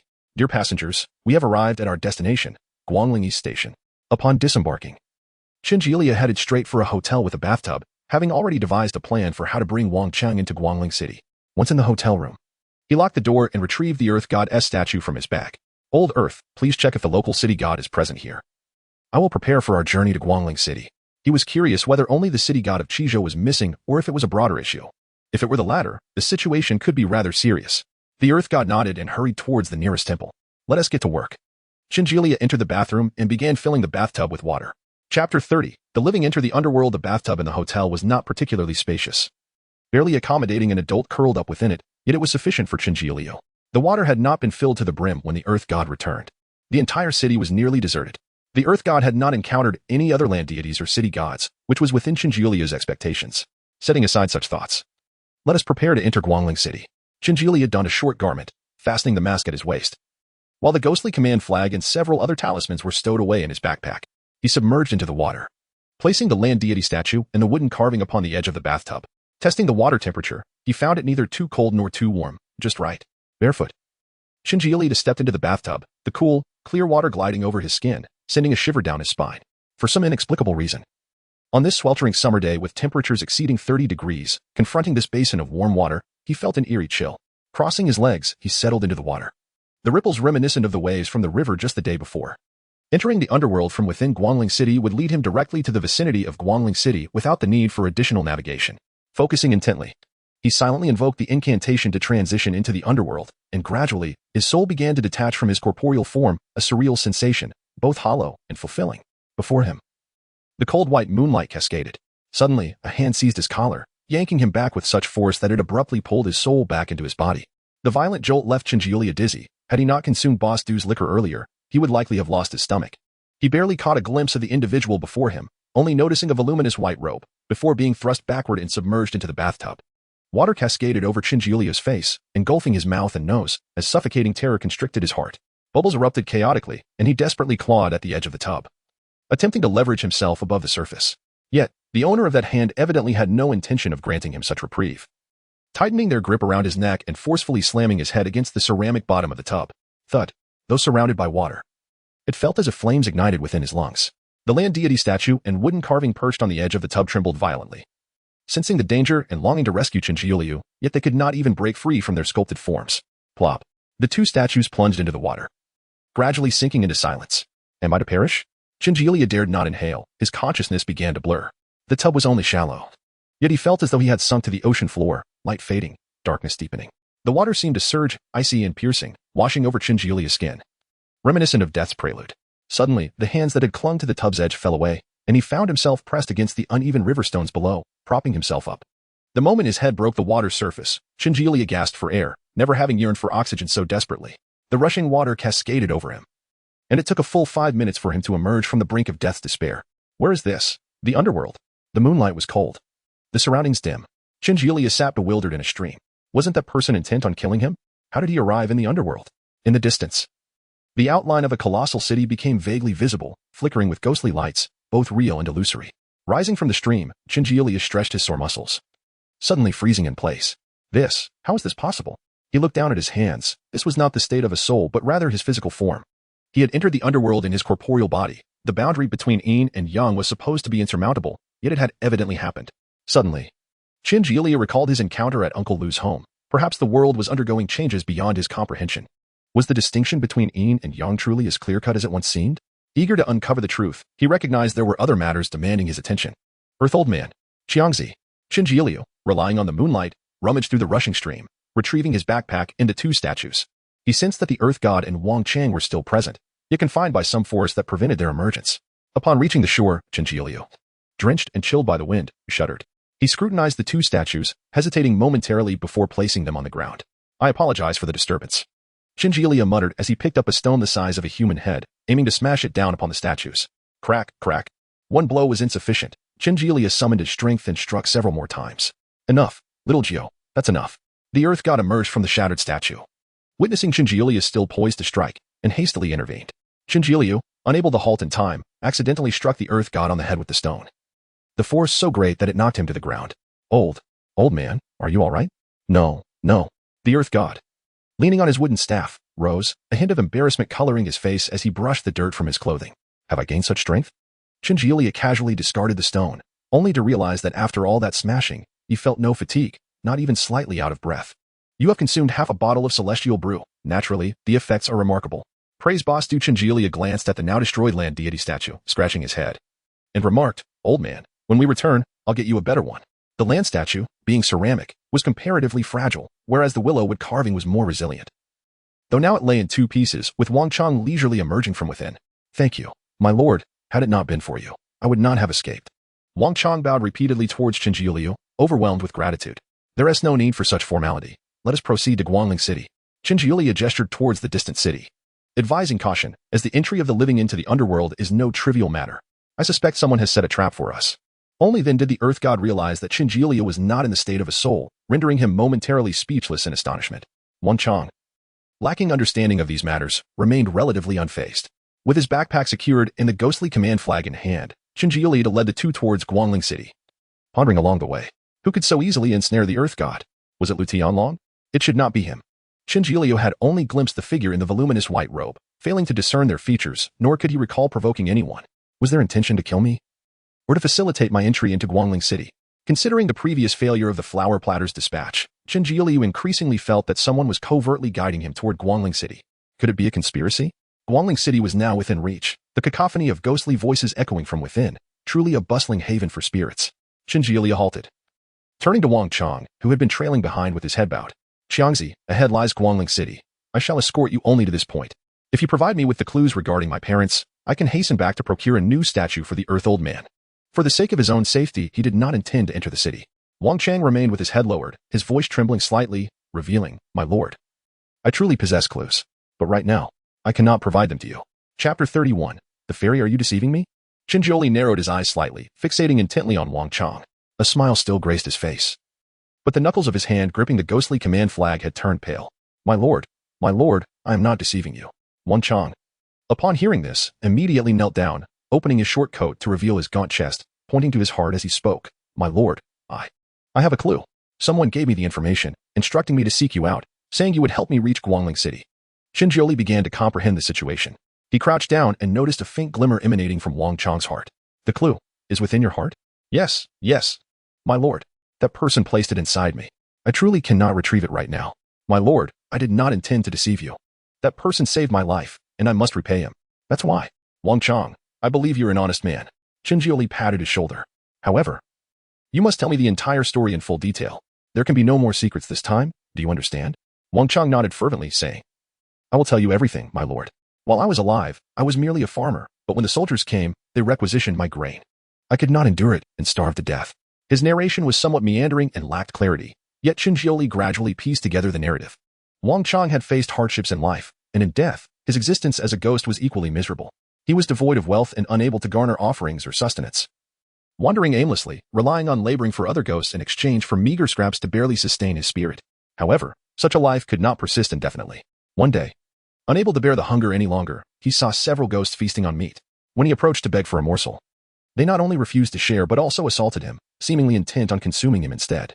For ghosts, the allure of another ghost far outweighed that of offerings or food.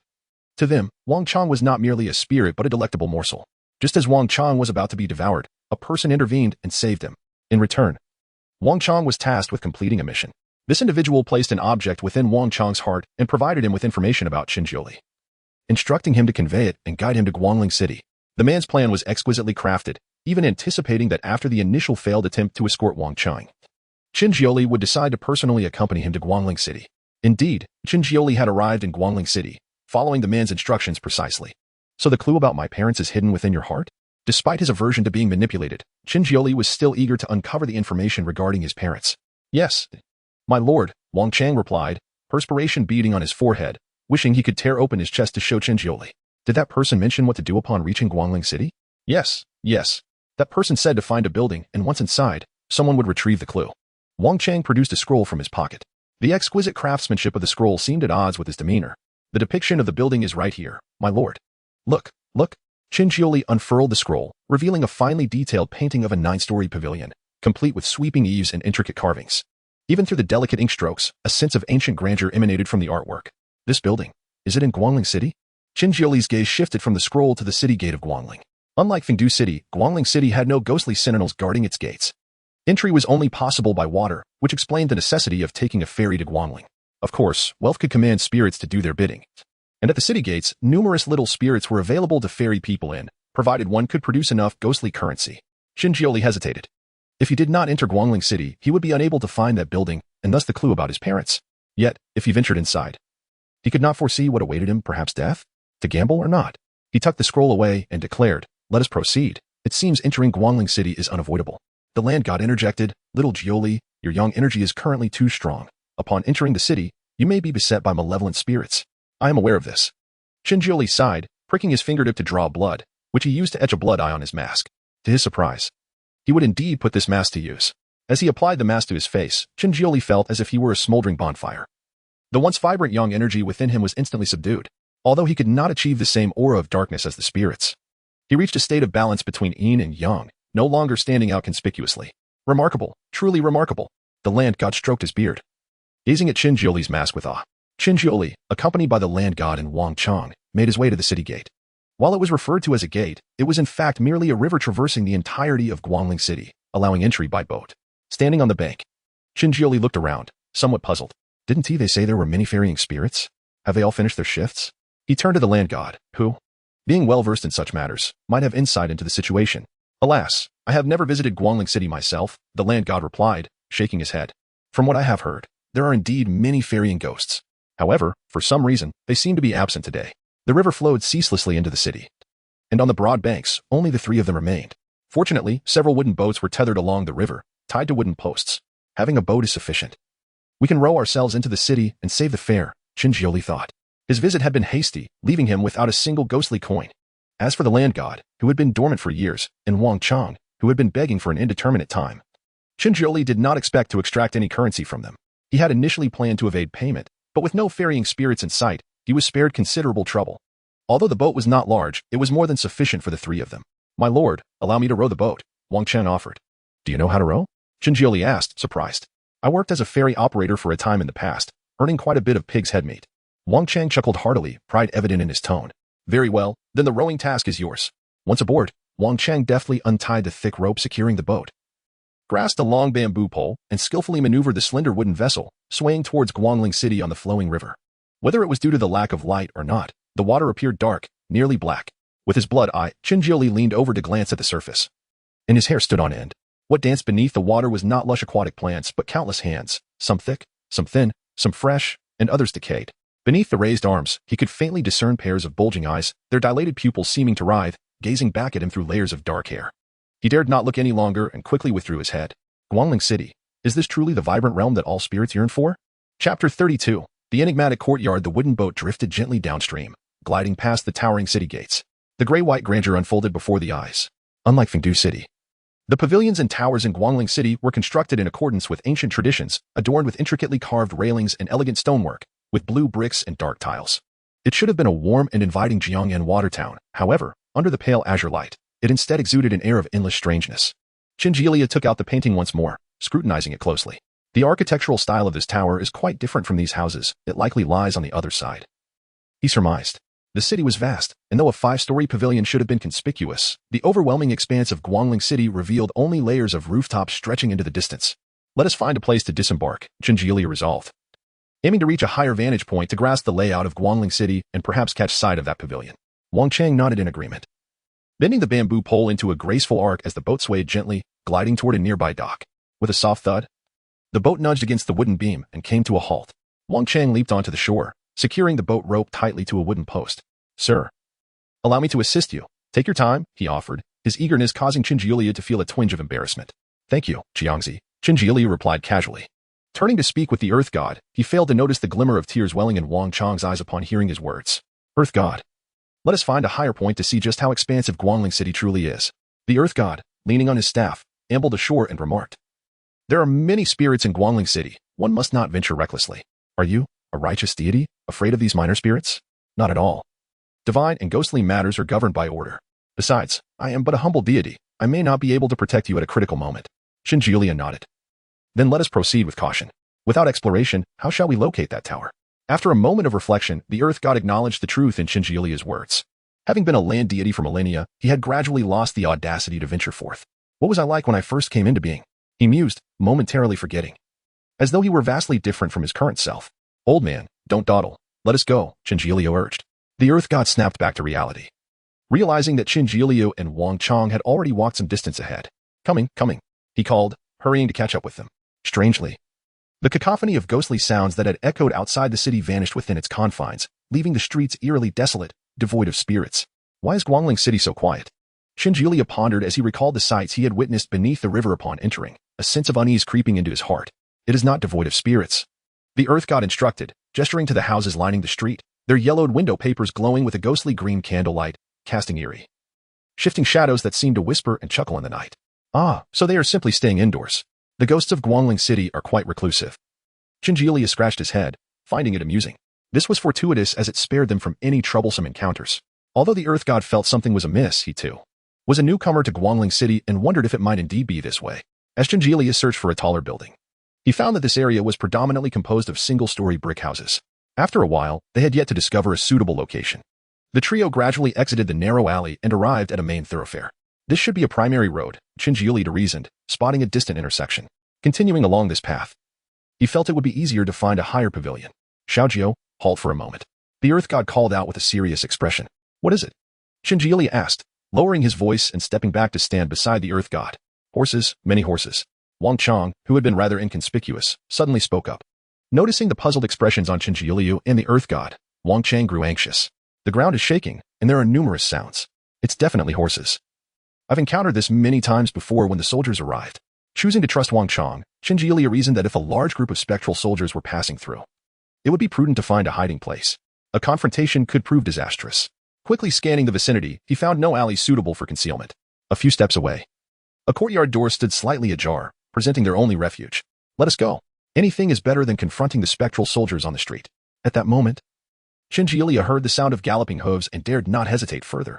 He led the Earth God and Wang Chang into the courtyard, shutting the door just as a mass of shadows rushed past. The sound of hooves striking the ground resounded like a sudden summer rain, layer upon layer, relentless in its percussion. The trio braced against the door, fearing to make the slightest noise that might attract the attention of the spectral soldiers. The clamor of the iron steeds echoed for several minutes, and Qinji legs began to ache from standing still. Finally, the thunderous hoofbeats receded into the distance. Safe. Qinji exhaled, stretching his limbs as he reached for the dark wooden courtyard door. Click, it wouldn't budge. A pang of dread shot through him, surely. His luck couldn't be this dire? Uncertain if it was a mere figment or reality, he heard faint footsteps behind him, drawing nearer and closer. Qinji dared not turn around, swallowing hard, grounding himself, and pulling with renewed effort. Creak, the door swung open effortlessly. Qinji sighed in relief, realizing he had been overly anxious. The moon seemed to be shrouded in clouds, rendering everything before him hazy, though he could not discern the scene outside the courtyard. He surmised it was safe, as the footsteps behind him had vanished. Let us proceed. Qinji stepped over the half-foot threshold, his eyes gradually adjusting to the darkness. The two crimson stains on his mask emitted a faint glow, illuminating the surroundings. This was not the broad thoroughfare of Guangling City, but yet another courtyard. Tap, tap, tap. The footsteps re-emerged, this time brushing closely against Qinji's back, so much so that he could feel the wind they stirred ruffling his hair. Be careful. The Earth God yanked Qinji away from instinctively turning around, propelling him forward while his wooden staff transformed, aiming towards the source behind them. Sir, are you all right? Wang Chang rushed over to assist Qinji, only feeling reassured once he confirmed his safety. Meanwhile, the Earth God was quick but ultimately struck nothing but air. The owner of the footsteps deftly evaded the Earth Goddess attack, and it was only then that Qinji could discern the figure's appearance. Clad in a flowing robe, draped in sheer veils, the imposing figure resembled a deity, yet upon closer inspection, he bore three faces, one joyous, one sorrowful, and one enraged. The sorrowful and angry faces flanked the cheerful visage, which faced the trio with a mocking grin. Good heavens, what on earth is this? Qinji gaped in astonishment, nearly unable to close his mouth. Were he not in Guangling City, he might have mistaken this being for a Buddha from the Western Paradise. Sir, you haven't snared us. May I inquire as to your intentions? The Earth God retracted his staff, speaking warily. The figure remained silent, regarding Qinji with great interest. In unison, all three faces spoke. Do you, mortals, wish to make a deal with me? Chapter 33. The Transaction. Qinji was momentarily taken aback, conjuring images of fierce battles, yet he had never anticipated that the Buddha-like specter before him would utter the word transaction. Very well. What transaction do you propose? The overwhelming presence of the three-faced ghost left Qinji no room for hesitation, and he nodded vigorously in agreement. The specter was evidently pleased with his demeanor, a broad smile stretching across its face. Assist me in retrieving a particular item. The voices of the three-faced ghost resonated simultaneously, a cacophony of laughter, sorrow, and anger intermingling. And within it, Qinji discerned the tones of various ages and genders, a symphony of humanity. What item? The horn of the Qigao. Qigao? Qinji had never encountered this term before and glanced at the Earth God, only to find him equally perplexed. The three-faced ghost was not surprised by their reaction. Its elongated nails grazed its exposed chest, tearing through layers of flesh to reveal hollow innards. It opened its mouth wide and thrust an entire hand inside, rummaging before producing a tattered piece of cowhide. This is the Qigao. Bring me its horn. Qinji took the cowhide, casting a cursory glance at it. The ancient leather, aged for countless years, was riddled with creases and cracks, depicting a gaunt red ghost with a pair of bone-white antlers protruding from its head. Its visage fearsome and formidable. The rudimentary artistry, though simplistic, conveyed a striking vitality. How am I to find it? With this painting in hand, it will come seeking you. The three-faced ghost let out a chilling laugh, its gaze lingering on Qinji's face for a moment before shifting to the Earth God, recognizing him as a deity of fortune, suitable enough as a hostage. Upon hearing this, Qinji raised his head, frowning at the three-faced ghost. You intend to keep the Earth God as a hostage? Naturally, without a hostage, how could you be fully committed to the task? The three-faced ghost paused briefly before continuing. Alternatively, you might leave your mask with me. The grinning visage extended its tongue, licking its lips, its eyes regarding Qinji as if eyeing a readily accessible prey. Xiaojiu, do not part with the mask. The Earth God grasped Qinji's hand that had reached for the mask, softly advising, without the mask, you shall find it nearly impossible to navigate Guangling. Allow me to remain. It poses no issue. Earth God, what if? The Earth God interrupted Qinji, his staff tapping on the ground as he gazed resolutely at the three-faced ghost, stating loudly, I shall remain. I implore you to release these two juniors. The three-faced ghost inclined its head slightly, seemingly unimpressed by the mask's allure. If that is the case, then come with me. It extended its hand, gripping the Earth God's shoulder while the other hand sliced through the air, creating a rift that revealed an impenetrable darkness. Wait, Qinji called out, halting the three-faced ghost. You speak of a transaction. If I assist you, what can you offer me in return? The three-faced ghost sneered, declaring, "I grant you the opportunity to survive." That is the transaction. Anticipating such a response, Chingilia did not relent. He produced the artwork, unfurling it before the three-faced ghost. "I have but one condition. If you know the location of the painting tower, I hope you will share it with me." The three-faced ghost merely glanced at the painting, its smile widening further. "Ah, so you seek the painting tower. The heart of Guangling City is precisely where it resides." After a brief pause, it added, "You would do well to retrieve the Horn of Qi Gao before seeking the painting tower. Otherwise, should you perish within, the Earth God will no longer have any purpose." Agreed. Chingilia forced the word through clenched teeth, his fist trembling slightly. "I will return with what you desire. Until then, you shall not harm him." Naturally. "Xiaojiu, should you encounter danger, swiftly retreat. Do not let my presence." Before the Earth God could finish, the three-faced ghost hurled him into the rift, stepping in after him. The rift sealed instantly, restoring the space to its former state. "My fists are still not strong enough." Chingilia sighed softly, knowing he could not abandon the Earth God. He must now procure the Horn of Qi Gao to exchange for the Earth God's safety. "Master, what shall we do next?" Wang Chang, who had been overlooked by the three-faced ghost throughout, stepped forward, bewildered. "First, we must find a way out. That fiend has left us here." Chingilia opened 2 courtyard doors in succession, only to find himself still within the courtyard, as if the courtyards were interconnected, making escape elusive. "Master, there seems to be a sound from that direction." Wang Chang pointed towards the courtyard they had first entered, his voice trembling. Chingilia nodded. It was indeed the rustling sound that prompted him to explore the opposite direction for an exit. However, traversing these courtyards would likely prove futile in escaping this enchanted realm. He then noticed that the sky bore no moon, and all illumination emanated from drifting paper lanterns, intricately adorned with various faces, each displaying expressions of joy, anger, and mockery. Vividly alive, the lanterns moved without wind, floating languidly, a multitude of eyes seemingly fixed upon Chingilia. "Let us retrace our steps. This path is unlikely to lead us out." Chingilia produced the ghost command flag, summoning several ghostly soldiers to lead the way as he and Wang Chang returned to the initial courtyard.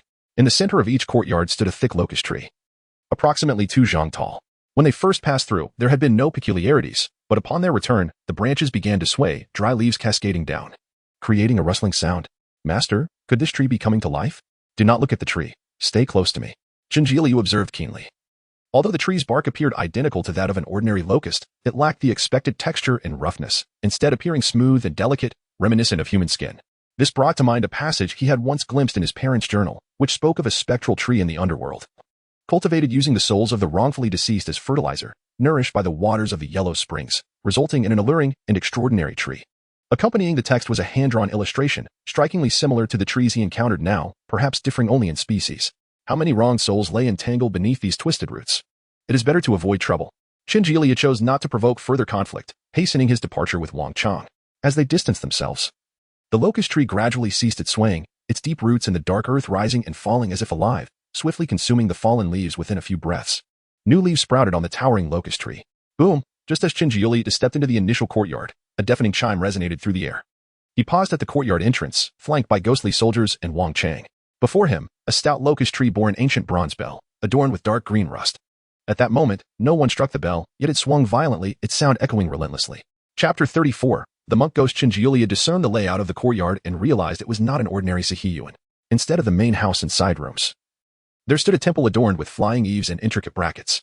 The temple gate was wide open, revealing the towering statues of the three-faced ghost, confidently poised upon lotus pedestals, with fingers delicately positioned and brows lowered, resembling deities. This fellow truly considers himself a god. Chingilia could not help but scoff inwardly. The incessant ringing of a bell echoed through the air, and shadows flitted about the windows of the side rooms, gradually converging towards the entrance, seemingly summoned by the sound. A gust of wind swept through, causing the locust trees in the courtyard to sway, while a few paper lanterns drifted closer as if to witness the spectacle. Chingilia remained vigilant, wielding the ghost command flag to summon dozens of ghost soldiers, whose forms coalesced into tendrils of black smoke swirling around him. He then retrieved a short knife, its blade approximately the length of his forearm, glinting with a cold sheen, though it was not a formidable weapon. It nonetheless imbued him with a measure of courage. "Chang, no matter what happens, stay close to me and do not wander off," Chingilia cautioned Wang Chang in a hushed tone. For Wang Chang, being by Chingilia's side was undoubtedly the safest place. If even Chingilia could not ensure his own safety, then Wang Chang would find it futile to seek refuge elsewhere. "All right, my lord, I shall heed your words," Wang Chang replied. Just as his words faded, the doors of the side rooms creaked open, and figures began to emerge one after another. Their tall, emaciated forms resembled clothes hangers, draped in tattered kasayas. Beneath their bald heads were hollow eye sockets, and the cracked corners of their mouths bore traces of dried blood, suggesting they had recently feasted on fresh flesh. "Monks?" Chinjilia thought it would indeed be strange for such a temple to lack monks. From the two modest side rooms, more than a dozen monk ghosts emerged, all with their hands clasped in front of their chests. The foremost among them appeared to be the abbot, adorned with a string of yellowing prayer beads, which bore a somewhat glossy texture resembling polished bone. The abbot stood before Chinjilia, his vacant eye sockets fixed intently upon him, while the remaining monk ghosts flanked him, maintaining the same posture. Having seen my Buddha, why do you not bow? In stark contrast to his frail appearance, the abbot's voice was remarkably high-pitched, reminiscent of a woman or a prepubescent child. Having seen my Buddha, why do you not bow? The monk ghosts echoed the abbot's words, their voices varying yet strangely harmonizing with the tone of the three-faced ghost. Is this what you call a Buddha? Chinjilia scoffed, indifferent to whether the three-faced ghost could hear him. The monk ghosts either did not comprehend Chinjilia's words or chose not to respond, merely repeating the same phrase. Ghost soldiers, eliminate these monks. Chinjilia sought to avoid unnecessary entanglement with the monk ghosts, believing that annihilating them might reveal a path to escape. At his command, the ghost soldiers surged forth, billowing black smoke toward the monk ghosts. Sensing the imminent threat, the abbot removed the prayer beads from his neck, counting them one by one, while simultaneously forming a mudra with his left hand as a shield. Bodhisattva. Due to the perfection of prajna, the heart is free from hindrance. The abbot chanted a secret spell, and the monk ghosts joined in unison, their collective energy converging upon the mudra. Boom. The ghost soldiers collided with the monk ghosts, and the shockwave caused Chinjilia and Wang Chang to stagger back a few steps, coughing as the dust settled. Chinjilia observed that the ghost soldiers attacked from all directions, yet could not advance further. Gate of the truth, gate of the truth. Bodhi gate, Bodhisanga, thusness. The abbot's voice rose in intensity, his eye sockets tearing open as blood tears streamed down his gaunt cheeks. His grip on the prayer beads quickened, and his patched kasaya billowed as if caught in a breeze. Gate of the truth, gate of the truth. Bodhi gate, Bodhisanga, thusness. The monk ghosts mechanically repeated the abbot's incantations, their already pallid faces growing even more withered. Vivid blood coalesced around the abbot's mudra, radiating a divine light that appeared almost sacred. Like waves, the blood light surged forth, washing over the ghost soldiers, perceiving the emptiness of the five aggregates, transcending all suffering. It spoke of the emptiness of all phenomena, of neither birth nor death, neither purity nor defilement, neither increase nor decrease, capable of alleviating all suffering. Truly and verily, the blood light resembled a vessel ferrying sentient beings, carrying away ignorance and resentment, distancing them from corporeal existence. Boom, boom.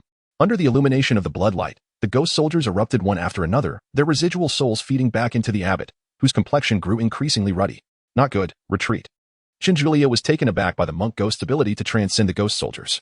His heart tightened as he hastily retracted the remaining ghost soldiers back into the flag. A quick assessment revealed that they had lost a third of their number, with the survivors suffering varying degrees of injury.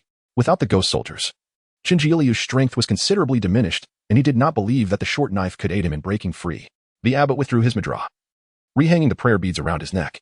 He refrained from further aggression, seemingly averse to killing. Everything that had transpired was merely self-defense. Having seen my Buddha, you must bow. After devouring many ghost soldiers, the abbot's voice grew ever more strident, his eyeless sockets locked onto Chinjilia, his expression bordering on madness. Having seen my Buddha, you must bow. Bow. The monk ghosts echoed the abbot's commands, their gazes fixed upon Chinjilia. They slowly retreated, parting to reveal a path leading directly to the statue of the three-faced ghost. Beneath the statue lay a meditation cushion, its colors faded, with two deep indentations clearly visible. Bow, bow, bow. The monk ghosts intoned in unison. At last, Chinjilia understood. The three-faced ghost, in a bid to satiate its own vanity, had opted not to release him outright, but instead kept him within this realm of law. To escape, it seemed he would have to kneel and bow before the statue. The three-faced ghost was likely watching from some hidden place, awaiting his inevitable submission, anticipating that he would ultimately bow in resignation. Was he truly to bow? Chinjilia's hand trembled around the knife's hilt. With gold beneath his knees, he was loath to kneel before such a debauched and vile specter. Yet, if he did not bow, how could he hope to escape this realm? One bows, one departs.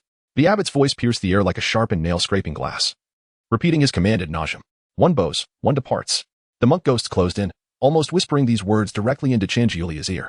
In the air, dozens of paper lanterns had gathered unbeknownst to him, their faces painted with human likenesses turned towards the courtyard, faintly echoing a cacophony of mockery amidst the flickering green candlelight. Bow then. A true man can bend and stretch, undeterred by trifles.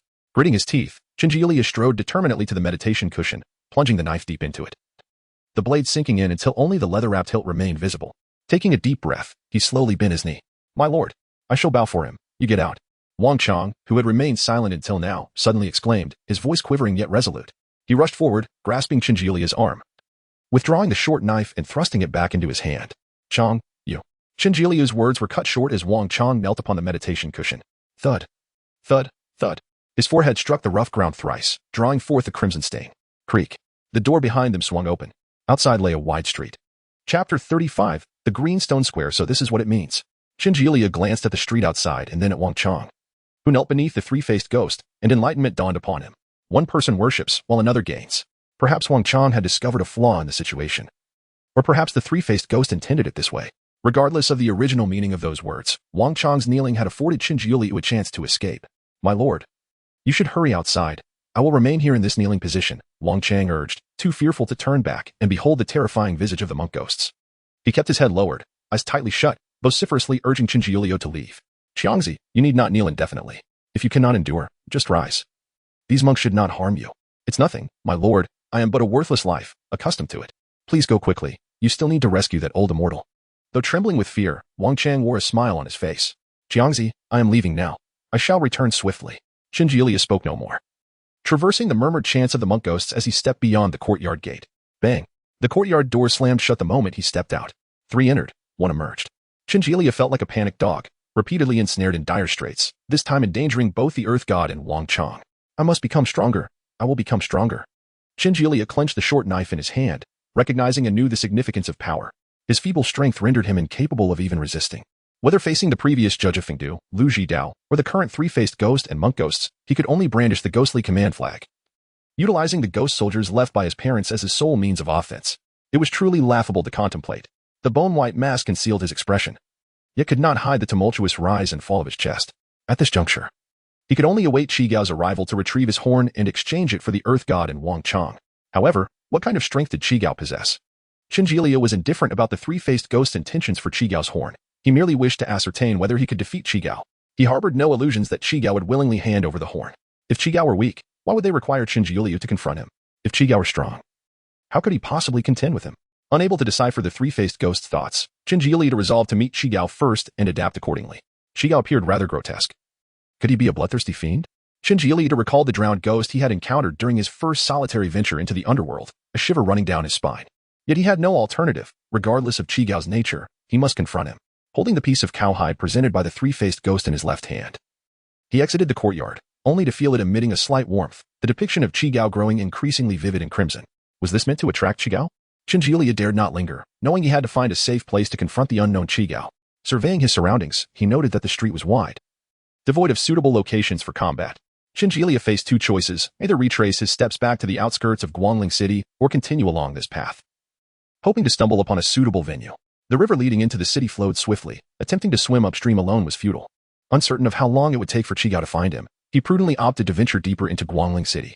Ghostly figures lurked within the houses lining both sides of the main road, and closer proximity revealed the sorrowful wails emanating from within. To avoid provoking more spirits, Qin Jiulia tucked the cowhide away, stepped into the center of the road, and sprinted toward the crossroads. Whoosh! Qin Jiulia dashed forward, the wind tousling his hair and flaring his garments, propelling him onward without respite. Upon reaching the crossroads, he spotted a grove of trees at the end of the leftward path, through which a clearing seemed to beckon. That would be the place. The other 3 directions were lined uniformly with houses and streets, and further exploration might yield no more suitable location, so Qin Jiulia hastily sprinted toward the left. This time, it was not a locust tree, though it was hardly auspicious. Qin Jiulia exhaled, cautiously entering the willow grove, the slender, soft willow branches swaying in the breeze, brushing against his face. A chill ran down his spine. This grove of willows was evidently abnormal, and he dared not linger for long. He hastened into the clearing beyond the grove. Was this a square? The ground was laid with large slabs of green stone, their uneven patterns resembling the marks of a hammer after quenching. In the center of the square stood a flagpole 3 zhang high, from which hung a yellow banner. 5 red streamers adorned with copper coins fluttering in the wind, forming various cloud-like shapes. Qin Jiulia glanced upward, pondering. It resembled the Jade Emperor's banner from the Luotian Grand Ceremony. How could such a thing be hung in Guangling City? Yet this was not his immediate concern. As the thought was quickly cast aside, the cowhide depicting Qi Gao had grown too hot to hold, the image now a deep crimson. The stark contrast of black and white eyes seemingly piercing through the leather, fixating upon Qin Jiulia. He wedged it between 2 slabs of green stone and took cover a dozen meters away, behind the sturdy trunk of a willow tree. Observing Qi Gao's movements while rummaging through his backpack, he had not anticipated the occurrence of physically entering the underworld. His sole intention had been to escort Wang Chang to Guangling City, retrieve the leads on his parents, and depart. Thus, he had not brought a plethora of supplies. The talismans in his backpack had become waterlogged, clumped together, their ink blurred and rendered ineffective. Qin Jiulia discarded the soggy paper wad onto the ground, appending his backpack and shaking it. Predictably, nothing remained. Did the 3-faced ghost wish to witness my torment?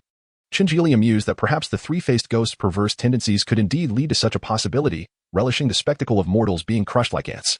Gripping the short blade tightly in his hand, Qinjilia found himself devoid of any means to break the deadlock. Hoping desperately that Qigao might be a ghost capable of conversation, for that could afford him a chance to obtain the horns. Rustle, perhaps due to the willow's obstruction. The square was eerily quiet, with only the sound of the wind brushing past the dark green willow leaves, reminiscent of an ordinary summer night. Albeit lacking in oppressive heat and imbued with a chill. Fixated on the location of the cowhide, Qinjilia dared not relax for even a moment. Slightly bending forward like a leopard poised to pounce, yet his adversary was not a hare of the grasslands nor a lion with a flowing mane, but a ferocious beast of primordial chaos, a bloodthirsty dragon. The chasm of strength between them might be insurmountable, yet Qinjilia would not yield. Within him resided not the slightest trace of despair. Regardless of the formidable power he faced, he would wield his knife. Whoosh, an incongruous sound shattered the illusion of the summer night. Has Qigao arrived? Qinjilia steadied his breath, scanning the surroundings, yet no peculiar figures emerged. No, above. Qinjilia abruptly looked up. On the wooden pole stood a figure, entirely red. Those stark black and white eyes collided with Qinjilia's gaze. Chapter 36. Qigao is Qigao. Since his presence has been revealed, there is no need for concealment. Qinjilia felt adrenaline coursing through him as he dropped his backpack and grasped his knife, stepping out of the willow grove. Qigao, can we discuss this? Qinjilia aimed to resolve the issue peacefully. The moment Qigao recognized Qinjilia, he appeared momentarily stunned. His throat moved as if he wished to speak. But only a glimpse of his sharp fangs emerged before he realized something was amiss. Ignoring Qinjilia and Apos' words, he propelled himself forward with a powerful leap, bending the long pole nearly 90 degrees. Unexpectedly, Qinjilia found himself unprepared for Qigao's swift attack, his short knife effortlessly deflected, the sheer force causing a painful rupture in his palm. Bang! Qigao's claws gripped Qinjilia's shoulder with immense force, crashing him to the ground and shattering the hard blue stone beneath. Perhaps due to the severity of his injuries, Qinjilia felt no anticipated pain. His entire back was numb, as if it no longer existed. Speak. How did you acquire that mask? Qigao leaned in aggressively, the hot, rancid breath washing over Qinjilia's face. In stark contrast to his grotesque visage was the youthful innocence in his voice, clear and pure, making it difficult for anyone to associate the two. This was originally my family's possession. Qinjilia gasped, perplexed by Qigao's intense interest in the mask he wore. Who? What is your relationship with Chansong? Qigao's voice trembled slightly, his grip loosening. Chansong is my father. I am Qinjilia. Upon hearing this, Qigao's gaze shifted from shock to a gentler demeanor. He released Qinjilia and gently helped him to his feet. I apologize. I did not mean to. Your father once saved me. I thought. Qigao stumbled over his words, his crimson hand reaching out to touch the mask, only to retract in embarrassment. You know my father? Qinjilia and Apos' eyes widened in disbelief. He had not anticipated that this accidental encounter with Qigao would reveal any connection to his father.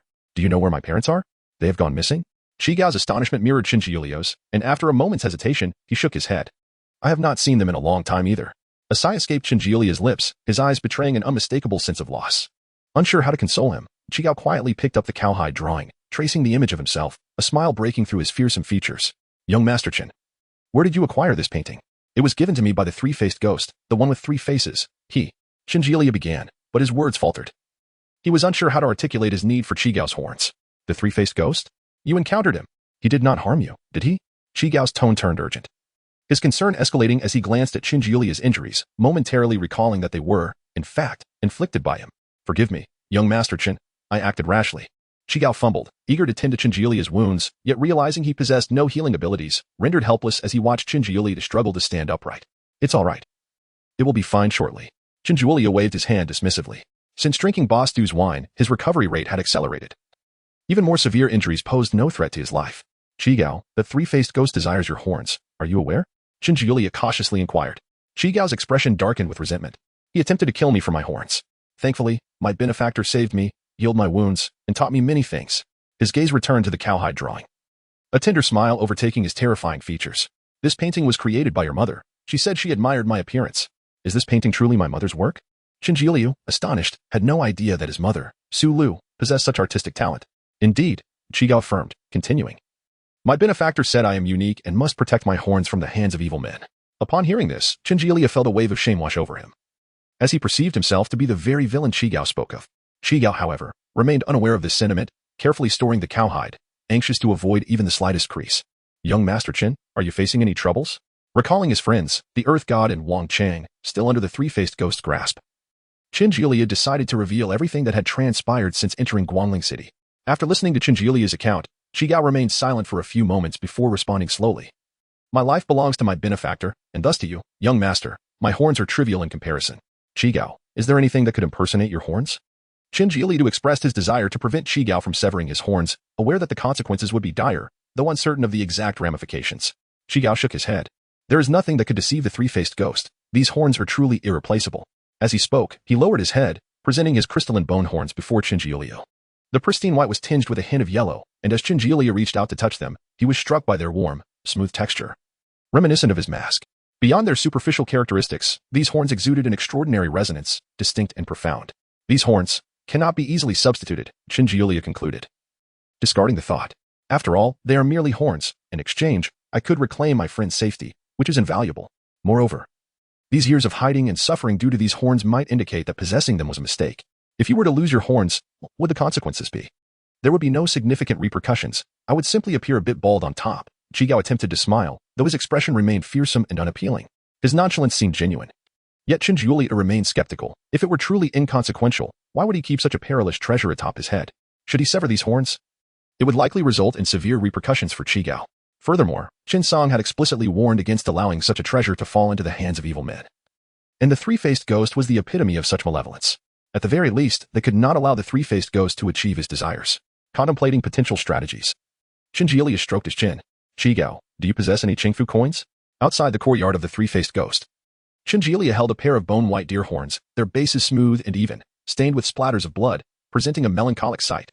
He stood before the courtyard entrance, calling out vaguely, "Hey, I have come to exchange the hostages. Open the door." After a few seconds of silence, the door creaked open inward. The bald, blind monk, the head of the ghost sect, clasped his hands in prayer and bowed slightly. "Esteemed benefactor, please." Chapter 37. Unmasked? The Qigao horn was so easily acquired. The three-faced ghost's eyes sparkled with joy as he reached out to snatch the horn from Qin Jiuliu's embrace. "Indeed, I was right. Your connection with that person must be extraordinary for you to have brought me the Qigao horn so swiftly." He was indifferent to the relationship between Qin Jiuliu and Qin Song, solely fixated on obtaining the horn. Qin Jiuliu took a step back, allowing the three-faced ghost's hand to glide past the horn, missing its target. "First, hand over the Earth God and Wang Chong, and then I shall give you this." Qin Jiuliu's blood-red eyes bore into the three-faced ghost, insisting on a trade, one for the other. The three-faced ghost raised an eyebrow, his expression dripping with mockery. "Two utterly useless individuals, and yet you concern yourself so deeply." With a flick of his hand, two monk ghosts emerged from a side room, each escorting the Earth God and Wang Chong. The Earth God was unharmed, merely following along, while Wang Chong was being roughly handled. His arm twisted and neck grasped as he bent over towards the two. Seeing this, Qin Jiuliu frowned and advanced, brandishing the two Qigao horns to intimidate the monk ghosts. Perhaps fearing damage to the coveted horn, the monk ghost retreated without resistance. "Old man, Jiangzi, are you both all right?" Noticing their lack of visible injuries, though their spirits seemed somewhat diminished, Qin Jiuliu felt a wave of relief wash over him. "I would not stoop to tormenting two weaklings," the three-faced ghost disdainfully remarked. "Hand over the Qigao horn, or I shall personally exact divine punishment upon you three." The absurdity of his melodramatic proclamation made Qin Jiuliu suppress a laugh within. "Release them first," Qin Jiuliu insisted, fearing the three-faced ghost's impatience. "Once that is done, I will immediately hand over the Qigao horn. Even mortals can remain calm in times of great peril. As a deity, why should I not acquiesce to a few trivial requests from mere mortals?" With this thought, the three-faced ghost restrained his impatience, snapping his fingers to open the courtyard gate. "Go now." Qin Jiuliu turned to urge the Earth God and Wang Chong to leave hastily. Wang Chong, worried for Qin Jiuliu, hesitated, but the Earth God understood the urgency. Gripping his shoulder and leading him out of the courtyard without a backward glance, distancing themselves from the scene. Watching them fade into the distance until they were no longer visible, Qin Jiuliu finally exhaled in relief. "Now, bring it to me." The three-faced ghost beckoned.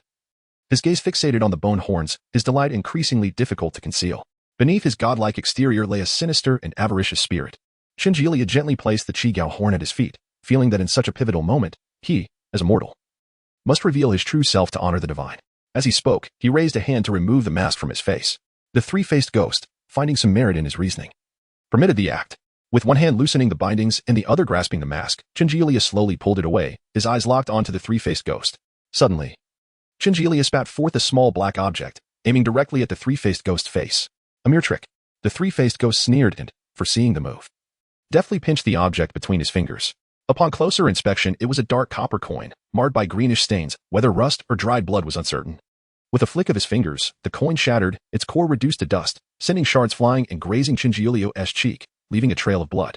What use is a mortal's clumsy scheme to me? He had already anticipated that Qin Jiuliu would not so easily relinquish the Qigao horn. recognizing the hesitant words and the intention to unmask as blatant deceit. With his ploy exposed, the three-faced ghost's disdain for Qin Jiuli only deepened. The coveted Qi Gao horn was now within reach. Hence, there was no longer a need to spare this mortal's life, merely a nuisance. The three-faced ghost snapped his fingers against Qin Jiuliu and Apos' chest. Boom, crack. As expected, Qin Jiuliu was sent hurtling backward, crashing into the wall. This wall seemed sturdier than before. He did not embed himself fully, but rather cracked a portion of it, debris raining down upon him. Coughing, he was accustomed to such misfortunes, spitting blood from his mouth. His eyes filled with resentment. Surprised that he had not dispatched this mortal in one blow, the three-faced ghost nonetheless chose not to expend further energy on him. He signaled to the monk ghost abbot, who clasped his palms together and bowed respectfully before approaching Qin Jiuliu. Amitabha, the cycle of suffering is endless. I shall guide you to the Pure Land. The three-faced ghost, now focused on the Qi Gao horn, grasped it tightly in his hand. Heavenly treasure, a heavenly treasure. He felt the energy coursing through the bone horns. Even merely holding them sent electrifying tremors through him. Who else in this realm could wield such divine weaponry but me? The three-faced ghost trembled with excitement, his eyes fixated on the Qi Gao horn, momentarily losing himself in the ecstasy of the moment. Qin Jiuliu, seized by the monk ghost abbot, saw the three-faced ghost distracted and shouted hoarsely, Qi Gao. The sound, mingled with blood, ignited the luminescence of the Qi Gao horn. Old thief, taste my blade. A flash of azure light erupted from the base of the horn, accompanied by a sharp cracking sound, as a blood-red specter manifested, wielding a knife aimed at the three-faced ghost. Qi Gao. The three-faced ghost, taken aback by the sudden appearance of the Qi Gao, found himself unable to evade as the blade pierced through his heart. The Qi Gao's blade pressed down, and with a swift motion, it stomped on his chest, tearing through half of his form. The three-faced ghost staggered back, losing grip of the Qi Gao horn, which clattered to the ground. Arrogant wretch. His flesh rapidly reknit, transforming his smile into a furious visage, his eyes wide with rage, resembling a deity in a wrathful form. With a powerful arm extended, the Qi Gao, now bereft of its horns, was clearly at a disadvantage. A direct confrontation would spell defeat within 10 exchanges. Qi Gao, retreat, Qin Jiuliu urged, concerned that the specter might be tempted to continue fighting. With the three-faced ghost in disarray, the monk ghost abbot, neglecting Qin Jiuliu, turned back, wielding his prayer beads like a whip, striking at the Qi Gao. The Qi Gao swiftly dodged, twisting its body to evade the abbot's strike while countering with a blow that sent the abbot flying. It then scooped up Qin Jiuliu, shielding his head, and, with a shoulder charge, burst through the courtyard gate, vanishing in the blink of an eye. The Qi Gao's pace slowed, though it had momentarily repelled the three-faced ghost. The effort had drained its strength. Fear not, young Master Qin. He will not easily forsake his domain. Without his mask, Qin Jiuliu's worry was evident, prompting the Qi Gao to softly reassure him. My horns are not worth the risk he would take. Will he pose a danger if he comes out? Qin Jiuliu pondered. Trying to grasp the situation, the three-faced ghost was formidable, and there shouldn't and Apos, TB many spirits in Guangling City that could harm him. Times have changed. Guangling City now faces unprecedented chaos. The Qi Gao, cradling Qin Jiuliu, walked down the empty street, the wind howling, as if the silence brewed a tempest of thunderous proportions. Chapter 38. The absence of deities in the world. Recalling his previous encounters in Fengdu City, Qin Jiuliu sensed a distinct unease in the realm of shadows. Qi Gao nodded solemnly, stating, the deities in Guangling City have vanished. Vanished? Qin Jiuliu was taken aback, yet he had indeed contemplated such a possibility. The city gods and land deities of Qizhou had also disappeared. Might it be the case elsewhere as well?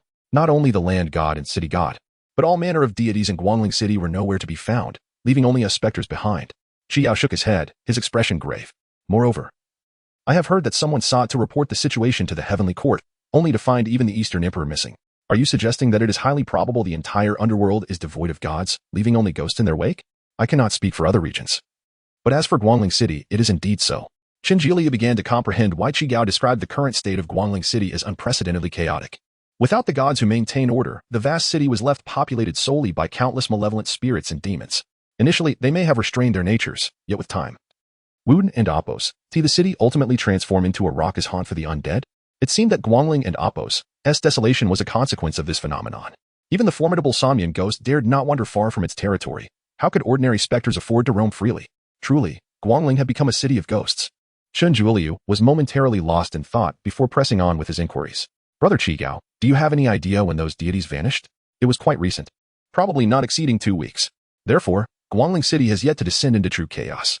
After some time, once all the ghosts acknowledge the absence of deities, the city will undoubtedly undergo a profound transformation. If Guangling City is thus, what of other regions in the underworld? Visions of malevolent spirits feasting on flesh and wreaking havoc filled Qin Jiuliu and Apos' mind, sending a shiver down his spine. It appeared that turmoil was brewing in the underworld, and lingering any longer would be unwise. Determined to locate the painting tower swiftly, retrieve the clues from Wang Chang, and leave this place, he pondered. Where have the land deity and Chang gone? Feeling his strength restored, Qin Jiuliu requested Qi Gao to set him down and don his mask once more. Young Master Qin, you possess the body of a living person? Qi Gao finally noticed the incongruity of Qin Jiuliu's aura with the underworld, his eyes widening in disbelief. The crimson glow in his bloodshot eyes suppressed the vigorous yang energy, restoring a state of yin-yang equilibrium. I'm uncertain how this came to be. That I could enter the underworld in a corporeal form. To Qin Jiuliu, this matter seemed of little importance at present, so he chose not to elaborate. After a moment of contemplation, Qi Gao remarked, Young Master Qin, when my benefactor healed my wounds, I overheard them mention that the boundary between yin and yang has begun to blur. Perhaps this is why you find yourself in such a state. The boundary between yin and yang is blurring? At Lu Shu's home, he first encountered the separation of yin and yang in Linzi City. He interacted with the cross-dimensional Dalfeng Zixing created by Fushan Tang, and now, arriving in Guangling, he had directly shattered the notion of a boundary between the two realms. Entering the underworld in a living body, it appears that the line between yin and yang is indeed gradually fading, heading towards annihilation. What might the end result be? Qin Jiuliu harbored concerns that if the boundary were to be wholly extinguished, the ghosts of the underworld might swarm into the mortal realm. At that point, how would the human world differ from hell? In a fleeting moment, numerous images flashed through Qin Jiuliu's mind. Never mind the impending calamity, finding my parents takes precedence. Though he suspected a connection between his parents and Appo's disappearance and these events, he did not wish to expend excessive energy on it at this time. Qi Gao supported Qin Jiuliu as they made their way back to the square paved with blue stones. Is this Jade Emperor banner a recent creation? Where there are those who seek to devour ghosts, there are also those who wish to ferry them. The Jade Emperor banners in the city are arranged by my two benefactors. Qin Jiuliu nodded, understanding his parents and Appo's character well enough to recognize their capability for such endeavors. There should be more than one of these banners. They must be erected in the 5 cardinal directions of Guangling City. And the 5 banners will collectively guide the majority of ghosts within the city. Old Qi Gao, let us rest here for a moment. Once we find the land deity and Wang Chang, we shall proceed to the painting tower together. Qin Jiuliu inadvertently included Qi Gao in his plans. The painting tower? Qi Gao paused, his expression shifting to one of unease. Young Master Qin, what is your intention in going to the painting tower? At the mention of the painting tower, a flicker of apprehension crossed Qi Gao's features. Is the painting tower truly dangerous? Qin Jiuliu had always thought of the painting tower as a repository of artworks collected by a deity in Guangling City. In truth, it is the most perilous place in present-day Guangling City. Does it harbor many vengeful spirits? Qi Gao hesitated before shaking his head. I'm not certain. I have never entered the painting tower myself. I have merely heard many speak of it as being quite perilous, regardless of the danger. It is necessary to investigate. Only by entering the painting tower can I obtain clues regarding my parents. Upon learning of the connection between the painting tower and Chen Song and his wife, Qi Gao no longer hesitated. Without inquiring about the specifics, he readily agreed to accompany Qin Jiuliu. Young Master Chun, we must not delay. I will take you to the painting tower at once. Concerned that Qin Jiuliu might struggle to keep pace, Qi Gao bent down to carry him, hastening towards the painting tower. Wait. We must first locate the land deity and Wang Chang. Qin Jiuliu, who found the situation rather amusing yet exasperating, quickly explaining to Qi Gao. The 2 I just saved, clues about my parents are in Wang Chang's possession. Oh. Qi Gao scratched his head, somewhat bewildered by the unfolding events. Then let us first search for them. Qin Jiuliu faced a dilemma. He had only instructed the land deity and his companion to flee without knowing their current whereabouts. Finding them would prove to be quite the challenge. Qi Gao, sensing Qin Jiuliu's distress, handed him the 2 bone horns he held. Young Master Qin, these horns are of no use to me now. Please take them. I will assist you in searching for your friends. They should not have strayed far. Qin Jiuliu accepted the horns, but before he could respond, Qi Gao leaped onto a nearby 3-zhen wooden pole. Despite having lost his horns, Qi Gao's prowess had not diminished entirely. Locating the land deity's position would not be overly difficult. Invisible waves of energy radiated outward from Qi Gao, spanning several miles. While he cautiously avoided attracting the attention of other vengeful spirits in certain areas, as vast amounts of information flowed back to him, Qi Gao attuned himself to every brick and tile within the energy wave's range, quickly reaching a conclusion. Why have they gone there? Qi Gao furrowed his brow, revealing that the location of the land deity and Wang Chang was less than secure. He descended from the wooden pole, stating, Young Master Chun, they have gone to the Guangling Inn. The inn? Qin Jiuliu chuckled at the thought. Are they still seeking a place to stay? Noticing Qi Gao's serious demeanor, however, his laughter gradually faded. Is that inn truly dangerous? Why would ordinary ghosts wish to lodge at an inn? Qi Gao's expression turned bitter. Every ghost residing there is not weaker than the Sanyan ghost. Chapter 39. The Guangling and these 2 individuals truly do not allow one a moment's peace. Qin Jiuliu sighed, feeling a slight throbbing in his head. Young Master Chun, concerning our 2 benefactors, despite the dangers of the inn, I believe it should not be an issue for me to bring them out. Qi Gao paused momentarily and added, perhaps they never entered the inn at all. He understood that such a possibility was negligible, and this was merely a temporary comfort for Qin Jiuliu. Let us hurry. The longer we delay, the greater the dangers they may encounter. Qin Jiuliu struggled to fit Shigao's horns into his backpack, but their length rendered it impossible, leaving a significant portion exposed. He could only secure them with a zipper to prevent them from falling. Shigao cast a deep glance at the horns that had recently adorned his head, appearing both wistful and renewed. Young Master Qin, once we leave Quangling, you could fashion these horns into a formidable weapon, Shigao suddenly remarked. This. Qin Jiuliu had not anticipated such words from Shigao. Old Shi, once we are outside, I will inquire with someone. Perhaps they can be restored. Losing these horns would be too great a detriment to your body. Shigao smiled and shook his head, saying, my strength can gradually be regained. These horns serve you a greater purpose. Moreover, I was not born with them. He did not linger on the topic. Qin Jiuliu was not one to be overly sentimental. He indeed needed to enhance his own abilities swiftly, and an appropriate weapon was indispensable. Let us depart, young Master Qin. I shall carry you there. Shigao bent down, shouldering Qin Jiuliu, his feet glowing like the sun, blazing forth like a comet. Miss, may I ask where this place is? It is a place to stay. The Earth God, accompanied by Wang Chang, followed a young girl to a 3-story building, clad in a simple, dark garment. The girl possessed a captivating beauty, though her lively almond-shaped eyes were clouded with confusion. Do you wish to enter together? There are many rooms inside. The girl turned back to the Earth God and Wang Chang, her voice both clear and weary. The Earth God hesitated. He sensed a multitude of immensely dangerous presences lurking within the building. With his strength, he would likely be obliterated upon entry. However, he refrained from departing immediately, for he could distinctly feel the vigorous life force emanating from the girl. She was alive. She might be in a similar predicament as Qin Jiuliu, a living being entering the netherworld. Thus, when she inadvertently stumbled into a haunted house, the Earth God had exerted all efforts to rescue her and escort her to this place. Quangling Inn? The Earth God noticed a plaque on the door. Covered in dust, he strained to recognize the characters. What peril lay in an inn within such a ghostly city? He was bewildered as to how this ordinary girl, seemingly unable to contend with common specters, managed to survive here. Yet, should he choose not to enter, he might lose a vital lead on a living soul in the netherworld. Qin Jiuliu was still unaware of how to return to the realm of the living. Perhaps this young woman could be the key to uncovering the method? Very well. We shall enter the inn together with the young lady. The girl did not fully grasp why these two individuals hesitated to enter a place meant for lodging, but since they were her saviors, she nodded and stepped across the threshold of the inn. Jiangzi, let us also enter. Stay close to me. Do not stray. All right. I will heed your words. Old immortal. Wang Chang almost pressed against the Earth God as they entered the inn together. We have arrived, young Master Qin. 100 meters away from the Quangling Inn. Shigao gently set Qin Jiuliu down. Is this the Quangling Inn?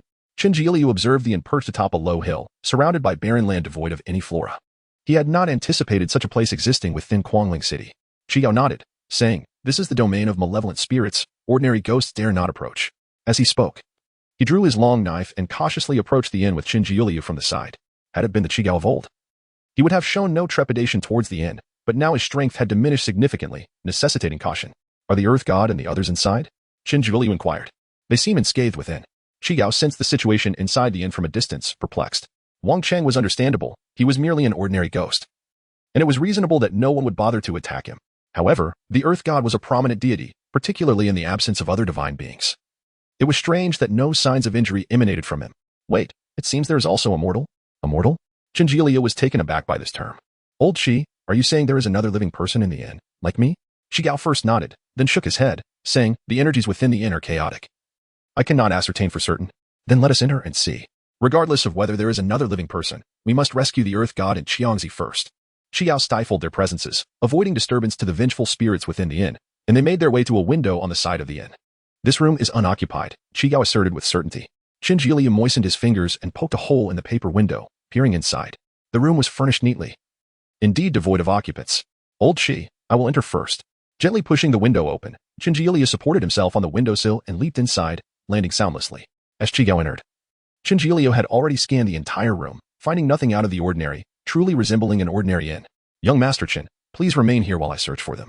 From the outside, the Quangling Inn appeared modest, but upon entering, one would discover a labyrinth of interconnected rooms, seemingly endless, with various energies intertwining. Shigao found it difficult to pinpoint the locations of the Earth God and Wang Chang. Just call me Xiaojiu. I will join you, if I stay hidden here. What purpose does it serve for me to have entered this inn? Ignoring Shigao's worried gaze, Qin Jiuliu insisted on venturing out to find the Earth God and Wang Chang. Then, Xiaojiu, please exercise caution. If you encounter danger, use those horns to shield yourself. Rest assured, I am quite steady. Qin Jiuliu grasped one of Shigao's horns in each hand, wielding them as weapons. Shigao took the lead, pushing open the wooden door. The door creaked smoothly, producing no sound. The scene outside contrasted starkly with that of the room. Although dim, the room was clean and orderly, illuminated by moonlight. The corridor, however, was lit by only a few oil lamps, spaced far apart, their sickly green flames flickering in the profound darkness, casting shadows that revealed the crumbling walls and littered floor. "Does no one come to clean this in?" Shinji murmured, crouching down to inspect the scattered debris on the ground. The flames danced, and the shadows twisted, clinging to the scattered items like phantoms. He reached out to touch a nearby object, the size of a teapot, soft and sticky, an unknown liquid staining his hand. As he lifted it, the moment he caught a glimpse in the flickering light, his entire body trembled. It was a severed hand. Suddenly, the fingers of the severed hand twisted and clasped around Shinji arm. Qigao reacted swiftly, thrusting his knife through the greasy palm, pinning it to the wall. With a sudden burst, a row of oil lamps ignited on the wall, illuminating the floor strewn with dismembered limbs.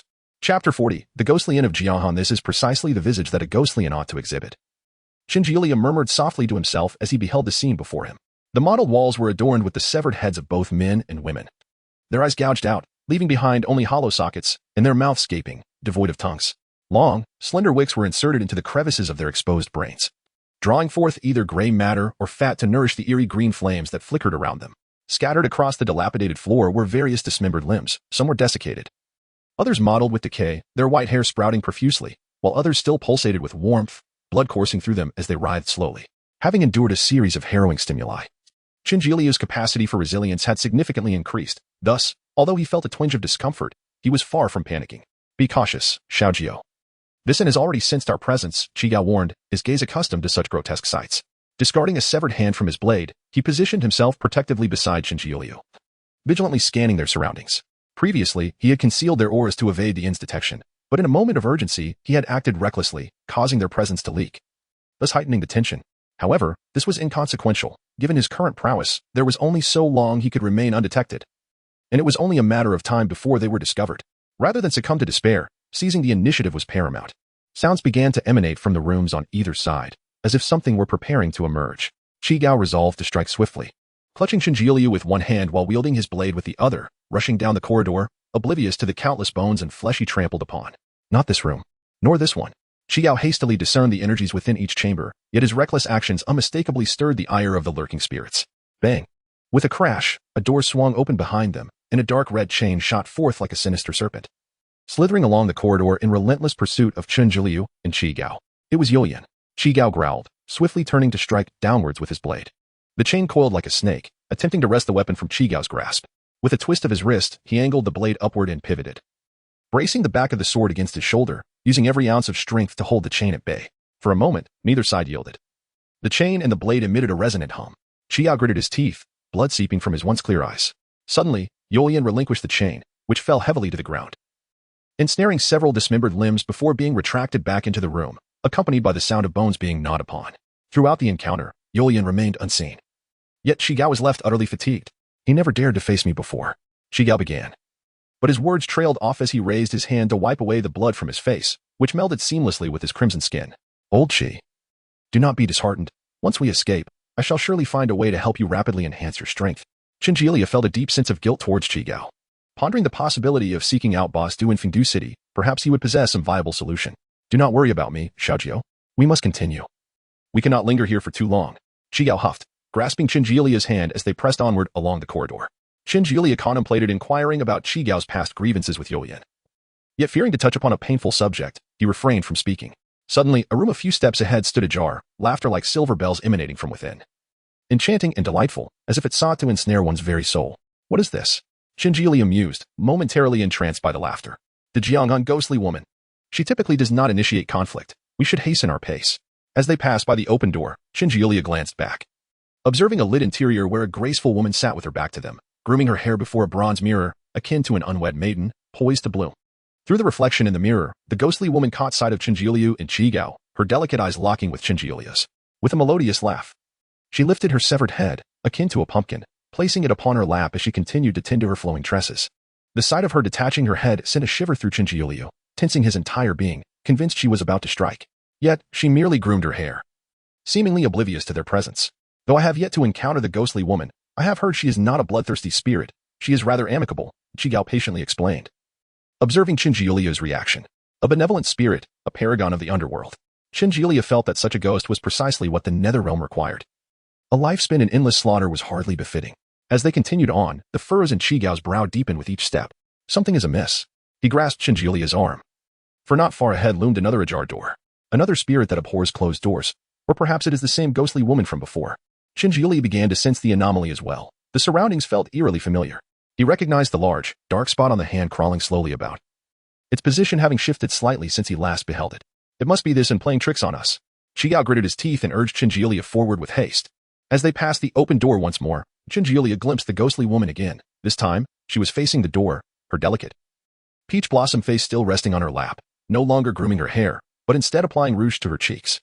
Upon seeing Qinjulia, a wide smile broke across her face, and laughter spilled forth from her throat, which remained connected to her body. Chigao swiftly scooped Qinjulia into his arms, refusing to pause as he sought to outrun the inn's relentless pursuit. However, he had evidently overestimated his current capabilities. 3 minutes later, he came to a halt once more, confronted yet again by an open door. Qinjulia, slightly disoriented from the jostling, barely regained his balance before Chigao indicated they would be retreating in the opposite direction. This time, Chigao proceeded slowly, intent on locating the room from which they had originally come, hoping to exit the inn and chart their next course. The sound of footsteps echoed behind them, now faint, now close, perpetually trailing Qinjulia and Chigao. Chigao, seemingly oblivious, continued to clutch Qinjulia's arm while searching for their initial chamber. Qinjulia, however, dared not glance back, carefully avoiding the scattered remnants on the floor. A chill wind brushed against his neck, sending shivers coursing down his spine, and he could not shake the feeling that something was closely following him, perhaps even pressing against his back, waiting for the opportune moment to reveal itself. With a gulp, Qinjulia felt the wind tousle his hair, a slight itch at the nape of his neck. He subtly tightened his grip on Chigao's horns, which could serve as makeshift blades. "Do you wish to leave?" A sultry voice purred, yet in this atmosphere, it resonated with an eerie chill. Chigao spun abruptly, positioning his blade protectively in front of Qinjulia. The ghostly woman stood before them, clad in a crimson qipao, elegant and poised. Observing Chigao's braced stance, she giggled, her eyes curving into delightful crescents. Chapter 41 Seeking Help. Why are you two so afraid of me?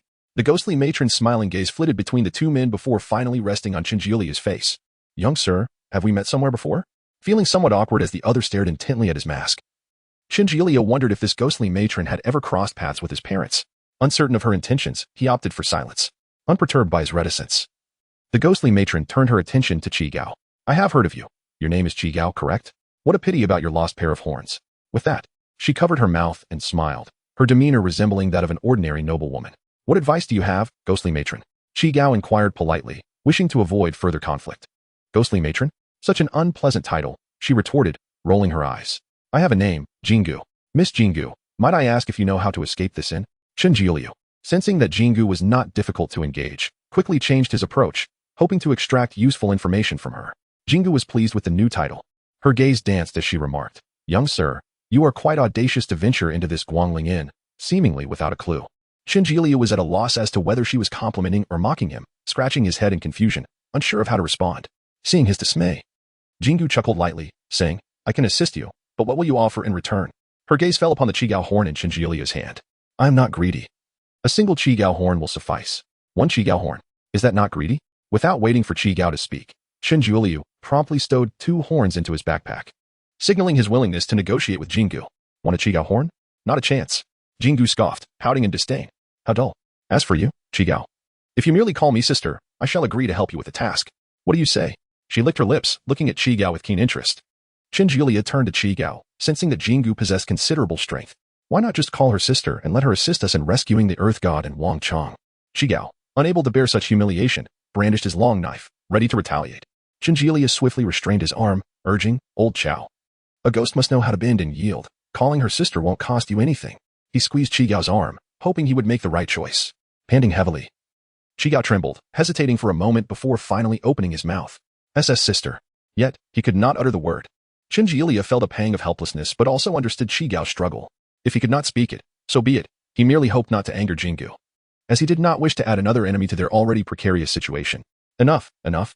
A grown man, dawdling like this. Jingu waved her hand, silencing Chigao. "Today, my makeup is splendid, and my mood is good. I shall graciously assist you this once. Now, what troubles you?" Qinjulia was taken aback by Jingu's unexpected kindness. Was her assistance truly given without ulterior motives? For a moment, both he and Chigao fell silent, torn between wanting her help to rescue the Earth God and Wang Chang while fearing that her eagerness concealed some unknown scheme. Small-minded fools. Jingu scoffed after a half-minute of silence, casting a cold glance before retreating to her room. Bang! The door slammed shut, leaving the corridor devoid of its only variable. What now? Should I go speak with her? Qin Jiuliu pondered their next course of action. Qi intended to suggest that he could carve a path through. But the words caught in his throat. He merely lowered his head, absently tracing the blade of his knife, resigned to the situation. I will find her. Qin Jiuliu patted Qi Gao's shoulder, stretching up on his toes to reach him. Qi Gao looked at him with regret as Qin Jiuliu approached Jingu's door. Knock, knock, knock. Sister Jingu. We were in the wrong earlier, and I apologize. Might you assist us?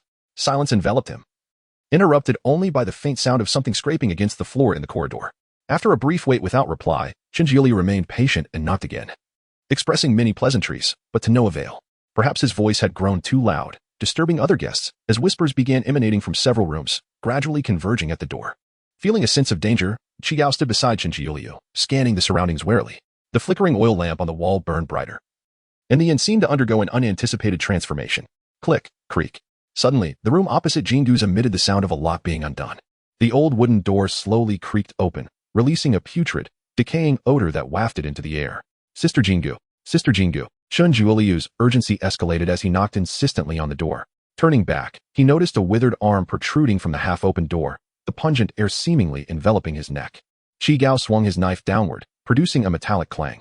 The blade rebounded, and Qi Gao felt as though he had struck steel, the impact numbing his grip. Stop knocking. It's like a death knell. Come in. Jingu's voice, now ethereal, pulled Qin Jiuliu from the abyss of despair. The door opened a crack. Qin Jiuliu quickly pulled Qi Gao, who was still eager to fight, into the room. Weren't you quite haughty before? Now you come seeking my aid?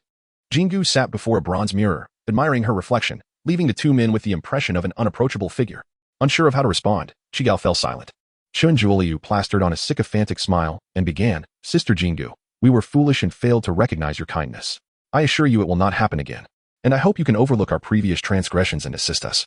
Jingu appeared pleased with Qin Jiuliu's demeanor, crossing her legs and using the mirror's reflection to observe them. Now, tell me, what troubles you? It is not a difficult matter, Qin Jiuliu replied with a grin. Two of our friends inadvertently entered the inn. And I hope Sister Jingu can help us rescue them. Inadvertently? Do you truly believe one can enter this inn at will? Is that not the case?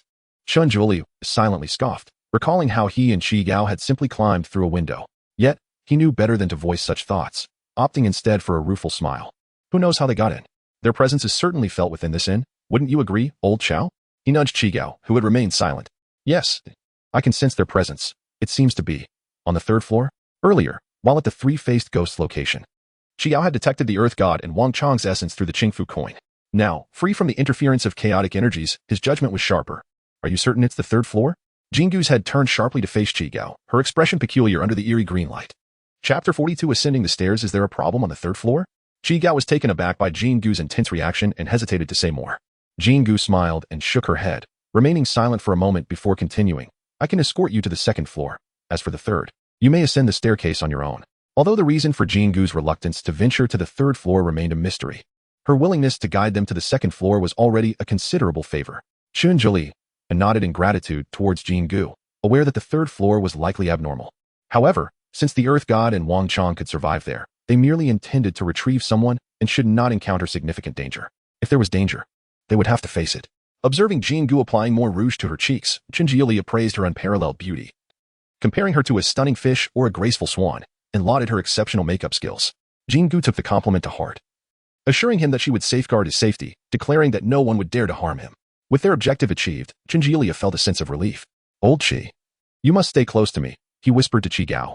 Jingu had not promised to protect Qi Gao with the same fervor, so it was wiser for him to remain nearby. Qi Gao nodded, feeling a sense of absurdity as the roles had seemingly reversed. It was once he who had kept Qin Jiuliu close. Let us proceed, and allow you to witness the true Guangling Inn. Jingu stretched lazily and pushed open the door. Who is it? Oh, it's dear Jingu. I shan't disturb you. Is this a new servant of Jingu? Oh dear, a bit feeble, isn't it? At that moment, the corridor appeared entirely different from Qin Jiuliu and Appo's recollection. The ground was devoid of crawling limbs and severed arms, and the walls were merely lined with ordinary oil lamps, their flickering flames casting shadows that obscured the chaotic spirits roaming the walls. This was indeed akin to the inn Qin Jiuliu had envisioned. Begone. Jingu dismissed the spirits with a wave, restoring the inn to its rightful state. Qin Jiuliu followed closely behind her, surveying the now normal inn, reflecting on how few would dare to stay in its previous guise. It was merely a trick of the inn. Qi Gao, can you not see through it? Jingu turned back, casting a somewhat mocking glance at Qi Gao. Even a tiger can be bullied when it falls into the plains. Qi Gao's long knife hinted at an impending strike, Yet this time he chose not to heed Qin Jiuliu's counsel and willingly sheathed his strength, saying, "Let us not miss the opportunity." Humph. Jingu pouted, choosing not to dwell on the matter as she proceeded down the corridor deeper into the inn. The sound of her red embroidered shoes echoed against the floor, a reminder for the wayward spirits to keep their distance. "Let us ascend. Remember to watch your step." Jingu said at the staircase, a charming smile gracing her lips. "If you fall to your demise, do not blame me." The staircase appeared ordinary, and one could even see the second floor directly from where they stood. Qin Jiuliu was uncertain why Jingu had made such a remark. Yet it was prudent to remain vigilant. Jingu began her ascent. 1 step, 2 steps aside from the creaking of the old wooden planks underfoot, all seemed well. Jingu reached the second floor effortlessly, turning back to glance at Qin Jiuliu and Qi Gao, beckoning them with a playful finger, as if teasing or challenging them. "Xiaojiu, you go first. I will follow behind." "All right." Qin Jiuliu stepped onto the first stair. There was nothing peculiar about it. He placed his other foot on the second step. Yet, that step was an empty void. A searing flame licked at him, and anguished wails surged from all directions. Explosive sounds erupted, followed by massive fireballs that grazed his shoulder, singeing his garments. Indeed, one must be cautious of their footing. Qin Jiuliu inhaled deeply, striving to steady his trembling body. Beneath him was not the staircase worn smooth by time, but a narrow bridge barely wide enough for a person, suspended in midair. Below, roiling magma churned, and countless tortured spirits writhed within, crying out and reaching towards Qin Jiuliu, as if to drag him into their torment. Qin Jiuliu turned to look back. Behind him was neither the inn nor the staircase, but an endless narrow bridge extending over the boundless magma. After a moment of waiting, he saw no sign of Qi Gao. Gritting his teeth, he took a step forward. The scorching heat suddenly dissipated, and an unexpected darkness enveloped his vision. Qin Jiuliu dared not press forward, remaining still as his blood-red eyes quickly pierced through the obscurity. The narrow bridge remained intact, devoid of the spirits and magma, replaced by an endless wasteland where countless figures in long robes knelt, as if worshipping, murmuring in unison, their voices converging into a resounding wave that crashed against Qin Jiuliu's ears. "I cannot linger." Qin Jiuliu's heartbeat quickened as he advanced. The wasteland vanished in an instant. The scenes around him transformed rapidly, hell and heaven alternating in view. Finally, he closed his eyes, relying solely on instinct to move forward. The varying strides of human legs made it impossible to walk in a straight line with eyes shut. In his moment of tension, Qin Jiuliu overlooked this fact. Quickly veering off course, he stepped into the void, yet instead of falling, he found himself firmly treading upon the air, just as he had on the narrow bridge. "How long must I walk?" Sweat trickled down Qin Jiuliu's temple as his pace quickened, ultimately breaking into a run.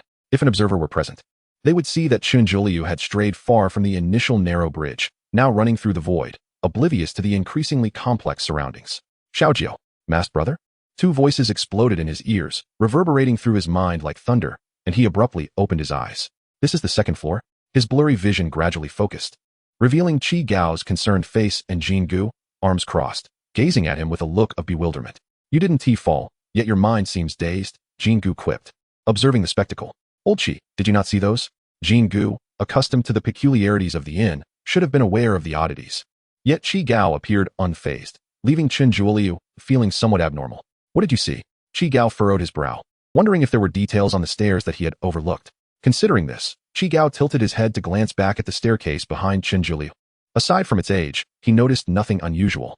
"Sister Jingu, why did you caution us to watch our steps and mention falling to our deaths?" Unable to extract any answers from Qi Gao, Qin Jiuliu turned to Jingu, who had spent countless years in the inn and had explicitly warned them before ascending, indicating she must know something. Jingu had not anticipated such a question from Qin Jiuliu, and paused momentarily before replying. "The stairs are quite slippery, if one is careless. It is easy to fall. As for falling to death or surviving, I say what I please." With that, she shot a warning glance at Qin Jiuliu, advising him against asking nonsensical questions, and urged, "The staircase to the 3rd floor is not here. The dangers of the 2nd floor far surpass those of the 1st. You too should hurry." Qin Jiuliu fell silent, caught off guard, as Qi Gao placed a reassuring arm around his shoulder, guiding him alongside Jingu into the depths of darkness. He cast one last glance back. The wooden walls of the inn were peeling, revealing pale yellow wood, while the staircase remained dark and foreboding, its smooth surface reflecting his blood-red eyes. Chapter 43. The Gluttonous Beast. Ghostly Matron. "What piqued your interest in ascending to the 2nd floor? Is it that the 1st floor proves uncomfortable for you?" The sounds of old and young voices echoed from behind the door, indicating familiarity with Jingu. "I shall reiterate for the last time. My name is Jingu, not Ghostly Matron."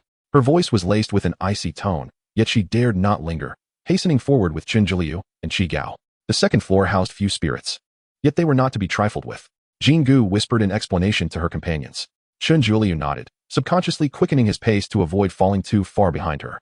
Suddenly, with a resounding crash, a door was forcefully kicked open, splintering against the wall and shattering into fragments. The impact dislodged an oil lamp, igniting a fierce blaze as the oil spilled, flames curling like serpentine tendrils across the floor. Jingu, have you come to find me? An oily voice oozed from within. Merely hearing it left Chinjulia breathless. Gluttonous beast? You're still alive? Jingu's face contorted with unmasked disdain, her tone dripping with contempt. How could I perish when I have yet to be with you forever? A corpulent figure attempted to squeeze through the doorway, underestimating its own size, ultimately shattering the doorframe and wall in the process. From the moment I laid eyes on you, I was smitten. Chinjuliu involuntarily retreated a step, watching in horror as the creature, with a pig-like visage and a grotesquely bloated body, inched its way out. Saliva dripped from the corners of the gluttonous beast's mouth, its beady eyes greedily assessing Jingu, completely ignoring Chinjuliu and Qi Gao standing nearby. Please, Jingu, it implored, extending a hand, its flesh quivering like the surface of a sea in turmoil. Let me consume you. I adore you so. You must be delicious. Jingu, unable to contain her revulsion, snatched the long knife from Qi Gao's grasp and hurled it with force, the blade piercing the gluttonous beast's chest. With a sickening squelch, the knife embedded itself deep within the creature, leaving only the hilt visible. However, the beast's immense girth rendered it impervious to the blade, the tip entirely concealed within its form. Jingu, Jingu. The pain only fueled the gluttonous beast's frenzy as it bellowed her name, its grotesque body crawling toward the trio. I truly love you, Jingu. Allow me to consume you, even a single bite. Disgusting, Jingu retorted, her foot striking forward as she charged at the beast. The gluttonous beast, perceiving her approach, squealed with excitement, its bloated head reddening, blood-stained jaws gaping wider to reveal yellowed fangs. Yet Jingu had no intention of offering herself to the beast. With a deft motion, she dislodged the knife from its heart, carving a long gash across its side, exposing the ghastly white fat beneath. Gripping the knife hilt, she pivoted, channeling her strength into a decisive blow at the beast's neck. The blade sliced through, sending the pig's head soaring, crashing against the wall before rolling onto the ground. Though the head had fallen, its eyes remained fixed on Jingu, drooling silently, yet its lips continued to form her name. A troublesome foe, Jingu leaped aside, evading a desperate swipe from the beast, then swiftly retaliated, severing its arm at the shoulder. In a similar fashion, she dispatched the other arm, leaving the gluttonous beast a headless mass. Yet she understood that these injuries scarcely constituted a true defeat. He remained unharmed at his core. Step back, both of you, Jingu commanded, as the beast's bulk effectively barred their escape. She instructed Chinjuliu and Qi Gao to withdraw to avoid collateral damage. Landing gracefully, she regarded the knife smeared with blood and fat with disdain, tossing it back to Qi Gao, saying, "This knife is not to my liking. You may keep it." With that, she raised her hands, detaching her head from her body. This time, however, a slender blood vessel trailed from her neck, extending long and supporting her head as it ascended into the air. By my mother, is Jingu truly this formidable? Chinjuliu could hardly find words to express his astonishment as he watched her head and body separate, rising higher. Jingu, you are even more beautiful now. I long to savor every morsel of your flesh. The gluttonous beast underwent a grotesque transformation, multiple pig faces emerging upon its body, first hidden beneath layers of flesh, then gradually revealing themselves, bursting forth from the dark skin, fat hanging from its snout as it gnawed at its own flesh. Jingu, Jingu. Every mouth on the beast frantically cried her name. Every nose inhaled her scent, every ear strained to hear her voice, and every eye fixated solely on her figure. It was an unrestrained adoration for Jingu that consumed him. My failure to end your life last time shall be rectified, he vowed, a fervor igniting within him. Jingu's gaze turned frosty as the blood vessel sprang forth, coiling around the gluttonous beast like a serpentine whip, binding him in crimson. Jingu, beneath the embrace of the vessel. The beast mumbled incoherently while ravenously gnawing at the vessel nearby. Sweet, tender, resilient. The rich, metallic scent enveloped him as he savored this exquisite delicacy. Eat, eat, eat. Streams of crimson cascaded over his eyes, staining them with insatiable greed. If you crave it so, I shall ensure you feast to your heart's content. The vessel's end pierced the severed neck of the gluttonous beast, rooting itself deep within, growing wildly, stirring chaos within his being. The vessel split, branching out into numerous tendrils, voraciously siphoning nutrients from the beast. The gluttonous beast finally felt the pangs of agony, yearning to scream, yet his voice was stifled by the encroaching vessels. Tendrils emerged from his mouth, weaving a bloody web that ensnared his face, pulling him back into his own body. Gradually, his abundant flesh withered, the dark skin desiccating and cracking, layers sagging as the sounds emanating from his once mighty frame diminished to a whisper, akin to a cicada in autumn. In stark contrast, Jingu appeared increasingly vibrant. The vessel at her neck pulsing rhythmically, now seemingly thicker. As she retracted the vessel, the gluttonous beast had devolved into a puddle of blood and gore. Jingu casually knocked over the oil lamp on the wall, the sizzling sound consuming the remnants of his soul. With her head reattached, Jingu gently adjusted its position, brushing off the dust and declaring, "If you were to somehow return to life, I would gladly chop myself into pieces for you to consume." Chapter 44. The elusive third-floor Old Chi, during your prime. Could you have bested Sister Jingu? Chun Jiuliu whispered, catching a whiff of the charred aroma lingering in the air. Chi Gao paused for a moment and replied, "It and Appos. S.A. toss up. You and Appos. DB 3 to my 7, then." Sister Jingu had somehow approached the two, her face alight with mirth, clearly in a much better mood after vanquishing the gluttonous Zhu. She truly was formidable. Chun Jiuliu exchanged a discreet glance with Chi Gao, signaling him to refrain from any banter with Jingu. "Let us press on. We are in a hurry to rescue someone." Jingu paid no heed to Chun Jiuliu's obvious gesture, beckoning them to follow closely. The ruckus from the battle between Jingu and Zhu had attracted attention, as several doors creaked open, revealing either writhing tentacles or eyes still tethered to optic nerves. However, upon catching sight of the burning fat from Zhu on the ground, they retreated silently. The more powerful specters remained indifferent to the commotion. Jingu had effectively cleared the path for the trio ahead of time, ensuring their journey was unencumbered. The three soon reached the staircase leading to the third floor. "This is where I leave you." Jingu cast a penetrating glance at Chun Jiuliu, uttering no further words before turning away. "Sister Jingu." Chun Jiuliu wished to inquire further about the third floor, but before he could utter a word, her figure had vanished from sight. Once she departed, the spirits in the nearby rooms seemed to stir, the flimsy doors beginning to tremble. Chun Jiuliu dared not linger any longer and stepped onto the staircase leading to the third floor. One step, two steps. He ascended smoothly, with no disturbances as he had anticipated. The staircase was not particularly high, comprising merely a dozen steps, and he would reach the third floor in less than half a minute. 17, 18. Chun Jiuliu habitually counted the steps beneath him. 35, 36. Something felt amiss. How could this staircase possibly extend this far? He looked up carefully. The view of the third floor was tantalizingly close, just a few steps away. Yet, it had seemed this distant from the start, hadn't it? With a gulp, Chun Jiuliu resolved to continue. Perhaps he was merely overly anxious. 51, 52. No. This was wrong. Chun Jiuliu abruptly halted, realizing that the staircase could not possibly be this long. "Old Chiyu." He turned back, intending to ask Chi Gao if he was aware of the situation, but the sight before him left him dumbfounded. Chi Gao stood right behind him, yet his position was still on the second floor. Chun Jiuliu hurriedly looked down. I haven't moved an inch. He stood on the first step, able to retreat to the second floor with a single step, while the third floor remained just those ordinary dozen steps away. "What's wrong, little Jiu?" Chi Gao was puzzled by the shock evident on Chun Jiuliu's face as he turned to survey the surroundings. Old Chi. Chun Jiuliu gripped Chi Gao's arm, shaking him. "This staircase is problematic. I just walked over 50 steps, yet I'm still here. This staircase leads nowhere." Chi Gao quickly grasped Chun Jiuliu's predicament. "It appears so. Little Jiu, step back, let me try." The staircase was narrow, allowing only one person to ascend, so Chi Gao needed Chun Jiuliu to return to the second floor first. As Chun Jiuliu stood on the second floor, the rustling noises from the nearby rooms grew more pronounced. "Wish to ascend to the third floor? Allow me to assist you. Just give me those horns." The voice was high-pitched and sinister, its gender indiscernible, echoing behind Chun Jiuliu. Chun Jiuliu bent down as a claw from a bird of prey swooped just above his head, the rush of wind sending chills down his spine. Whoosh, a long knife shot forth, momentarily driving back the beast with a bull's head and eagle's body. Unable to ascend the third floor, they needed to devise another plan. Chi Gao retreated, having climbed countless steps without reaching the third floor. Yet, to Chun Jiuliu's eyes, it appeared as if he had merely paused on the steps. Now, reaching the inn's exterior seemed nearly impossible for both Chun Jiuliu and Chi Gao. More doors swung open, revealing a myriad of eyes peering from the inky darkness of the rooms. Most spirits merely observed from their confines. Yet even the weakest specter on the second floor would prove formidable for both Chi Gao and Chun Jiuliu. Chi Gao unexpectedly produced a long knife, wielding it with a ferocity reminiscent of a whirlwind, exhibiting an indomitable spirit. However, he could only barely fend off the few malevolent spirits before him, the edge of his blade beginning to dull. "What do we do?" Chun Jiuliu, armed with two bone horns, swung them against the nearby specter. The horns were no ordinary objects. Even a simple strike unleashed considerable force. The bull-headed, eagle-bodied spirit attempted to snatch the horns several times, but was evaded by Chun Jiuliu. Chaos ensued, disregarding any semblance of order. "Old man too. Wang Chong, are you up there?" Chun Jiuliu inhaled deeply, shouting at the top of his lungs, startling the surrounding spirits into momentary stillness.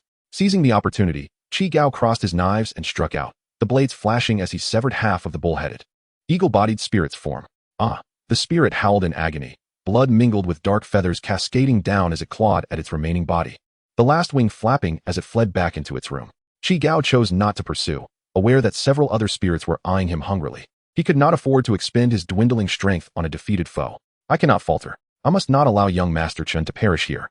Qi Gao's eyes were bloodshot, driven by urgency as he surged forward, leaping 3 feet high. Twisting in midair, he unleashed 2 waves of wind with his knives, the aftershocks reverberating and cracking the inn's walls. The specters hesitated, opting to retreat from his onslaught.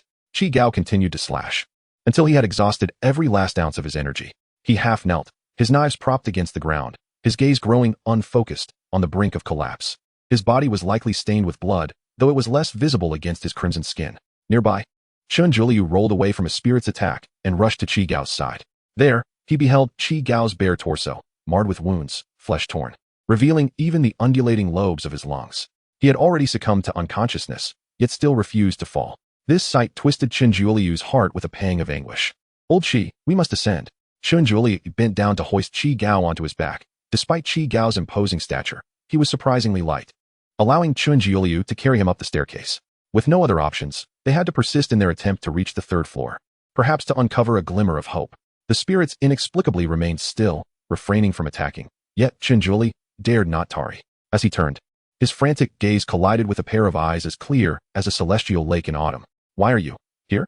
The angel tilted her head slightly, a hint of confusion in her expression. Chapter 45. And Xian He. I'm done playing. How utterly boring. Let us depart. Bang, bang, bang. Behind Chen Juliu, the malevolent spirits scattered, and doors closed one after another.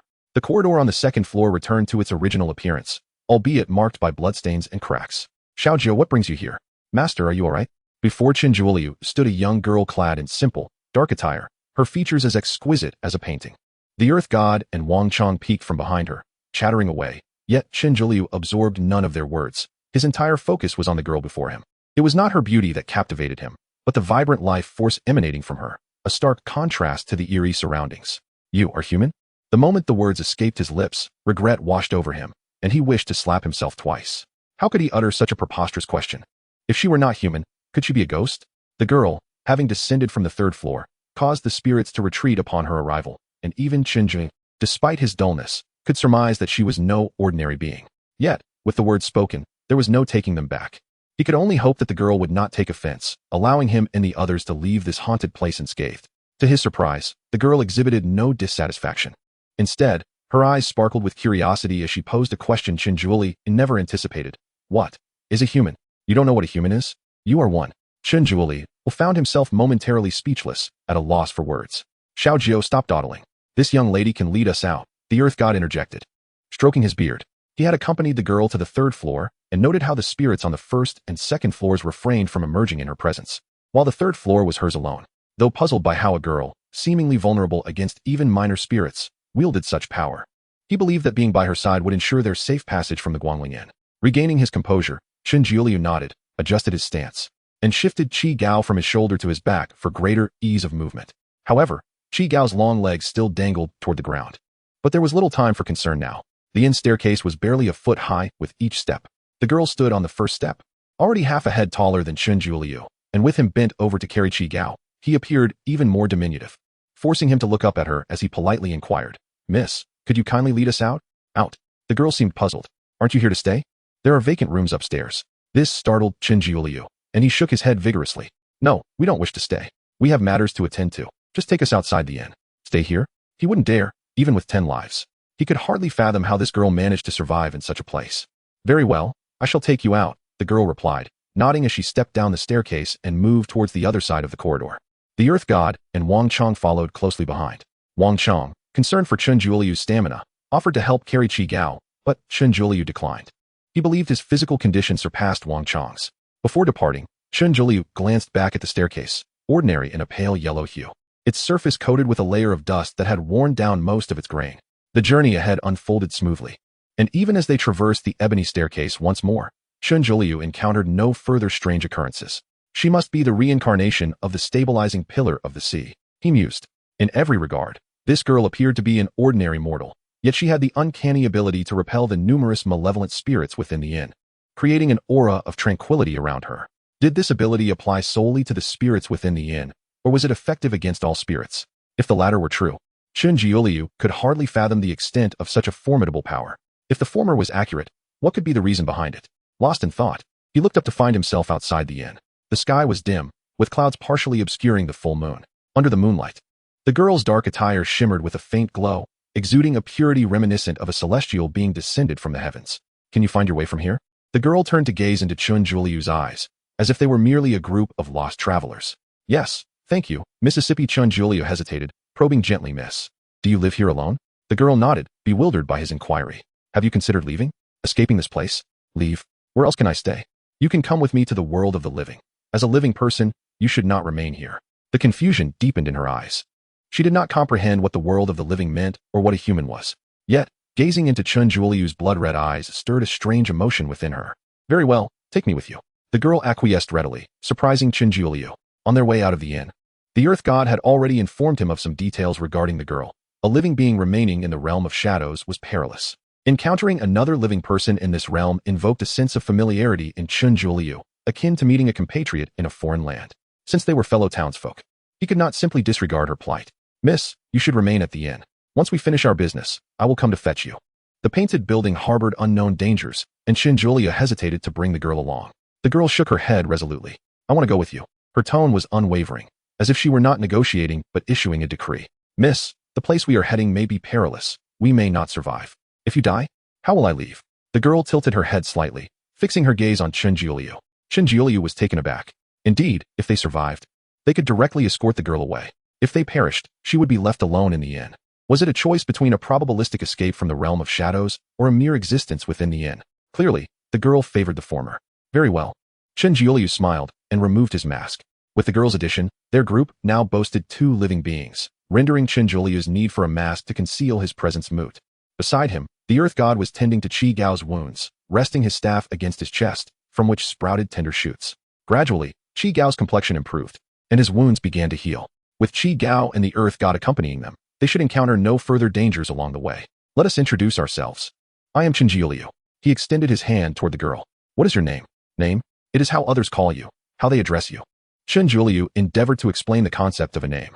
The girl furrowed her brow, pondering for a moment before uncertainly replying. I think someone called me. Xian? Xian? What a curious name. From now on, I shall call you in Xian, to invoke a blessing of peace and safety. The name Xian stemmed from the impression he received when he first met the girl, her eyes, deep and captivating. And Xian. The girl smiled, her eyes crescent-shaped like the moon. Chapter 46. The Ghost Infant of Cutong Xiaojiu. How? Did we get out? Qi Gao awoke, his mind still somewhat foggy, his memories lingering on the moment of battling the malevolent spirit. However, he quickly recognized that they were no longer in the inn. This is a long story. Let's discuss it on our way, Chun Jiuliu replied, disregarding in Xian for the moment as he hurried over to help Qi Gao sit up. How is your recovery? Can you walk on your own? With some effort, Qi Gao propped himself up and stood. The majority of his wounds had healed, with only a few remaining, now devoid of blood. All right, then let us head to the painting tower. Turning to pat the shoulder of the Earth God, Chun Jiuliu cautioned, we must exercise caution. If we encounter such a situation again, we may not be so fortunate. Indeed, the Earth God scratched his head, acknowledging his earlier recklessness. Had it not been for Xian, they might have been trapped in the inn forever. I will lead you, Qi Gao declared, being a native of Guangling City. He was well acquainted with the route to the painting tower. The 5 of them began their journey, with Chun Jiuliu and Xian walking in the center, while the Earth God and Wang Chong brought up the rear. Old Qi, what exactly is the situation at the painting tower? Chun Jiuliu inquired, eager to learn more about its peculiarities. At this point, Qi Gao no longer held back, sharing as they walked. It is said that a deity resides within the painting tower. A deity? Is it akin to the Earth God? There is a distinction among deities. Qi Gao shook his head, his voice resonating. Did not all the deities vanish? Chun Jiuliu pressed. Which deity is it that resides in the painting tower? No one knows. Those spirits who have entered the tower either never return or remain tight-lipped about their experiences. The existence of a deity within the tower is merely a rumor. Qi Gao had never entered the painting tower himself, thus his knowledge was limited to hearsay. However, the 2 benefactors of yours have indeed entered the tower, he added. My parents? Chun Jiuliu was taken aback, but upon reflection, it seemed reasonable. Did they ever mention anything? Nothing specific, but they appeared to regard the painting tower with great importance, visiting it more than once. Chun Jiuliu exhaled deeply. If they have visited multiple times, they must have dealt with any dangers, right? Yet, This was merely a self-soothing thought, for the true nature of the painting tower remained a mystery. Is the painting tower our destination? And Xian, who had been listening quietly for some time, finally posed her question. Chen Jiuliu nodded, briefly explaining to Xian the reason for his arrival in Guangling City, patiently elucidating the concept of parents and other knowledge that would be deemed common sense to an ordinary person. Initially, Chen Jiuliu had assumed Xian's amnesia stemmed from her inadvertent entry into the realm of spirits, but as their dialogue deepened, he realized her ignorance surpassed mere memory loss. She had forgotten her past and was utterly oblivious to various fundamental concepts. How did you end up in the realm of spirits? Right here, in this place. When I awoke, I found myself in a room. The room on the third floor of the inn? Yes. Did you not encounter any of the spirits? They all moved downstairs to reside. In Xian's account, the malevolent spirits of the inn sounded more like amiable neighbors. Why would they avoid you? Upon learning from the earth god that Xian was incapable of confronting even ordinary spirits, Chen Jiuliu dismissed the notion of her possessing any special abilities. Clearly, she lacked formidable strength, so why did the spirits in the inn shun her so? Though it appeared to hold little significance at present, Chen Jiuliu still sought clarity. I do not know, and Xian's curt response swiftly quelled Chen Jiuliu's curiosity. Indeed, how could he expect to glean insights from someone who did not even comprehend what it meant to be human? Choosing to abandon the topic, he muttered, "Why has the wind suddenly picked up?" As he tugged at his fluttering clothing. Beside him, Xian's sleeves danced in the breeze, her long ties swaying like willow strands in midsummer. Careful, it's the Cutong ghost infants. Qi Gao suddenly lowered his voice, urging the others to remain silent and move carefully. Cutong ghost infants? Chen Jiuliu recalled related accounts. As long as they remained silent, such entities would not attack. With a rustle, countless figures erupted from a nearby pond, a dark swarm resembling locusts, heading directly towards Chen Jiuliu and his companions. Wah, wah. The piercing cries of infants filled the air. Chen Jiuliu gritted his teeth, fearful of making even the slightest sound. Looking up, he saw that the flying beings were indeed infants, each under the age of 1, eyes tightly shut, with wings resembling those of parrots sprouting from their backs, stirring a ferocious wind as they flapped. How can there be so many Cutong ghost infants? Chen Jiuliu was stunned, halting in his tracks. Typically, these spirits, born from the grievances of prematurely deceased infants, existed independently, rarely seen in groups exceeding a handful. Yet here, there were nearly 1,000. Where are they heading? Following the trajectory of the flying infants, Chen Jiuliu noticed a slender, tall wooden pole in the distance. It is the Jade Emperor's flag left by my parents. Could it be that these ghost infants are to be delivered to the afterlife? As he pondered this, one ghost infant suddenly turned its head towards Chen Jiuliu, its cries growing sharper. Not good. Chen Jiuliu quickly removed the mask from his waist, thrusting it onto Xian's face to obscure her vibrant life force. He then discarded his backpack and dashed towards the riverbank, plunging into the water. Bubbles rose. He covered his mouth and nose, submerging in the murky river, which muffled sounds and obscured his form, concealing his living essence. Dozens of Cutong ghost infants surged forth, shrieking as they circled around the remaining few on the shore, lingering momentarily on the water's surface, yet ultimately unable to locate the two essences that had drawn them in, departing in disappointment. They should have all flown away by now. Chen Jiuliu thought, unable to discern the situation above water, relying solely on the shifting moonlight to gauge whether the multitude of Cutong ghost infants had vacated. The cold light filtered through the water, illuminating Chen Jiuliu's form. His lungs had nearly exhausted their oxygen. Even if any ghost infants lingered, he needed to surface for air. Paddling with his hands, Chen Jiuliu strained to swim upwards, catching glimpses of the shore through the water's surface. Closer now, he could almost reach above the water. Suddenly, he felt something wrap around his ankle. His oxygen-deprived mind, muddled, assumed it to be floating weeds and paid it little heed. Ugh! Chen Jiuliu surfaced for a brief gasp of air, but the moment he did, the grip on his foot tightened, and a tremendous force yanked him back under. He thrashed desperately, but the overwhelming strength dragged him deeper. What is this? Chen Jiuliu bent down to inspect, realizing that what ensnared him was not weeds, but dark, flowing hair. Damn it! How could I forget about these things in the water? He could see arms stretching out from the mass of black hair, densely packed. Chen Jiuliu curled up, attempting to disentangle himself from the coils of hair, yet they were slick and resilient, resisting his every effort. Why has no one come to rescue me? A tickling sensation brushed his ear. He looked up to find himself face to face with a decaying, bloated visage, the jawbone partially exposed, and maggots crawling within the hollow eye sockets. Chen Jiuliu's nose nearly touched the ghastly face. Their gazes locked, and his chest tightened, almost causing him to choke on the water. Chapter 47. The Painted Tower. With a sudden determination, Chen Jiuliang seized the back of the water ghost's head, delivering a forceful headbutt. The water ghost, not particularly formidable, typically lurked at the riverbed, preying on unsuspecting travelers and vessels, perhaps due to prolonged immersion in the water. Its bones had softened, and with this collision, Chun Juliang managed to crush half of the ghost's face. He felt a loosening of the hair at his ankle, and with no time to wipe the bits of flesh and bone from his forehead, he yanked at it, causing strands to fall away. Turning his body, he pressed his feet against the water ghost, propelling himself upstream. The water ghost, having been kicked away, reached out in a futile attempt to recapture him, but the opportunity had slipped away. Above him, a crimson figure descended, brandishing a long blade that cleaved the water ghost in half, the residual force obliterating much of its form. Sensing the threat, the other water ghosts retreated, leaving behind only their countless strands of hair, drifting like aquatic weeds. Qi Gao clasped Chun Juliang's shoulder, guiding him back to the shore. Coughing violently, Chun Juliang bent over, his throat burning, prompting the earth deity to pat his back. He expelled a mass of dark hair, which quickly transformed into a pool of black water upon hitting the ground. Was this the water ghost's hair? A wave of nausea washed over him as he sought clean water to rinse his mouth, only to find none in sight. Are you all right? And Xian inquired softly, uncertain of the events that had transpired. I'm fine, Chun Juliang reassured her, gently removing the mask from her face. Let us continue our journey.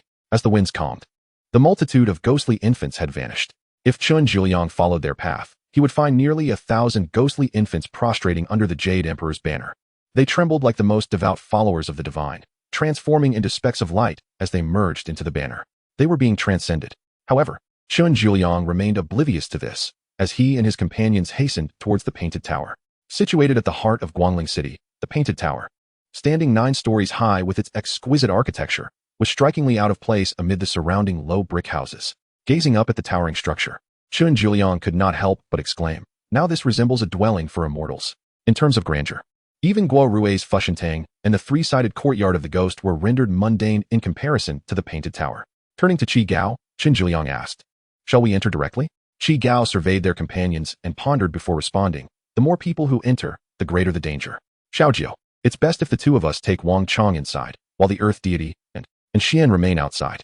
The vicinity of the Painted Tower is one of the rare sanctuaries in Guangling City, where few spirits dare to intrude. Indeed, the earth deity nodded in agreement. Stroking his beard, his strength was not inferior to Qi Gao's, making him more suited to keep watch outside and safeguard Xian. I have no objections. I shall enter with you, Wang Chong affirmed eagerly, and Xian remained silent, merely nodding. To her, the Painted Tower was no different from any other house in the city, and she preferred to stay outside for safety. Chun Juliang glanced around, confirming Qi Gao's assertion that no malevolent spirits lurked near the Painted Tower. The nearby homes appeared deserted, devoid of any ghostly presence or haunting sounds. Some houses had their wooden doors ajar, revealing neatly arranged furniture within. Earth deity, I entrust the care of Xian to you. We shall enter, Chun Juliang stated. And Xian was merely a mortal, and any chance encounter in Guangling City could prove fatal. Chun Juliang did not wish for the local he had finally found to perish in this city. Rest assured, I will ensure Miss and Xian's safety, the earth deity assured, halting to observe Chun Juliang and the others ascend the steps to the Painted Tower. On either side of the tower's steps stood 2 stone lions, one pawing at a silk ball, the other caressing a cub. The pair of stone lions bore a certain familiarity, though Chun Juliang could not recall where he had seen them before. The meticulously lacquered vermilion door, adorned with a fierce guardian, glared with authority. Knock, knock, knock. Qi Gao lifted the door knocker and struck it 3 times. The sound faded, leaving an eerie silence, with only the echo of the knocker's movement lingering in the air. Each person must knock 3 times to enter, Qi Gao instructed, stepping aside for Chun Juliang and Wang Chong. Chun Juliang stepped forward first, gripping the knocker, with Wang Chong following closely behind. Knock, knock, knock. As Wang Chong withdrew his hand from the knocker, the grand vermilion door silently swung open. Inside, the atmosphere was dimly lit, illuminated only by a flickering oil lamp suspended from the ceiling, its flame dancing as if beckoning the 3 to enter. I'll go in first. Xiaojiu, stay close, Qi Gao announced, his apprehension palpable as he gripped his twin blades tightly and stepped inside. Let us go, Xiangzi, Chun Juliang urged, following closely. Wang Chong hesitated at the entrance, fear gripping him, but steeled himself and stepped into the Painted Tower. Bang! The vermilion door slammed shut behind them, and a glint of light flickered in the eyes of the guardian on the door. It's pitch black in here, though not entirely devoid of visibility. The interior of the Painted Tower was shrouded in shadows, making it challenging to discern details, leaving only vague shapes in sight. We should head to the 2nd floor. It is said that aside from a single candle, no other flame can be ignited on the 1st floor, Qi Gao whispered to the others. The 1st floor was indeed dark, but they managed to locate the staircase leading upward. Qi Gao led the way, with Chun Juliang and Wang Chong following cautiously. What is this? Chun Juliang inquired, his hand brushing against a long, protruding object that felt wooden. A picture frame? He pondered. recalling that the building was named the Painted Tower, and it would be normal to hang paintings. As he continued to feel along the frame, a unique texture alerted him to the fact that he was touching a painting on rice paper. Rice paper framed directly? That was peculiar. Chen Zhuliang had never encountered such a mounting method. Traditionally, paintings were rolled up, and if framed, they typically included a layer of glass. However, this was the realm of shadows, and it was only natural for there to be deviations from the norms of the mortal world. Perhaps this was a cultural characteristic of the shadow realm. Chen Zhuliang decided it best to avoid excessive contact with the paintings within the Painted Tower. Preparing to withdraw his hand. What is that? His fingertips suddenly brushed against a rough fabric, beneath which lay something soft, akin to human flesh. Xiaojiu. We're heading upstairs, Qi Gao's voice called out. He and Wang Chong were already standing on the staircase, where the light flickered faintly, though it failed to illuminate the first floor, rendering them mere indistinct shadows in Chen Zhuliang's eyes. I'm coming, Chen Zhuliang replied, quickly retracting his hand and hurrying toward the staircase. For a fleeting moment, his peripheral vision caught sight of a painting on the wall. It was a blank sheet of rice paper, with a figure clad in coarse fabric seemingly merging into it. Chapter 48. Fading upon ascending to the second floor. Chen Zhuliu finally comprehended why this place was dubbed the Painting Tower. The walls, slightly marred, were adorned with an array of ink paintings, each depicting simple outlines of human figures, varied in posture and seemingly lifelike, yet all presented from behind, their faces obscured. Perhaps the artwork on the first floor shared a similar style? Chen Zhuliu recalled the last object he had touched downstairs. Its texture was certainly more complex than mere rice paper. Could it be that each figure in these paintings represented a ghost? He deemed his hypothesis plausible. He conveyed his thoughts to Qi Gao and Wang Chong, suggesting that regardless of the painting's nature, it would be prudent to maintain a distance from them.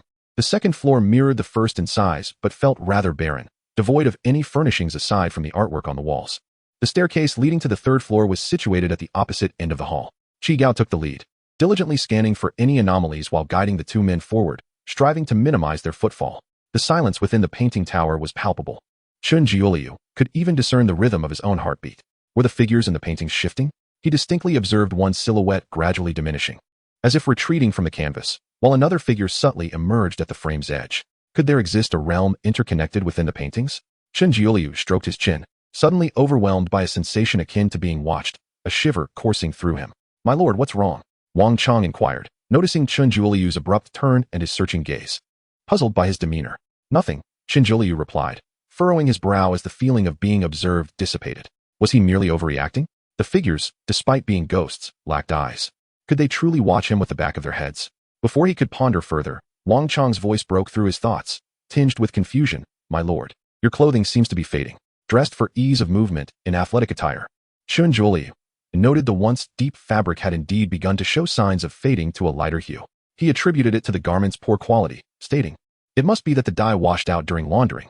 However, Wang Chong vigorously shook his head, earnest in his assertion, my lord. I worked at a dye shop for a time. I know these colors well. Your clothes weren't this color just moments ago. They have lightened suddenly. Are you certain you aren't mistaken? Chen Zhuliu pressed. I would never deceive you, my lord, Wang Chang insisted, his conviction unwavering. If Wang Chong's claims held any truth, it suggested that some entity had fixated on him, or worse, someone had already taken covert action against him. Old Qi, do you sense anything amiss? Chen Zhuliu queried, aware that Qi Gao had overheard their conversation, though he was not particularly attuned to color variations, and thus could not discern any changes in Chen Zhuliu. From what I can tell, the second floor appears devoid of malevolent spirits. Yet Qi Gao hesitated, continuing, I cannot perceive anything beyond the third floor. It seems each level is shrouded by a barrier, obscuring the aura between them. These paintings are troubling, yet I cannot ascertain their exact nature. As Qi Gao spoke, a shadow of despondency crossed his features. He had intended to assist Chen Zhuliu in locating his parents, yet within the confines of the Painting Tower, he felt powerless to aid him. Chen Zhuliu sensed Qi Gao's self-reproach and gently patted his arm, reassuring him, it's all right. Old Qi will take it step by step. The fading of my clothes is a trivial matter. It won't cost me my life. Yet as he spoke, he caught sight of Qi Gao and Wang Chong. Their expressions grave rather than lightened by his jest, leaving him feeling somewhat awkward. Clearing his throat, he masked his smile, stating, let us proceed upstairs. We must not allow such trivialities to delay us. Despite his inner turmoil, Qi Gao had no alternative but to lead the two onward to the third floor. As they traversed the staircase, Chen Zhuliu suddenly recognized that the structure's material and design bore an uncanny resemblance to the staircase in the Guangling Inn. Gazing down at the familiar ebony steps, he recalled the events that had transpired at the inn. Could it be that the stairs had been excavated from the Painting Tower? Had the innkeeper brazenly pilfered a portion of another establishment staircase? Though uncertain if the inn had an owner, Chen Zhuliu couldn't help but voice his skepticism.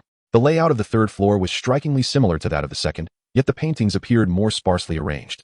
My lord, your clothing, your hair. Wang Chang suddenly seized Chun Juliu's arm, his eyes betraying uncontainable fear and concern. Qi Gao, who had been walking ahead, turned back, frozen in shock. The quality of the clothing was indeed abysmal. Chun Juliu observed that his athletic wear had nearly faded to white, though he maintained a facade of nonchalance. A sense of panic began to stir within him. Was he being pursued to his demise? What was happening to his hair? Would he be left bald? Alarmed, he reached for his head, relieved to find that his hair remained intact. My lord, your hair has turned white. Wang Chang stammered, perhaps too flustered to articulate properly. Xiaojiu, do not ascend any further. You and Wang Chang stay here. I will investigate, Qi Gao instructed coolly. Having realized that Chun Juliu's fading was not confined to his clothing and hair, his pupils, brows, and even his skin had all lost their vibrancy. This was more alarming than turning gray overnight. Chun Juliu plucked a hair from his head, inspecting it closely against the light, his voice trembling. If this continues, will I become transparent? My lord, please sit down and rest, Wang Chang urged, helping Chun Juliu to the ground. Meanwhile, Qi Gao dashed up to the fourth floor, his focus unwavering on the urgency of the situation, aware that a moment's delay could cost Chun Juliu his life. Wang Chang, if I do not return, take old Qi to Fengdu City. Seek out Boss Du of the tavern. Mention my name and ask him for some wine to restore old Qi's strength. Chun Juliu began to prepare for contingencies. My lord, please do not say such things. It's inauspicious. Wang Chang's eyes brimmed with tears, his composure unraveling as he neglected to wipe his nose, which hung limply above his lip. And you? Follow the old land deity. He is a good man and will not treat you poorly. Chun Juliu continued, oblivious to Wang Chang's distress. If Xian cannot detach from the underworld, give her my mask, so she may wear it regularly. My lord, please, stop talking. Wang Chang wept openly, his face streaked with tears. Amidst the blur of Wang Chang's gaze, the increasingly translucent figure of Chun Juliu suddenly posed a peculiar question. Wang Chang, do you think that if I die, I would become a ghost? Before Wang Chang could respond, a soft sound echoed, and Chun Juliu vanished entirely from sight. Chapter 49, Into the Painting. My lord.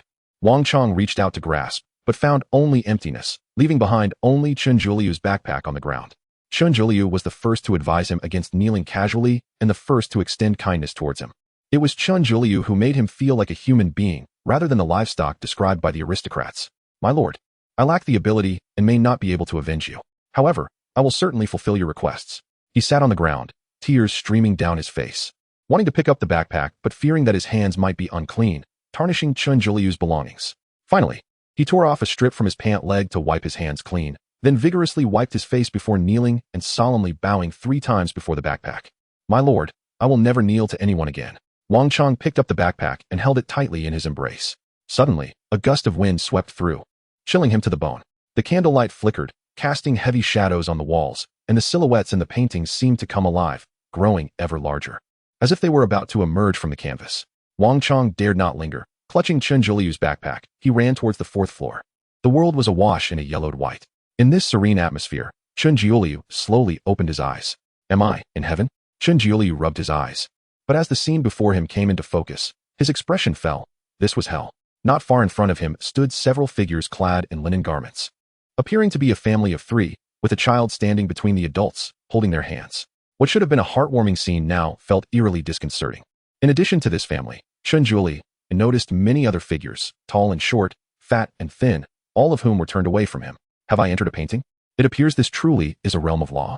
He looked down and discovered that his own clothing had inexplicably transformed into a set of linen garments. If it weren't for the front of his body still being intact, he might have been indistinguishable from these shadowy figures. Ah, this mask has come with me. The bone-white mask now hung at his waist, and he suddenly thought of the last words he had shared with Wang Chang. If that fellow truly believed him to be dead and attempted to hand the mask over to Xian, but could not find it, wouldn't that drive him to desperation? At this thought, Chun Juliu couldn't help but chuckle. The laughter seemed out of place, shattering the tranquility of the surroundings. Though he quickly silenced himself. The sound had already disturbed the shadowy figures around him. The rustling of linen fabric filled the air as the distant and nearby figures converged towards him. Their bodies remained motionless, legs standing straight. Yet in Chun Juliu's gaze, they grew ever larger, encroaching from all directions. Run. Chun Juliu, unarmed, dared not engage with these figures. But with no knowledge of an exit, he could only flee towards a direction with fewer shadows. The figures moved at a leisurely pace, akin to ordinary people walking. However, as he ran, Chun Juliu realized a grave issue. There were simply too many figures. No matter which direction he took, hundreds of silhouettes dotted his vision. and it seemed they were all aware of him. As time passed, he noticed the density of these shadows surrounding him increasing. At this rate, he would eventually be engulfed by the incessant tide of shadows, perhaps even becoming one of them himself. Could it be that every silhouette here is a person who entered this painting house? Chinjilia thought it quite possible, which would explain why ordinary spirits never left the painting house after entering. They had become mere shadows, part of the painting house itself. Yet, there must be deeper secrets within the painting house. Otherwise, why would those powerful spirits who could enter and exit remain silent? Why had his parents ventured into the painting house multiple times? Was the deity mentioned by Qigao the one responsible for all of this? It seemed that to unravel these mysteries, he would need to find that deity. To extract clues about his parents from Wang Chang's heart might also require divine assistance. However, at this moment, Chinjilia felt utterly helpless, as if he might not even escape this realm. Suddenly, a shadowy figure raised its hand and lunged at him. Chinjilia rolled to the side, narrowly evading the grasp. As he stood, several more arms reached out, and seeing no escape, he threw a punch at the nearest figure's head. Bang! Whether it was due to the weakness of the shadows or an increase in Chinjiliu's own strength, his punch sent the figure staggering backward. There's hope. Chinjilia's eyes lit up, confidence surging within him as he felt he could carve a path through. He kicked one shadow aside, using the momentum to land a punch on another's head, followed by an elbow strike that sent a third figure reeling. He had created an opening in the encircling mass, pushing past the advancing shadows, but just as he took a step forward, a hand seized his clothing, gripping it tightly. Unable to break free, Chinjilia turned and wrenched the arm, bending it upwards and driving his knee into it with all his might. Crack! The arm bent nearly 90 degrees at the joint, bone protruding through the skin, yet no blood flowed. Even like this, you won't let go? Seeing the hand still clutching his garment, Chinjilia cursed under his breath, attempting to remove the linen clothing to escape the grip.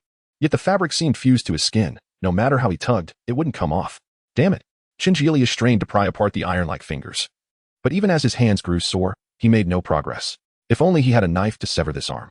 Desperation turned his face pale as he pulled at the arm, but the broken joint remained as rigid as iron, refusing to yield, the ghastly flesh still connected. The rustling grew louder, as more shadows converged, a tide of hands grasping at Chinjiliu's arms, waist, and legs. Could this truly be the end? The linen garment surged like a tide, gradually engulfing Chinjiliu's figure. Is this it? Qigao rushed to the 8th floor of the painting house, where a simple table held a sketch of a figure. The figure depicted was none other than Chinjiliu. Is this painting, my lord? Wang Chang, panting beside Qigao, gazed at the artwork, his body trembling slightly. My lord, could he still be alive? Qigao shook his head, wishing to take the painting but hesitating to act rashly. On the 8th floor, only a few paintings adorned the walls, and these were not mere silhouettes, but full-body portraits akin to Chinjiliu. With a resolute heart, Qigao grasped the thin rice paper. Perhaps tearing it away would save Chinjiliu. There was no other choice. His hands tightened around the paper, ready to exert force. Suddenly, a hand landed on his shoulder, instantly sapping the strength from his grip. If he tore it, he might never escape. Chapter 50. The Painting Ghost Who? A sudden shock coursed through Chihua's heart as he sensed the presence of someone standing behind him. Yet he felt no trace of their aura. Whirling around, he beheld an individual clad in linen garments identical to the silhouette depicted in the painting. However, their face appeared to have been erased, with only faint traces of features discernible, rendering it indistinct overall. I have heard of you. You are Chihua, correct? The figure scrutinized Chihua from head to toe, then tilted their head to glimpse the bag in Wang Chang's arms, which contained Chihua's horn. With a contemplative tone, they remarked, It seems he was not mistaken. You will make the right choice. Are you the deity of the painting house? Chihua inquired. Deity? Is that how they refer to me outside? The figure scoffed softly. I am not a deity. I am merely a painting ghost. A painting ghost. Can you rescue Xiaojiu? At that moment, Chihua's concern was not for the ghost's identity, but for safely retrieving Chinjiliu from the painting. His name is Chinjiliu, son of Qinsong. You must know Qinsong, right? Chihua deliberately invoked Qinsong's name, knowing that the couple had frequented the painting house and should be acquainted with this ghost. He is Chinjiliu? The painting ghost's voice suddenly rose in pitch. Disbelief etched across their features. Impossible. How could he be here? Qinsong is not. They ceased speaking, reaching out to take the painting from Chihua's grasp, examining it with an intensity that suggested they could see through the rice paper. After a few moments, the ghost murmured, Fortunately, there is still time. With a swift tug, they tore a fragment from their clothing. The linen fabric transformed into a blank piece of rice paper, its texture mirroring that of the painting in Chihua's hand, seemingly of the same origin. Once the corner was removed, the ghost's already indistinct visage appeared even more blurred. Clutching the piece of rice paper, they slowly brought it close to the painting. The moment the two papers met, ripples cascaded across the painting's surface, as if a stone had been cast into water, with the small piece of paper sinking slowly into the artwork. Is it to perish? Chinjilia found himself overwhelmed by countless silhouettes pressing down upon him, their hands tearing at his garments and grasping at his flesh, as if envious of his intact body rather than their own ephemeral forms. His chest constricted, each breath becoming increasingly labored as the sensation of suffocation enveloped him. In his haze, he heard someone calling his name. Qin Jiuliu quickly donned the Taoist mask. What is a Taoist mask? Can it be eaten? Qin Jiuliu's head spun, thoughts jumbled and incoherent. The Taoist mask is the one you wear on your waist. As the words fell, Qin Jiuliu's vision cleared, and a rush of air filled his lungs as he glanced up to see several shadowy figures that had been atop him flung away by the newcomer. Put it on. Use 2 layers of blood eyes. That is, apply blood to your eyes twice. The urgency in the voice was palpable. Yet realizing that Qin Jiuliu did not even know the name of the mask, the speaker offered a brief explanation. All right. Without hesitation, Qin Jiuliu took a breath, removed the mask from his waist, bit into the tip of his left middle finger to draw blood, and applied it twice over the mask's eye holes as instructed. Without a moment's pause, he pressed the mask against his face. With a thunderous rush, a powerful gust of wind swept through, obliterating all the shadowy figures within a radius of several dozen meters into nothingness. Qin Jiuliu slowly rose, staring at his hands in disbelief. Is this the power bestowed upon him by the mask? He felt an overwhelming sense of strength, as if he could slay gods and ghosts with ease. The power of the 2 layers of blood eyes is sufficient for you to escape from here. The figure remained unaffected by the previous force, speaking with calm assurance. I am the painting ghost. Once you are outside, we shall have a proper discussion. Before Qin Jiuliu could inquire further, the ghost's entire form suddenly compacted into a small bundle, folding repeatedly until it became a palm-sized piece of rice paper, which swiftly darted away from the realm. Wait. Qin Jiuliu attempted to call out to the painting ghost, but it vanished in an instant, leaving no trace behind. I still do not know how to exit. He sighed, pondering why he always encountered individuals who spoke only half of what was necessary. He needed to find a way out quickly. Looking around, he saw many shadowy figures gradually approaching, seemingly endless in number, intent on assimilating Qin Jiuliu and trapping him forever. Though he felt significantly empowered with the 2 layers of blood eyes, Qin Jiuliu had no desire to linger in this ghostly place. But how to escape? Suddenly, a memory flickered in his mind from earlier experiences. What had worked before might succeed again. At that moment, on the 8th floor of the painting house, a piece of rice paper materialized in the painting ghost's hand, which he pinched tightly and reattached to his clothing. He is fine. The painting ghost's words finally eased the tension in Qihua and Wang Chang's hearts, prompting Wang Chang to collapse onto the ground, repeatedly exclaiming how wonderful it was while cradling Qin Jiuliu's back. Painting ghost, esteemed elder, do you know when Xiao Jiao will emerge? Qihua, uncertain of the painting ghost's true strength, felt that even at his peak he would likely be no match for them. Thus, he hesitantly used the term esteemed elder. The painting ghost accepted the title without objection, replying, he should be out shortly. Before the sentence could be completed, a rift suddenly tore open in the air beside them, resembling a great maw, from which a figure was expelled. Ha ha, he has indeed emerged. I am a genius. The individual rolled a few times before lying on the ground, laughing in pride. Qihua focused and realized the person was none other than Qin Jiuliu, now dressed in dark athletic wear, devoid of any faded spots. Master, I knew you wouldn't die. Wang Chang rushed forward, carefully helping Qin Jiuliu up while laughing and crying simultaneously. I certainly wouldn't perish so easily, Qin Jiuliu chuckled, accepting his bag from Wang Chang. From now on, you will continue to follow me, and I guarantee you will have food and drink every day. To Wang Chang, this seemingly jesting remark felt like a warm breeze on the surface of an early spring river, soothing and delightful. Xiao Jiao, are you injured? Despite not knowing what Qin Jiuliu had endured, Qihua could sense the fatigue in his voice. I am fine. Qin Jiuliu waved his hand, eager to share that his strength had significantly increased. However, before he could voice it, his vision abruptly darkened. Xiao Jiao, master. As Qin Jiuliu spoke, he suddenly collapsed without warning, prompting Qihua and Wang Chang to rush forward to support him. Esteemed elder, Xiao Jiao, he is all right. The 2 layers of blood eyes have merely drained his energy. He will recover after a brief rest. The painting ghost removed the Taoist mask from Qin Jiuliu's face, wiping away the blood. This power is not easily controlled. Suddenly, he shifted his gaze towards Qihua and Wang Chang, his tone icy. Why did you bring him here? Chapter 51 Clue? Qin Jiuliu should not have come here, and the Taoist aura should not be emanating from him. The painting ghost's tone was aggressive, his energy surging forth, pressing down upon Qi Gao and Wang Chang, as though he regarded them as adversaries. Senior painting ghost, allow me to explain. Qi Gao had not anticipated the painting ghost's sudden aggression. Gritting his teeth, he braced against the overwhelming pressure, shielding Wang Chang behind him. Without his intervention, a mere glance would have sufficed for the painting ghost to obliterate Wang Chang.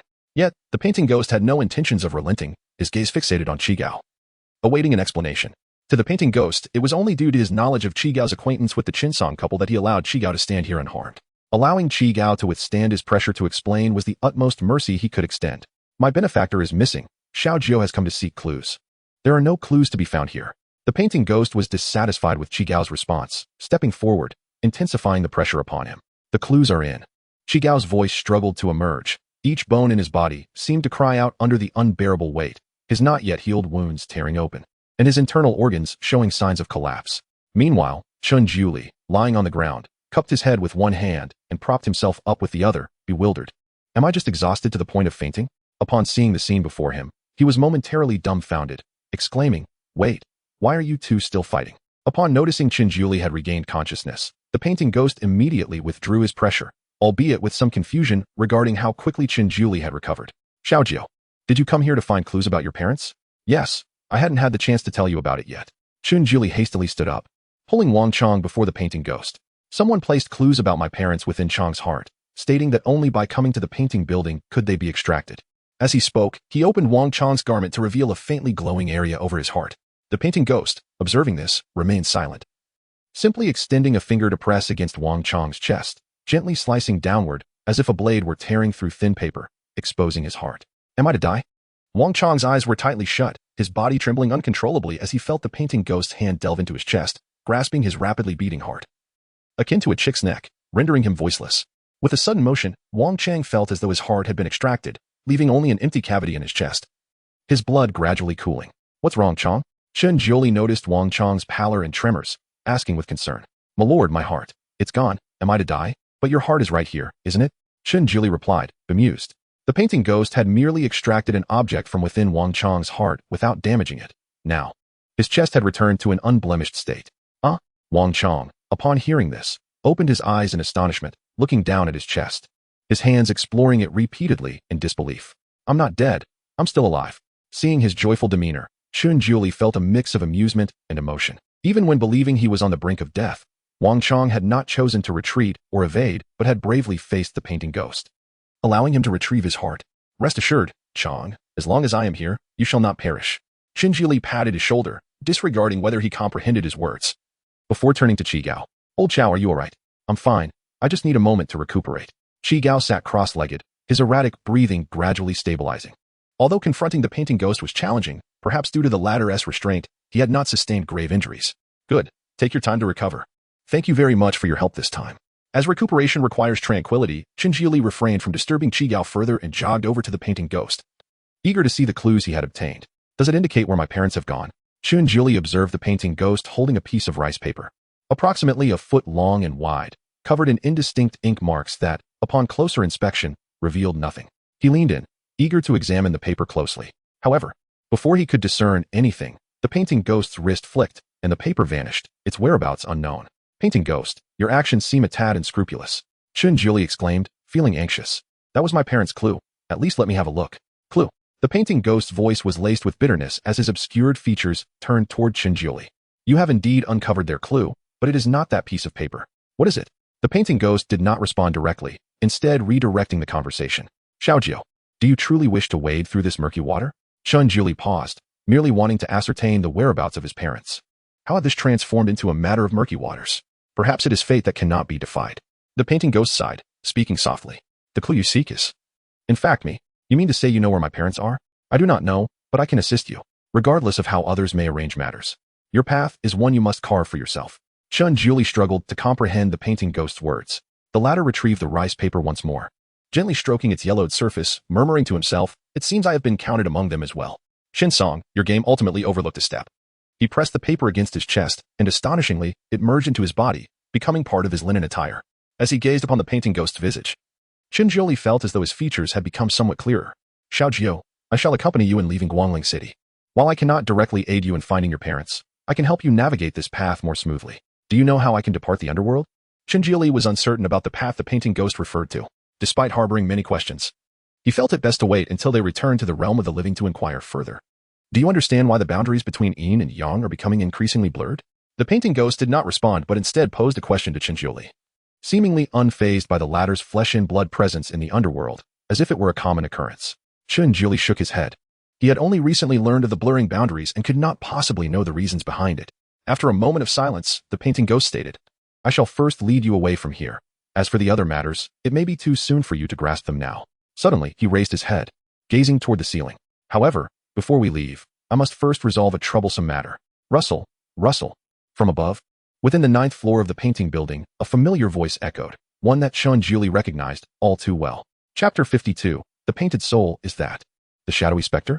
Chun Jiliu recognized the rustling sound as that of the shadowy specters he had previously encountered in the painting, a noise they emitted while in motion. Shadowy specters? The painted spirit glanced at him and said, "Are you referring to those painted souls?" Chun Jiliu scratched his head, surprised that these entities, which could only be seen from behind, possessed such an elegant designation as painted souls. He was a painted soul, yet not entirely one. The words of the painted spirit were somewhat peculiar, but he did not elaborate further. Instead, he felt a sudden weakness and swiftly moved towards the staircase leading to the 9th floor. Xiao Jiao, just wait here, he instructed, before leaping to the 9th floor.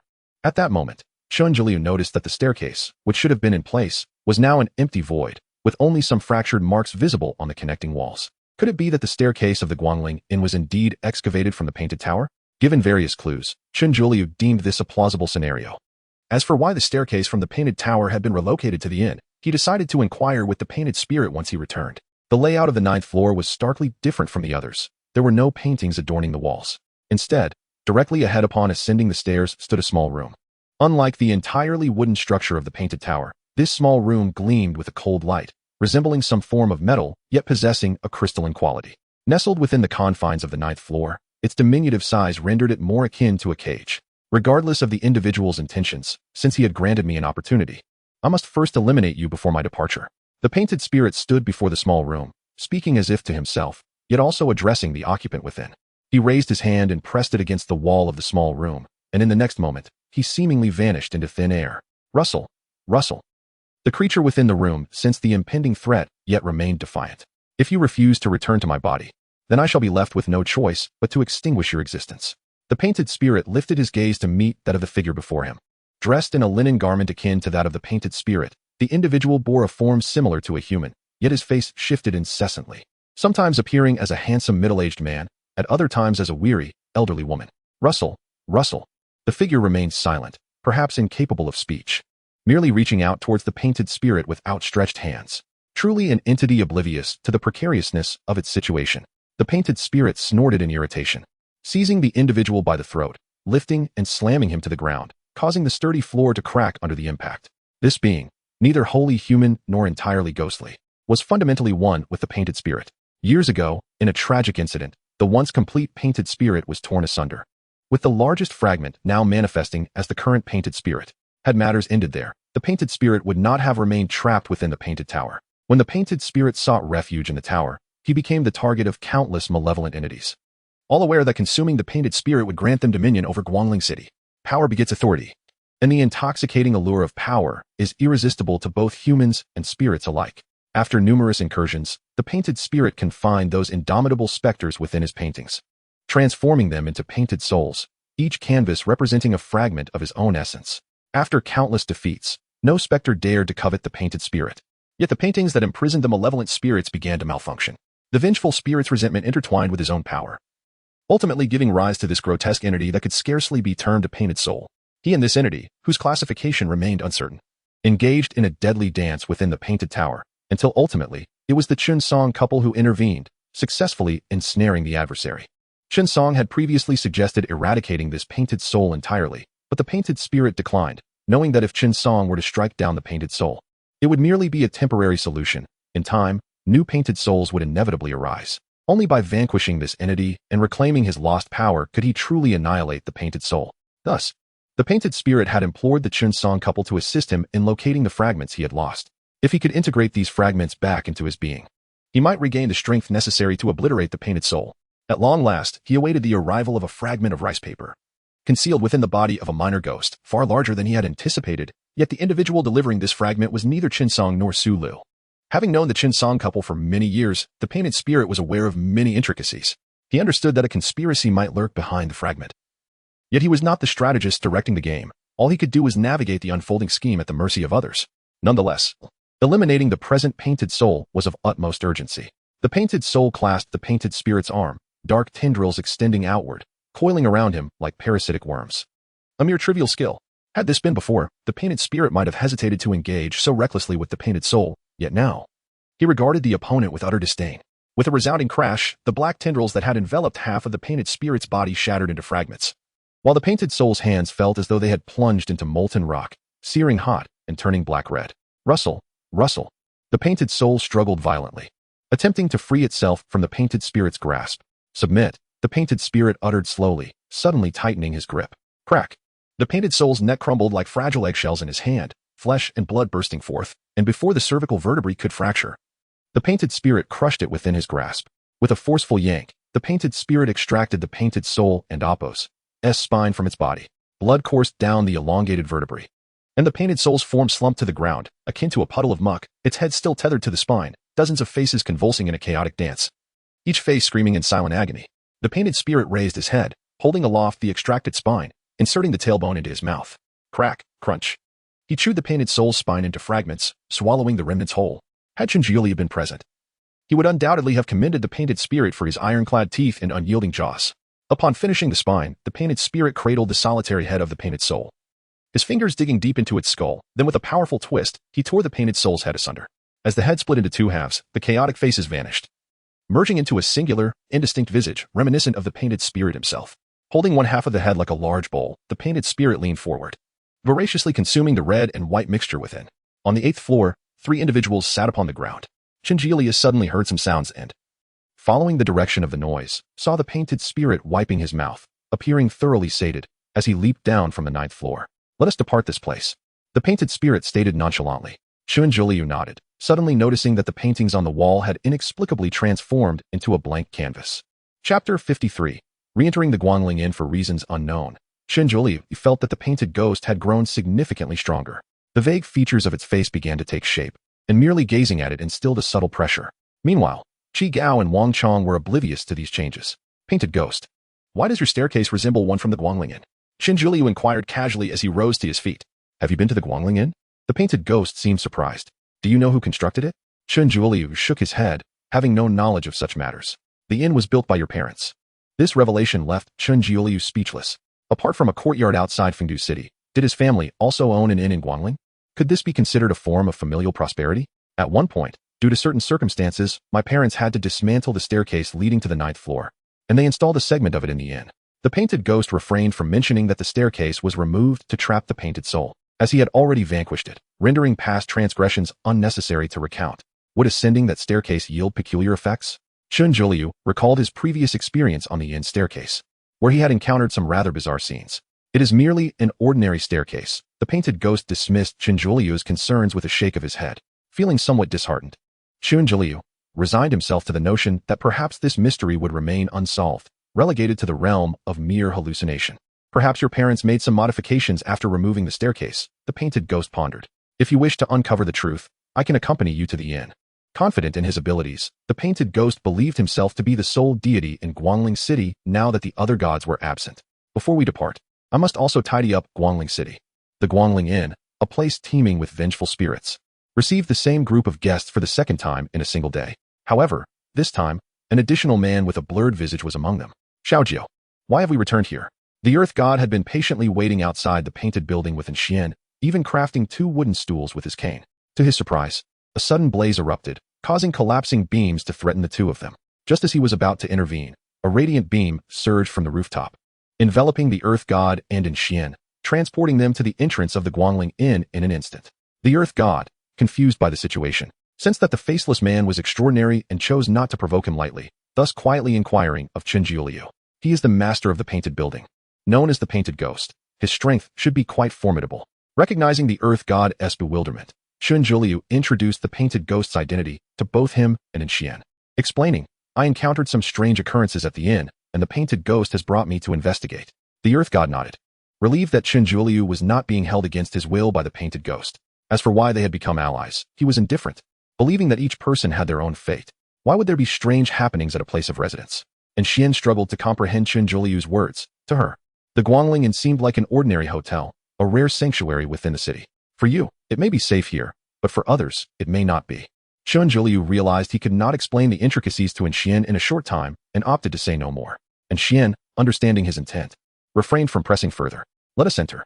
The painted ghost took the lead, striding toward the inn. With a creak, the wooden doors swung open of their own accord. welcoming them as if they were esteemed guests from afar. The painted ghost led the way, with Chun Juliu and the others following closely into the eerie inn. Whether it was the overwhelming presence of the painted ghost or the realization that this establishment was built by his parents, Chun Juliu felt a sense of ease that contrasted starkly with his initial apprehension during his first covert entry. It was as if he were returning home. This time, the painted ghost did not conceal his aura, but chose to radiate it throughout the inn. Bang, bang, bang. The once chaotic inn fell silent. With only the sound of doors closing echoing through the air, the painted ghost stood as a harbinger of dread, and none dared to approach. Standing in the desolate corridor, observing the flickering lights on the walls gradually stabilize, the painted ghost turned to Chun Juliu and said, "Let us seek out the staircase you mentioned. No one will dare disturb us." His tone carried a hint of arrogance, yet the reality corroborated his claim. As they ascended to the second floor, not a single spirit dared to open a door, as if they had all transformed into discreet tenants.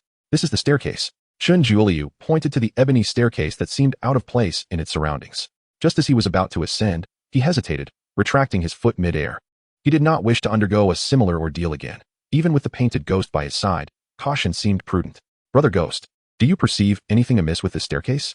Chun Juliu felt it inappropriate to directly address the painted ghost by name, considering their familial ties and the ghost's formidable strength. Thus, he opted for a more respectful address. At first, the painted ghost did not discern any abnormalities in the staircase, but trusting Chun Juliu, he stepped onto it, meticulously examining the residual energy. It was as if he were turning the pages of a book, scrutinizing each leaf for suspicious traces. Before long, he uncovered the sought-after result, though it was not as favorable as he had hoped. "What is it? Did my parents do something?" Chun Juliu noticed the painted ghost's head, which had been bowed low, suddenly raised, suggesting he had found an answer. Indeed, after a brief silence, the painted ghost replied with a single word. Upon hearing this, Chun Juliu felt a sense of relief. Although he was unaware of his parents' and Appo's intentions, he believed they would not harbor any malevolent designs against him. Little did he know. Had he been able to discern the painted ghost's expression, he would have noticed the deep-seated concern lurking within its eyes. "I am unaware of what you experienced on the staircase. The effects dissipated after you triggered them," the painted ghost explained. "However, there is no malice within this aura, so there is no need for excessive worry." Chun Juliu nodded, acknowledging his understanding. The inn was constructed by his parents, and the staircase had only exhibited anomalies when he ascended it. It was likely designed specifically for him. He believed that while his parents might be eccentric, they would never place anything harmful within the inn. The painted ghost chose not to elaborate further and turned his gaze toward the third floor. He recalled that during Chun Song's last visit to the painted building, he had mentioned a particular message. Chun Song had said that if one day the painted ghost truly departed from the painted building, it must venture to the third floor of the inn, for there were items left for the painted ghost. Let us proceed to the third floor. Chapter 54. The inn's third floor. Chun Juliu had previously been unable to ascend to the third floor, lingering awkwardly at the staircase for quite some time. Since the painting ghost wished to venture upstairs, he naturally had no objections. As he strolled through the corridor of the second floor once more, Chun Juliu felt a wave of nostalgia. Upon passing the room that had belonged to Fat Pig, he noticed that the destruction caused during the battle between Jingu and Fat Pig had vanished without a trace. There was no blood, no remains, and even the overturned lanterns and charred walls had returned to their original state. It seemed that this inn was far from an ordinary building. Combined with what Jingu had mentioned during their first encounter, it was likely that the inn possessed its own consciousness. Chun Juliu found himself marveling at the capabilities of his parents. As he reflected on the myriad experiences he had undergone, he increasingly recognized their prowess. However, he could not help but wonder why such formidable individuals had disappeared without a word. Although he found it perplexing, he now had the assistance of the painting ghost, which might soon afford him the opportunity to reunite with them. For now, the priority was to diligently enhance his own strength. He thought of Jingu and began to contemplate whether to invite her to join their ranks. After all, among all the spirits in the inn, Jingu was one of the few who could engage in friendly communication, and her strength was quite remarkable. "I suppose this could be considered a small team," he mused, glancing back to discover that he had unwittingly gathered several companions by his side. Once they descended from the third floor, he was determined to seek out Jingu on the first floor, confident that she would not refuse. Chun Juliu's assurance stemmed from the painting ghost leading the way. "Is this the staircase to the third floor?" The painting ghost halted, eyeing the ordinary wooden steps before him, and without hesitation, began to ascend. "Wait." Chun Juliu intended to caution him about the staircase's unusual nature, but before he could utter a word, he watched as the painting ghost paused and retreated from the stairs. "What's this?" The painting ghost's voice brimmed with astonishment. Just moments ago, he had traversed what felt like thousands of steps. Yet the third floor remained tantalizingly out of reach, still separated by a dozen steps. He crouched down, touching the worn red-painted steps, understanding dawning within him. This was the handiwork of Qin Jiuliang and Appo's mother, Su Lu, recently set in place. This implied that Su Lu had returned to the inn not long ago. The painting ghost pondered but chose not to divulge this information to Qin Jiuliang. Xiaojiu, did you encounter something similar at that time? He turned to Qin Jiuliang, eager to ascertain whether Su Lu had left a path for him to ascend. I couldn't get up either, and because of that, I nearly perished alongside Lao Qi. Qin Jiuliang recalled, still feeling a twinge of fear. Had it not been for Xian hearing the commotion and coming to investigate, he and Qi Gao might not have survived. Right, and Xian should be able to lead us upstairs. Qin Jiuliang stepped aside, revealing Xian, who had been standing quietly behind him. Only then did the painting ghost fully notice the girl. You are, for reasons unknown. He felt a sense of familiarity as he gazed at Xian, though he could not recall where he had encountered her before. Xian? He had never heard that name before. Perhaps she was a descendant of some acquaintance. He did not wish to dwell on this matter and moved aside to clear the staircase, asking, Can you guide us upstairs? Xian nodded, replying, Just follow me. She was unaware of why the others could not ascend the staircase, as it appeared to her as merely a set of ordinary steps that she could traverse within seconds to reach the third floor. The painting ghost observed Xian intently. As she stepped onto the first step, the complex aura that had enveloped the stairs dissipated like a receding tide, rendering it indistinguishable from an ordinary staircase. Were these barriers set up specifically for her by Su Lu? The painting ghost mused, somewhat taken aback, yet recognizing that this was likely part of the duo's scheme. He reined in his thoughts and followed suit. The others trailed behind them, successfully arriving on the third floor. The third floor is quite small, Qin Jiuliang remarked as he surveyed his surroundings. Unlike the lengthy corridors of the previous two floors, the third floor presented a modest hall encircled by several rooms.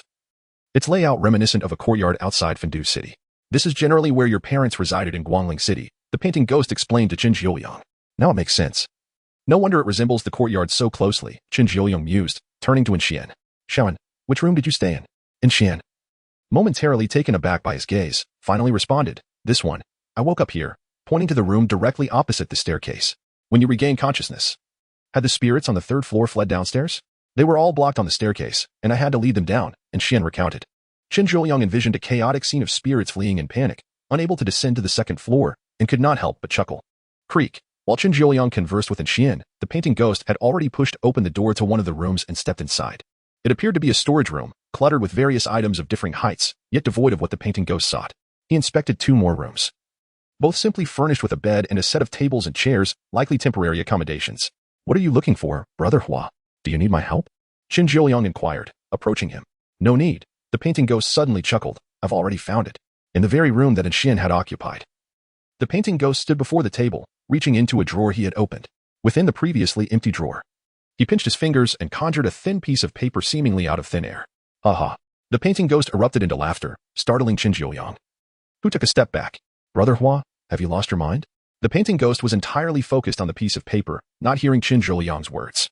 It was a yellowed sheet of rice paper, roughly the size of a palm, originating from the same source as the painting ghost. Although this sheet was smaller than the one in Wang Chang's mind, it was sufficient to grant the painting ghost the power to eliminate the painted souls. An equal match. I knew you wouldn't overlook this step, the painting ghost murmured excitedly. Qin Song had not handed it over to the painting ghost but had left it in the inn for him to retrieve personally. This was not merely a piece of rice paper but a source of reassurance for him. He realized that everything unfolding now is still within the foresight of Qin Song and his wife. Xiaojiu, the path you are currently traversing remains safe. The painting ghost suddenly turned to face Qin Jiuliang, speaking words that Qin Jiuliang could not comprehend. I am not currently on a path. Qin Jiuliang chuckled at his own absurdity. What nonsense was he speaking? Clearly, the path the painting ghost referred to was not this one. Yet, what exactly did the painting ghost mean by path? Qin Jiuliang attempted to press for clarity, but the painting ghost remained tight-lipped, only suggesting that they continue onward. With no other course of action, Qin Jiuliang relented. If there's nothing else to attend to, let's depart the inn. The painting ghost stepped out of the room, stating, There are still places in Guangling City that I must visit. A sly smile crept across Qin Jiuliang's face. I have one more matter to attend to. I wish to visit an old friend on the first floor. Chapter 55, The Inn We Cannot Leave. Knock, knock, knock. Qin Jiuli rapped upon the door of the ghostly figure Jingu. Sister Jingu, why is the door still shut? Behind him, Hua Gui stood with his arms crossed, observing silently. Hua Gu, could you perhaps temper your aura? After a minute of waiting with no response from Jingu, Qin Jiuli surmised that Hua Gui's presence was the cause of her hesitation. After all, who would dare open the door if a ravenous lion stood outside? Hua Gui nodded, his imposing energy receding like a retreating tide, and the atmosphere lightened considerably for those nearby. Xiaojiu, if she is unwilling to emerge, I can assist you in opening the door. No, I can manage it myself. Qin Jiuli waved his hands dismissively. Although he was unaware of the events that transpired on the 9th floor of the painting tower, He had witnessed Hua Gui's readiness to engage in conflict with Qi Gao, and he feared that allowing Hua Gui to open the door might result in Jin Gu meeting an unfortunate fate. Sister Jin Gu, I've come to share some good news. Perhaps swayed by Chun Julia's earnestness or compelled by Hua Gui's formidable stance, a faint clattering sound emerged from the previously silent room. Creak, the door opened slightly, revealing a pair of wary eyes in the dim light. You are masked brother? During their last encounter, Chun Jiuliu had worn a mask throughout, and thus Jin Gu was momentarily unable to recognize him, relying instead on his attire and voice. It is I, Sister Jin Gu. A warm smile blossomed upon Chun Jiuliu's face, although he had yet to disclose his purpose. Her willingness to show herself indicated that he had already achieved half of his goal. Are you here to seek revenge? Jin Gu's voice took on a chilling tone as her gaze landed on Hua Gui behind Chun Jiuliu. She assumed that he had returned to exact vengeance for being abandoned on the second-floor staircase. Although she did not know Hua Gui, she could sense his terrifying power the moment he entered the inn. If a confrontation ensued, she doubted her ability to withstand him. Revenge? Chun Jiuliu was bewildered, unsure why Jin Gu held such a notion. Sister Jin Gu, I am grateful to you. Why would I seek revenge? Then what is the meaning of your grand display? Jin Gu scoffed, refusing to hear Chun Jiuliu's explanation and attempting to retreat into her room. Wait. Seeing this, Chun Jiuliu quickly grasped the doorframe. Sister Jin Gu, I came to ask if you would like to join us. Staying in this and day after day must be rather dull, wouldn't you agree? One cannot bask in the moonlight here, and it would surely wear on one's beauty. Chun Jiuliu racked his brain for persuasive reasons to convince Jin Gu to join him. You think I do not wish to leave this place? Jin Gu interrupted his speech, countering, do you believe that all these spirits are here of their own volition? Chun Jiuliu fell silent, for this was indeed a question he had not considered. What enchantment did this inn possess to draw so many spirits to reside within? Or were they trapped here for some reason beyond their control? You are the son of Chen Song, are you not? Jin Gu did not afford Chun Jiuliu the opportunity to respond, continuing her monologue. We are but prisoners in this inn, confined by him. Now you wish for me to leave with you. Do you not find that absurd? You do not even know why we are trapped here. She emerged from the shadows of her room, locking her gaze onto Chun Jiuliu, enunciating each word. We are all vengeful spirits seeking atonement. Chun Jiuliu stepped back, beads of sweat trickling down his brow, reluctant to meet Jin Gu's eyes. He was at a loss for words. If these spirits had been ensnared by his parents, did that mean they were his adversaries, including Jin Gu before him? Yet, why had she aided him before? Although she had left him on the staircase, it was her assistance that had allowed him and Qi Gao to unravel the inn's illusions. As Chun Jiuliu stood there, lost in thought, Jin Gu suddenly burst into laughter, saying, having committed sins, one must naturally seek atonement. I cannot speak for others, but I find this place rather agreeable. While the inn may be a tad dilapidated, it is far better than the filth and chaos outside. Though Jin Gu spoke with lightness, Chun Jiuliu could discern the underlying helplessness in her words. After a moment of silence, he spoke, Sister Jin Gu, do you truly not wish to leave with us? Or is it that stepping beyond this door would mean death? Jin Gu shook her head slowly, responding, Masked brother, do you know that Chen Song has never imposed any restrictions upon us? He stated that we may leave whenever we feel our sins have been atoned for. However, she raised a finger and pointed to Chun Jiuliu's heart. What binds us is not this body, but this heart. If the heart is shackled, what use is the body as freedom? Ultimately, it would be like a fleeting illusion, dissolving into nothingness. Chun Jiuliu could not fathom the nature of Jin Gu's sins. Perhaps her transgressions were among the gravest of the spirits, but he believed that if anyone deserved to leave the inn, it was undoubtedly her. Yet, if Jin Gu was unwilling to depart, he had no recourse. Perhaps, in comparison to the outside world, this inn was the more suitable sanctuary for her. Sister Jin Gu, I shall take my leave. Chun Jiuliu sensed Hua Gui's growing impatience behind him. If he continued to linger, Hua Gui might take matters into his own hands and forcibly remove Jin Gu from the inn. Jin Gu regarded Chun Jiuliu with a profound gaze, advising, Brother, regardless of what you encounter, do not allow your heart to become ensnared. With that, without waiting for Chun Jiuliu's reply, she slammed the door shut, leaving him standing alone outside. The wind from the closing door stirred the flames on the wall, casting shadows that danced across Chun Jiuliu's face, intertwining with the ghostly green light to create a chiaroscuro of illumination. Do not let my heart be ensnared? Chun Jiuliu found Jin Gu's final words deeply philosophical, yet somewhat ambiguous. He remained uncertain about what his parents had done to these spirits, instilling such fear that they dared not step beyond the inn's threshold. Failed? Hua Gui spoke slowly, his tone neutral, betraying neither concern nor mockery. Your parents must have their reasons for such actions. Moreover, sometimes, having too many allies may not be a blessing. You are correct. Chun Jiuliu sighed. Come. You were intending to stir up trouble elsewhere, were you not? Although he regretted not being able to recruit Jin Gu into his ranks, it did not significantly affect his overall strength. With the formidable Hua Gui at his side, Chun Jiuliu felt confident that he would not face the same disarray he had with the judge of Fengdu, Lu Zid. Stir up trouble? Hua Gui waved his sleeve, whisking Chun Jiuliu and the others outside the inn in an instant. Yes, let us go and create mayhem in this Guangling city. Chapter 56. The Ink Lake. To the west of Guangling City lies an expansive lake that stretches beyond the horizon. At this moment, several figures stand upon the soft, muddy bank. The undulating waters have dampened Chingiolia's shoes, prompting him to look down and observe the peculiar nature of the lake. The moonlight seems to have been devoured by the water's surface, leaving only the dark waters rippling beneath him.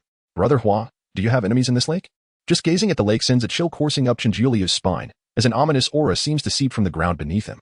Enemies? Hua Guei scoffs. Merely a shameless thief. He is not worthy of being called my enemy. A thief? Did he steal something from you? Just a few drops of ink. Hua Gui's reluctance to delve into the past is evident as he provides a terse explanation. All right, Brother Hua, good luck. Chingiulia nods and begins to step back. Since Hua Gui intends to seek vengeance, it would be wise for him to maintain a safe distance to avoid collateral damage. Just as he retreats a couple of steps, Hua Gui suddenly turns and faces him, his features obscured in shadow, causing Chingiulia to feel a pang of anxiety. What is it, Brother Hua? He is right. You must grow. Combat will provide you with the swiftest progress. Chingiulia is uncertain who Hua Gui refers to as he, perhaps Chen Song, or someone else entirely, but it matters little to him. All he can do is watch as Hua Gui extends his hand and seizes his shoulder. A surge of immense power courses through him, overwhelming his mind and robbing him of control over his own body. Master, Little Jiao, with a splash.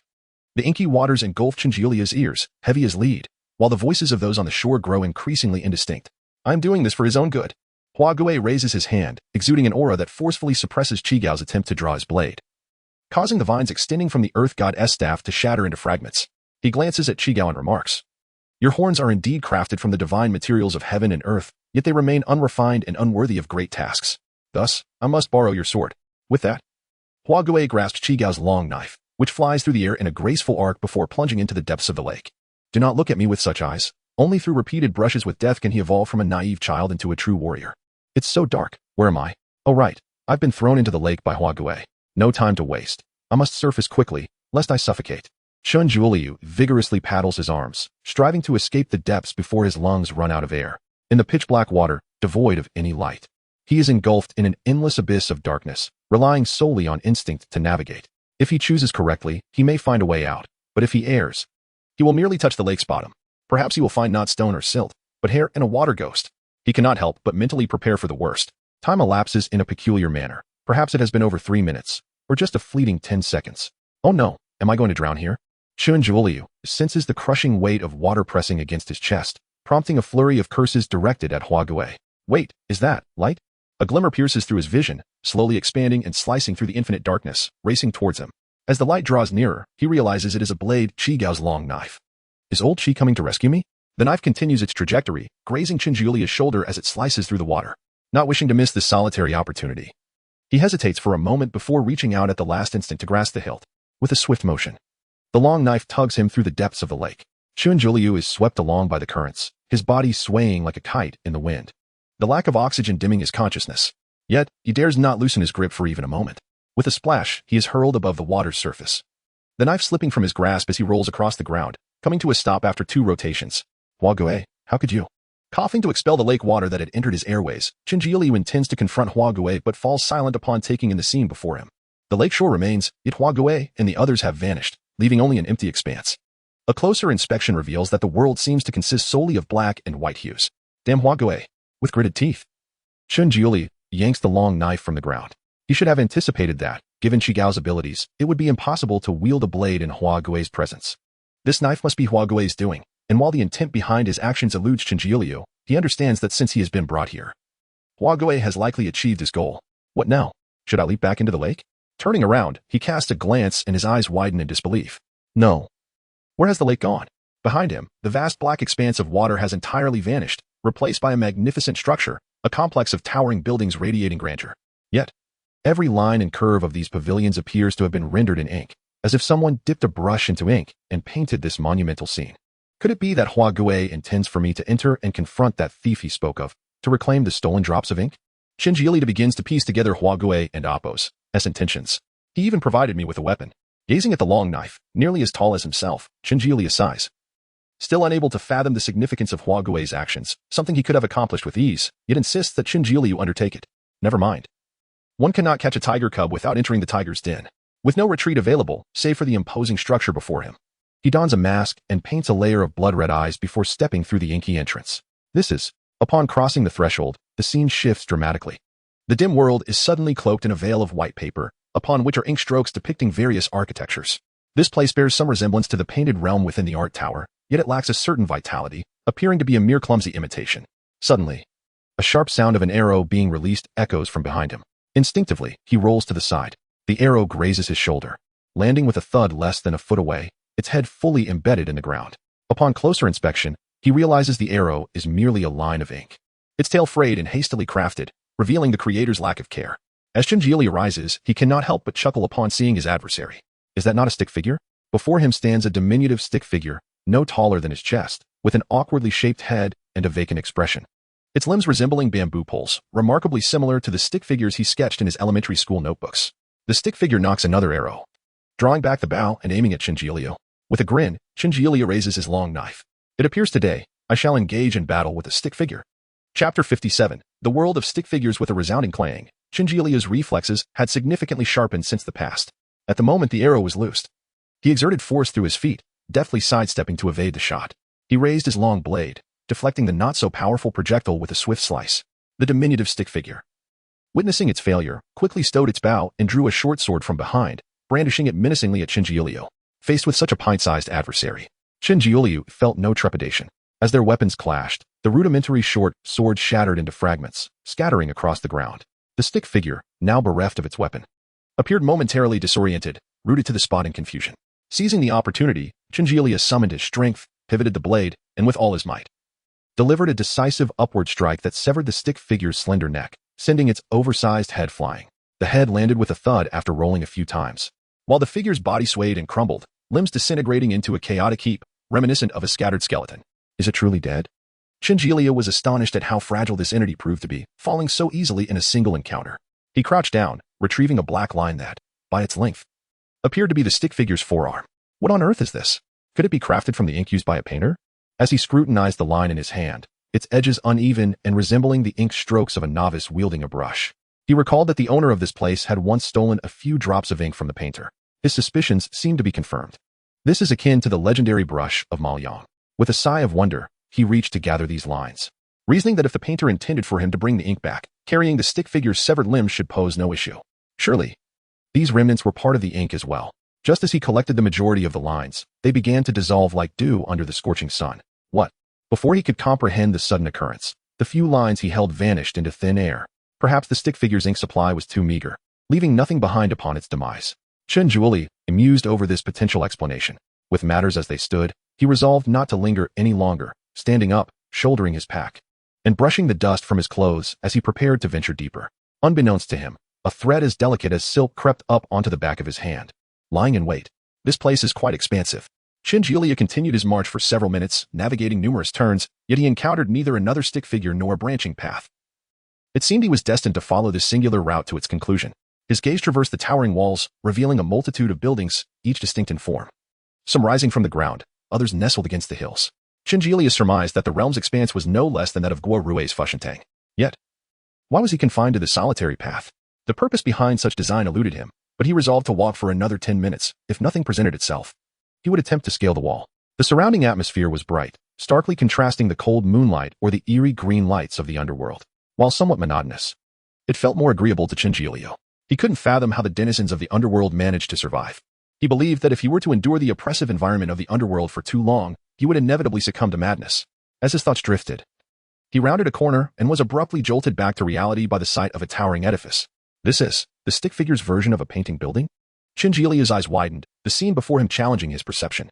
The structure retained its 9-story height, yet the ornate carvings had been replaced by haphazard lines, and the once grand eaves appeared carelessly rendered. Were it not for the overall structure's relative coherence, he might not have recognized this as the painting building. Why would a painting building appear here?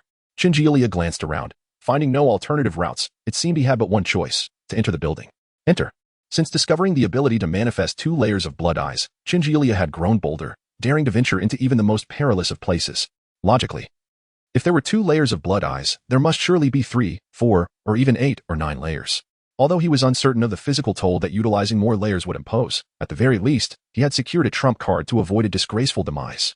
Moreover, Chinjilia felt confident that the painter would not cast him into overly dangerous situations, as his untimely death would serve no benefit to the painter.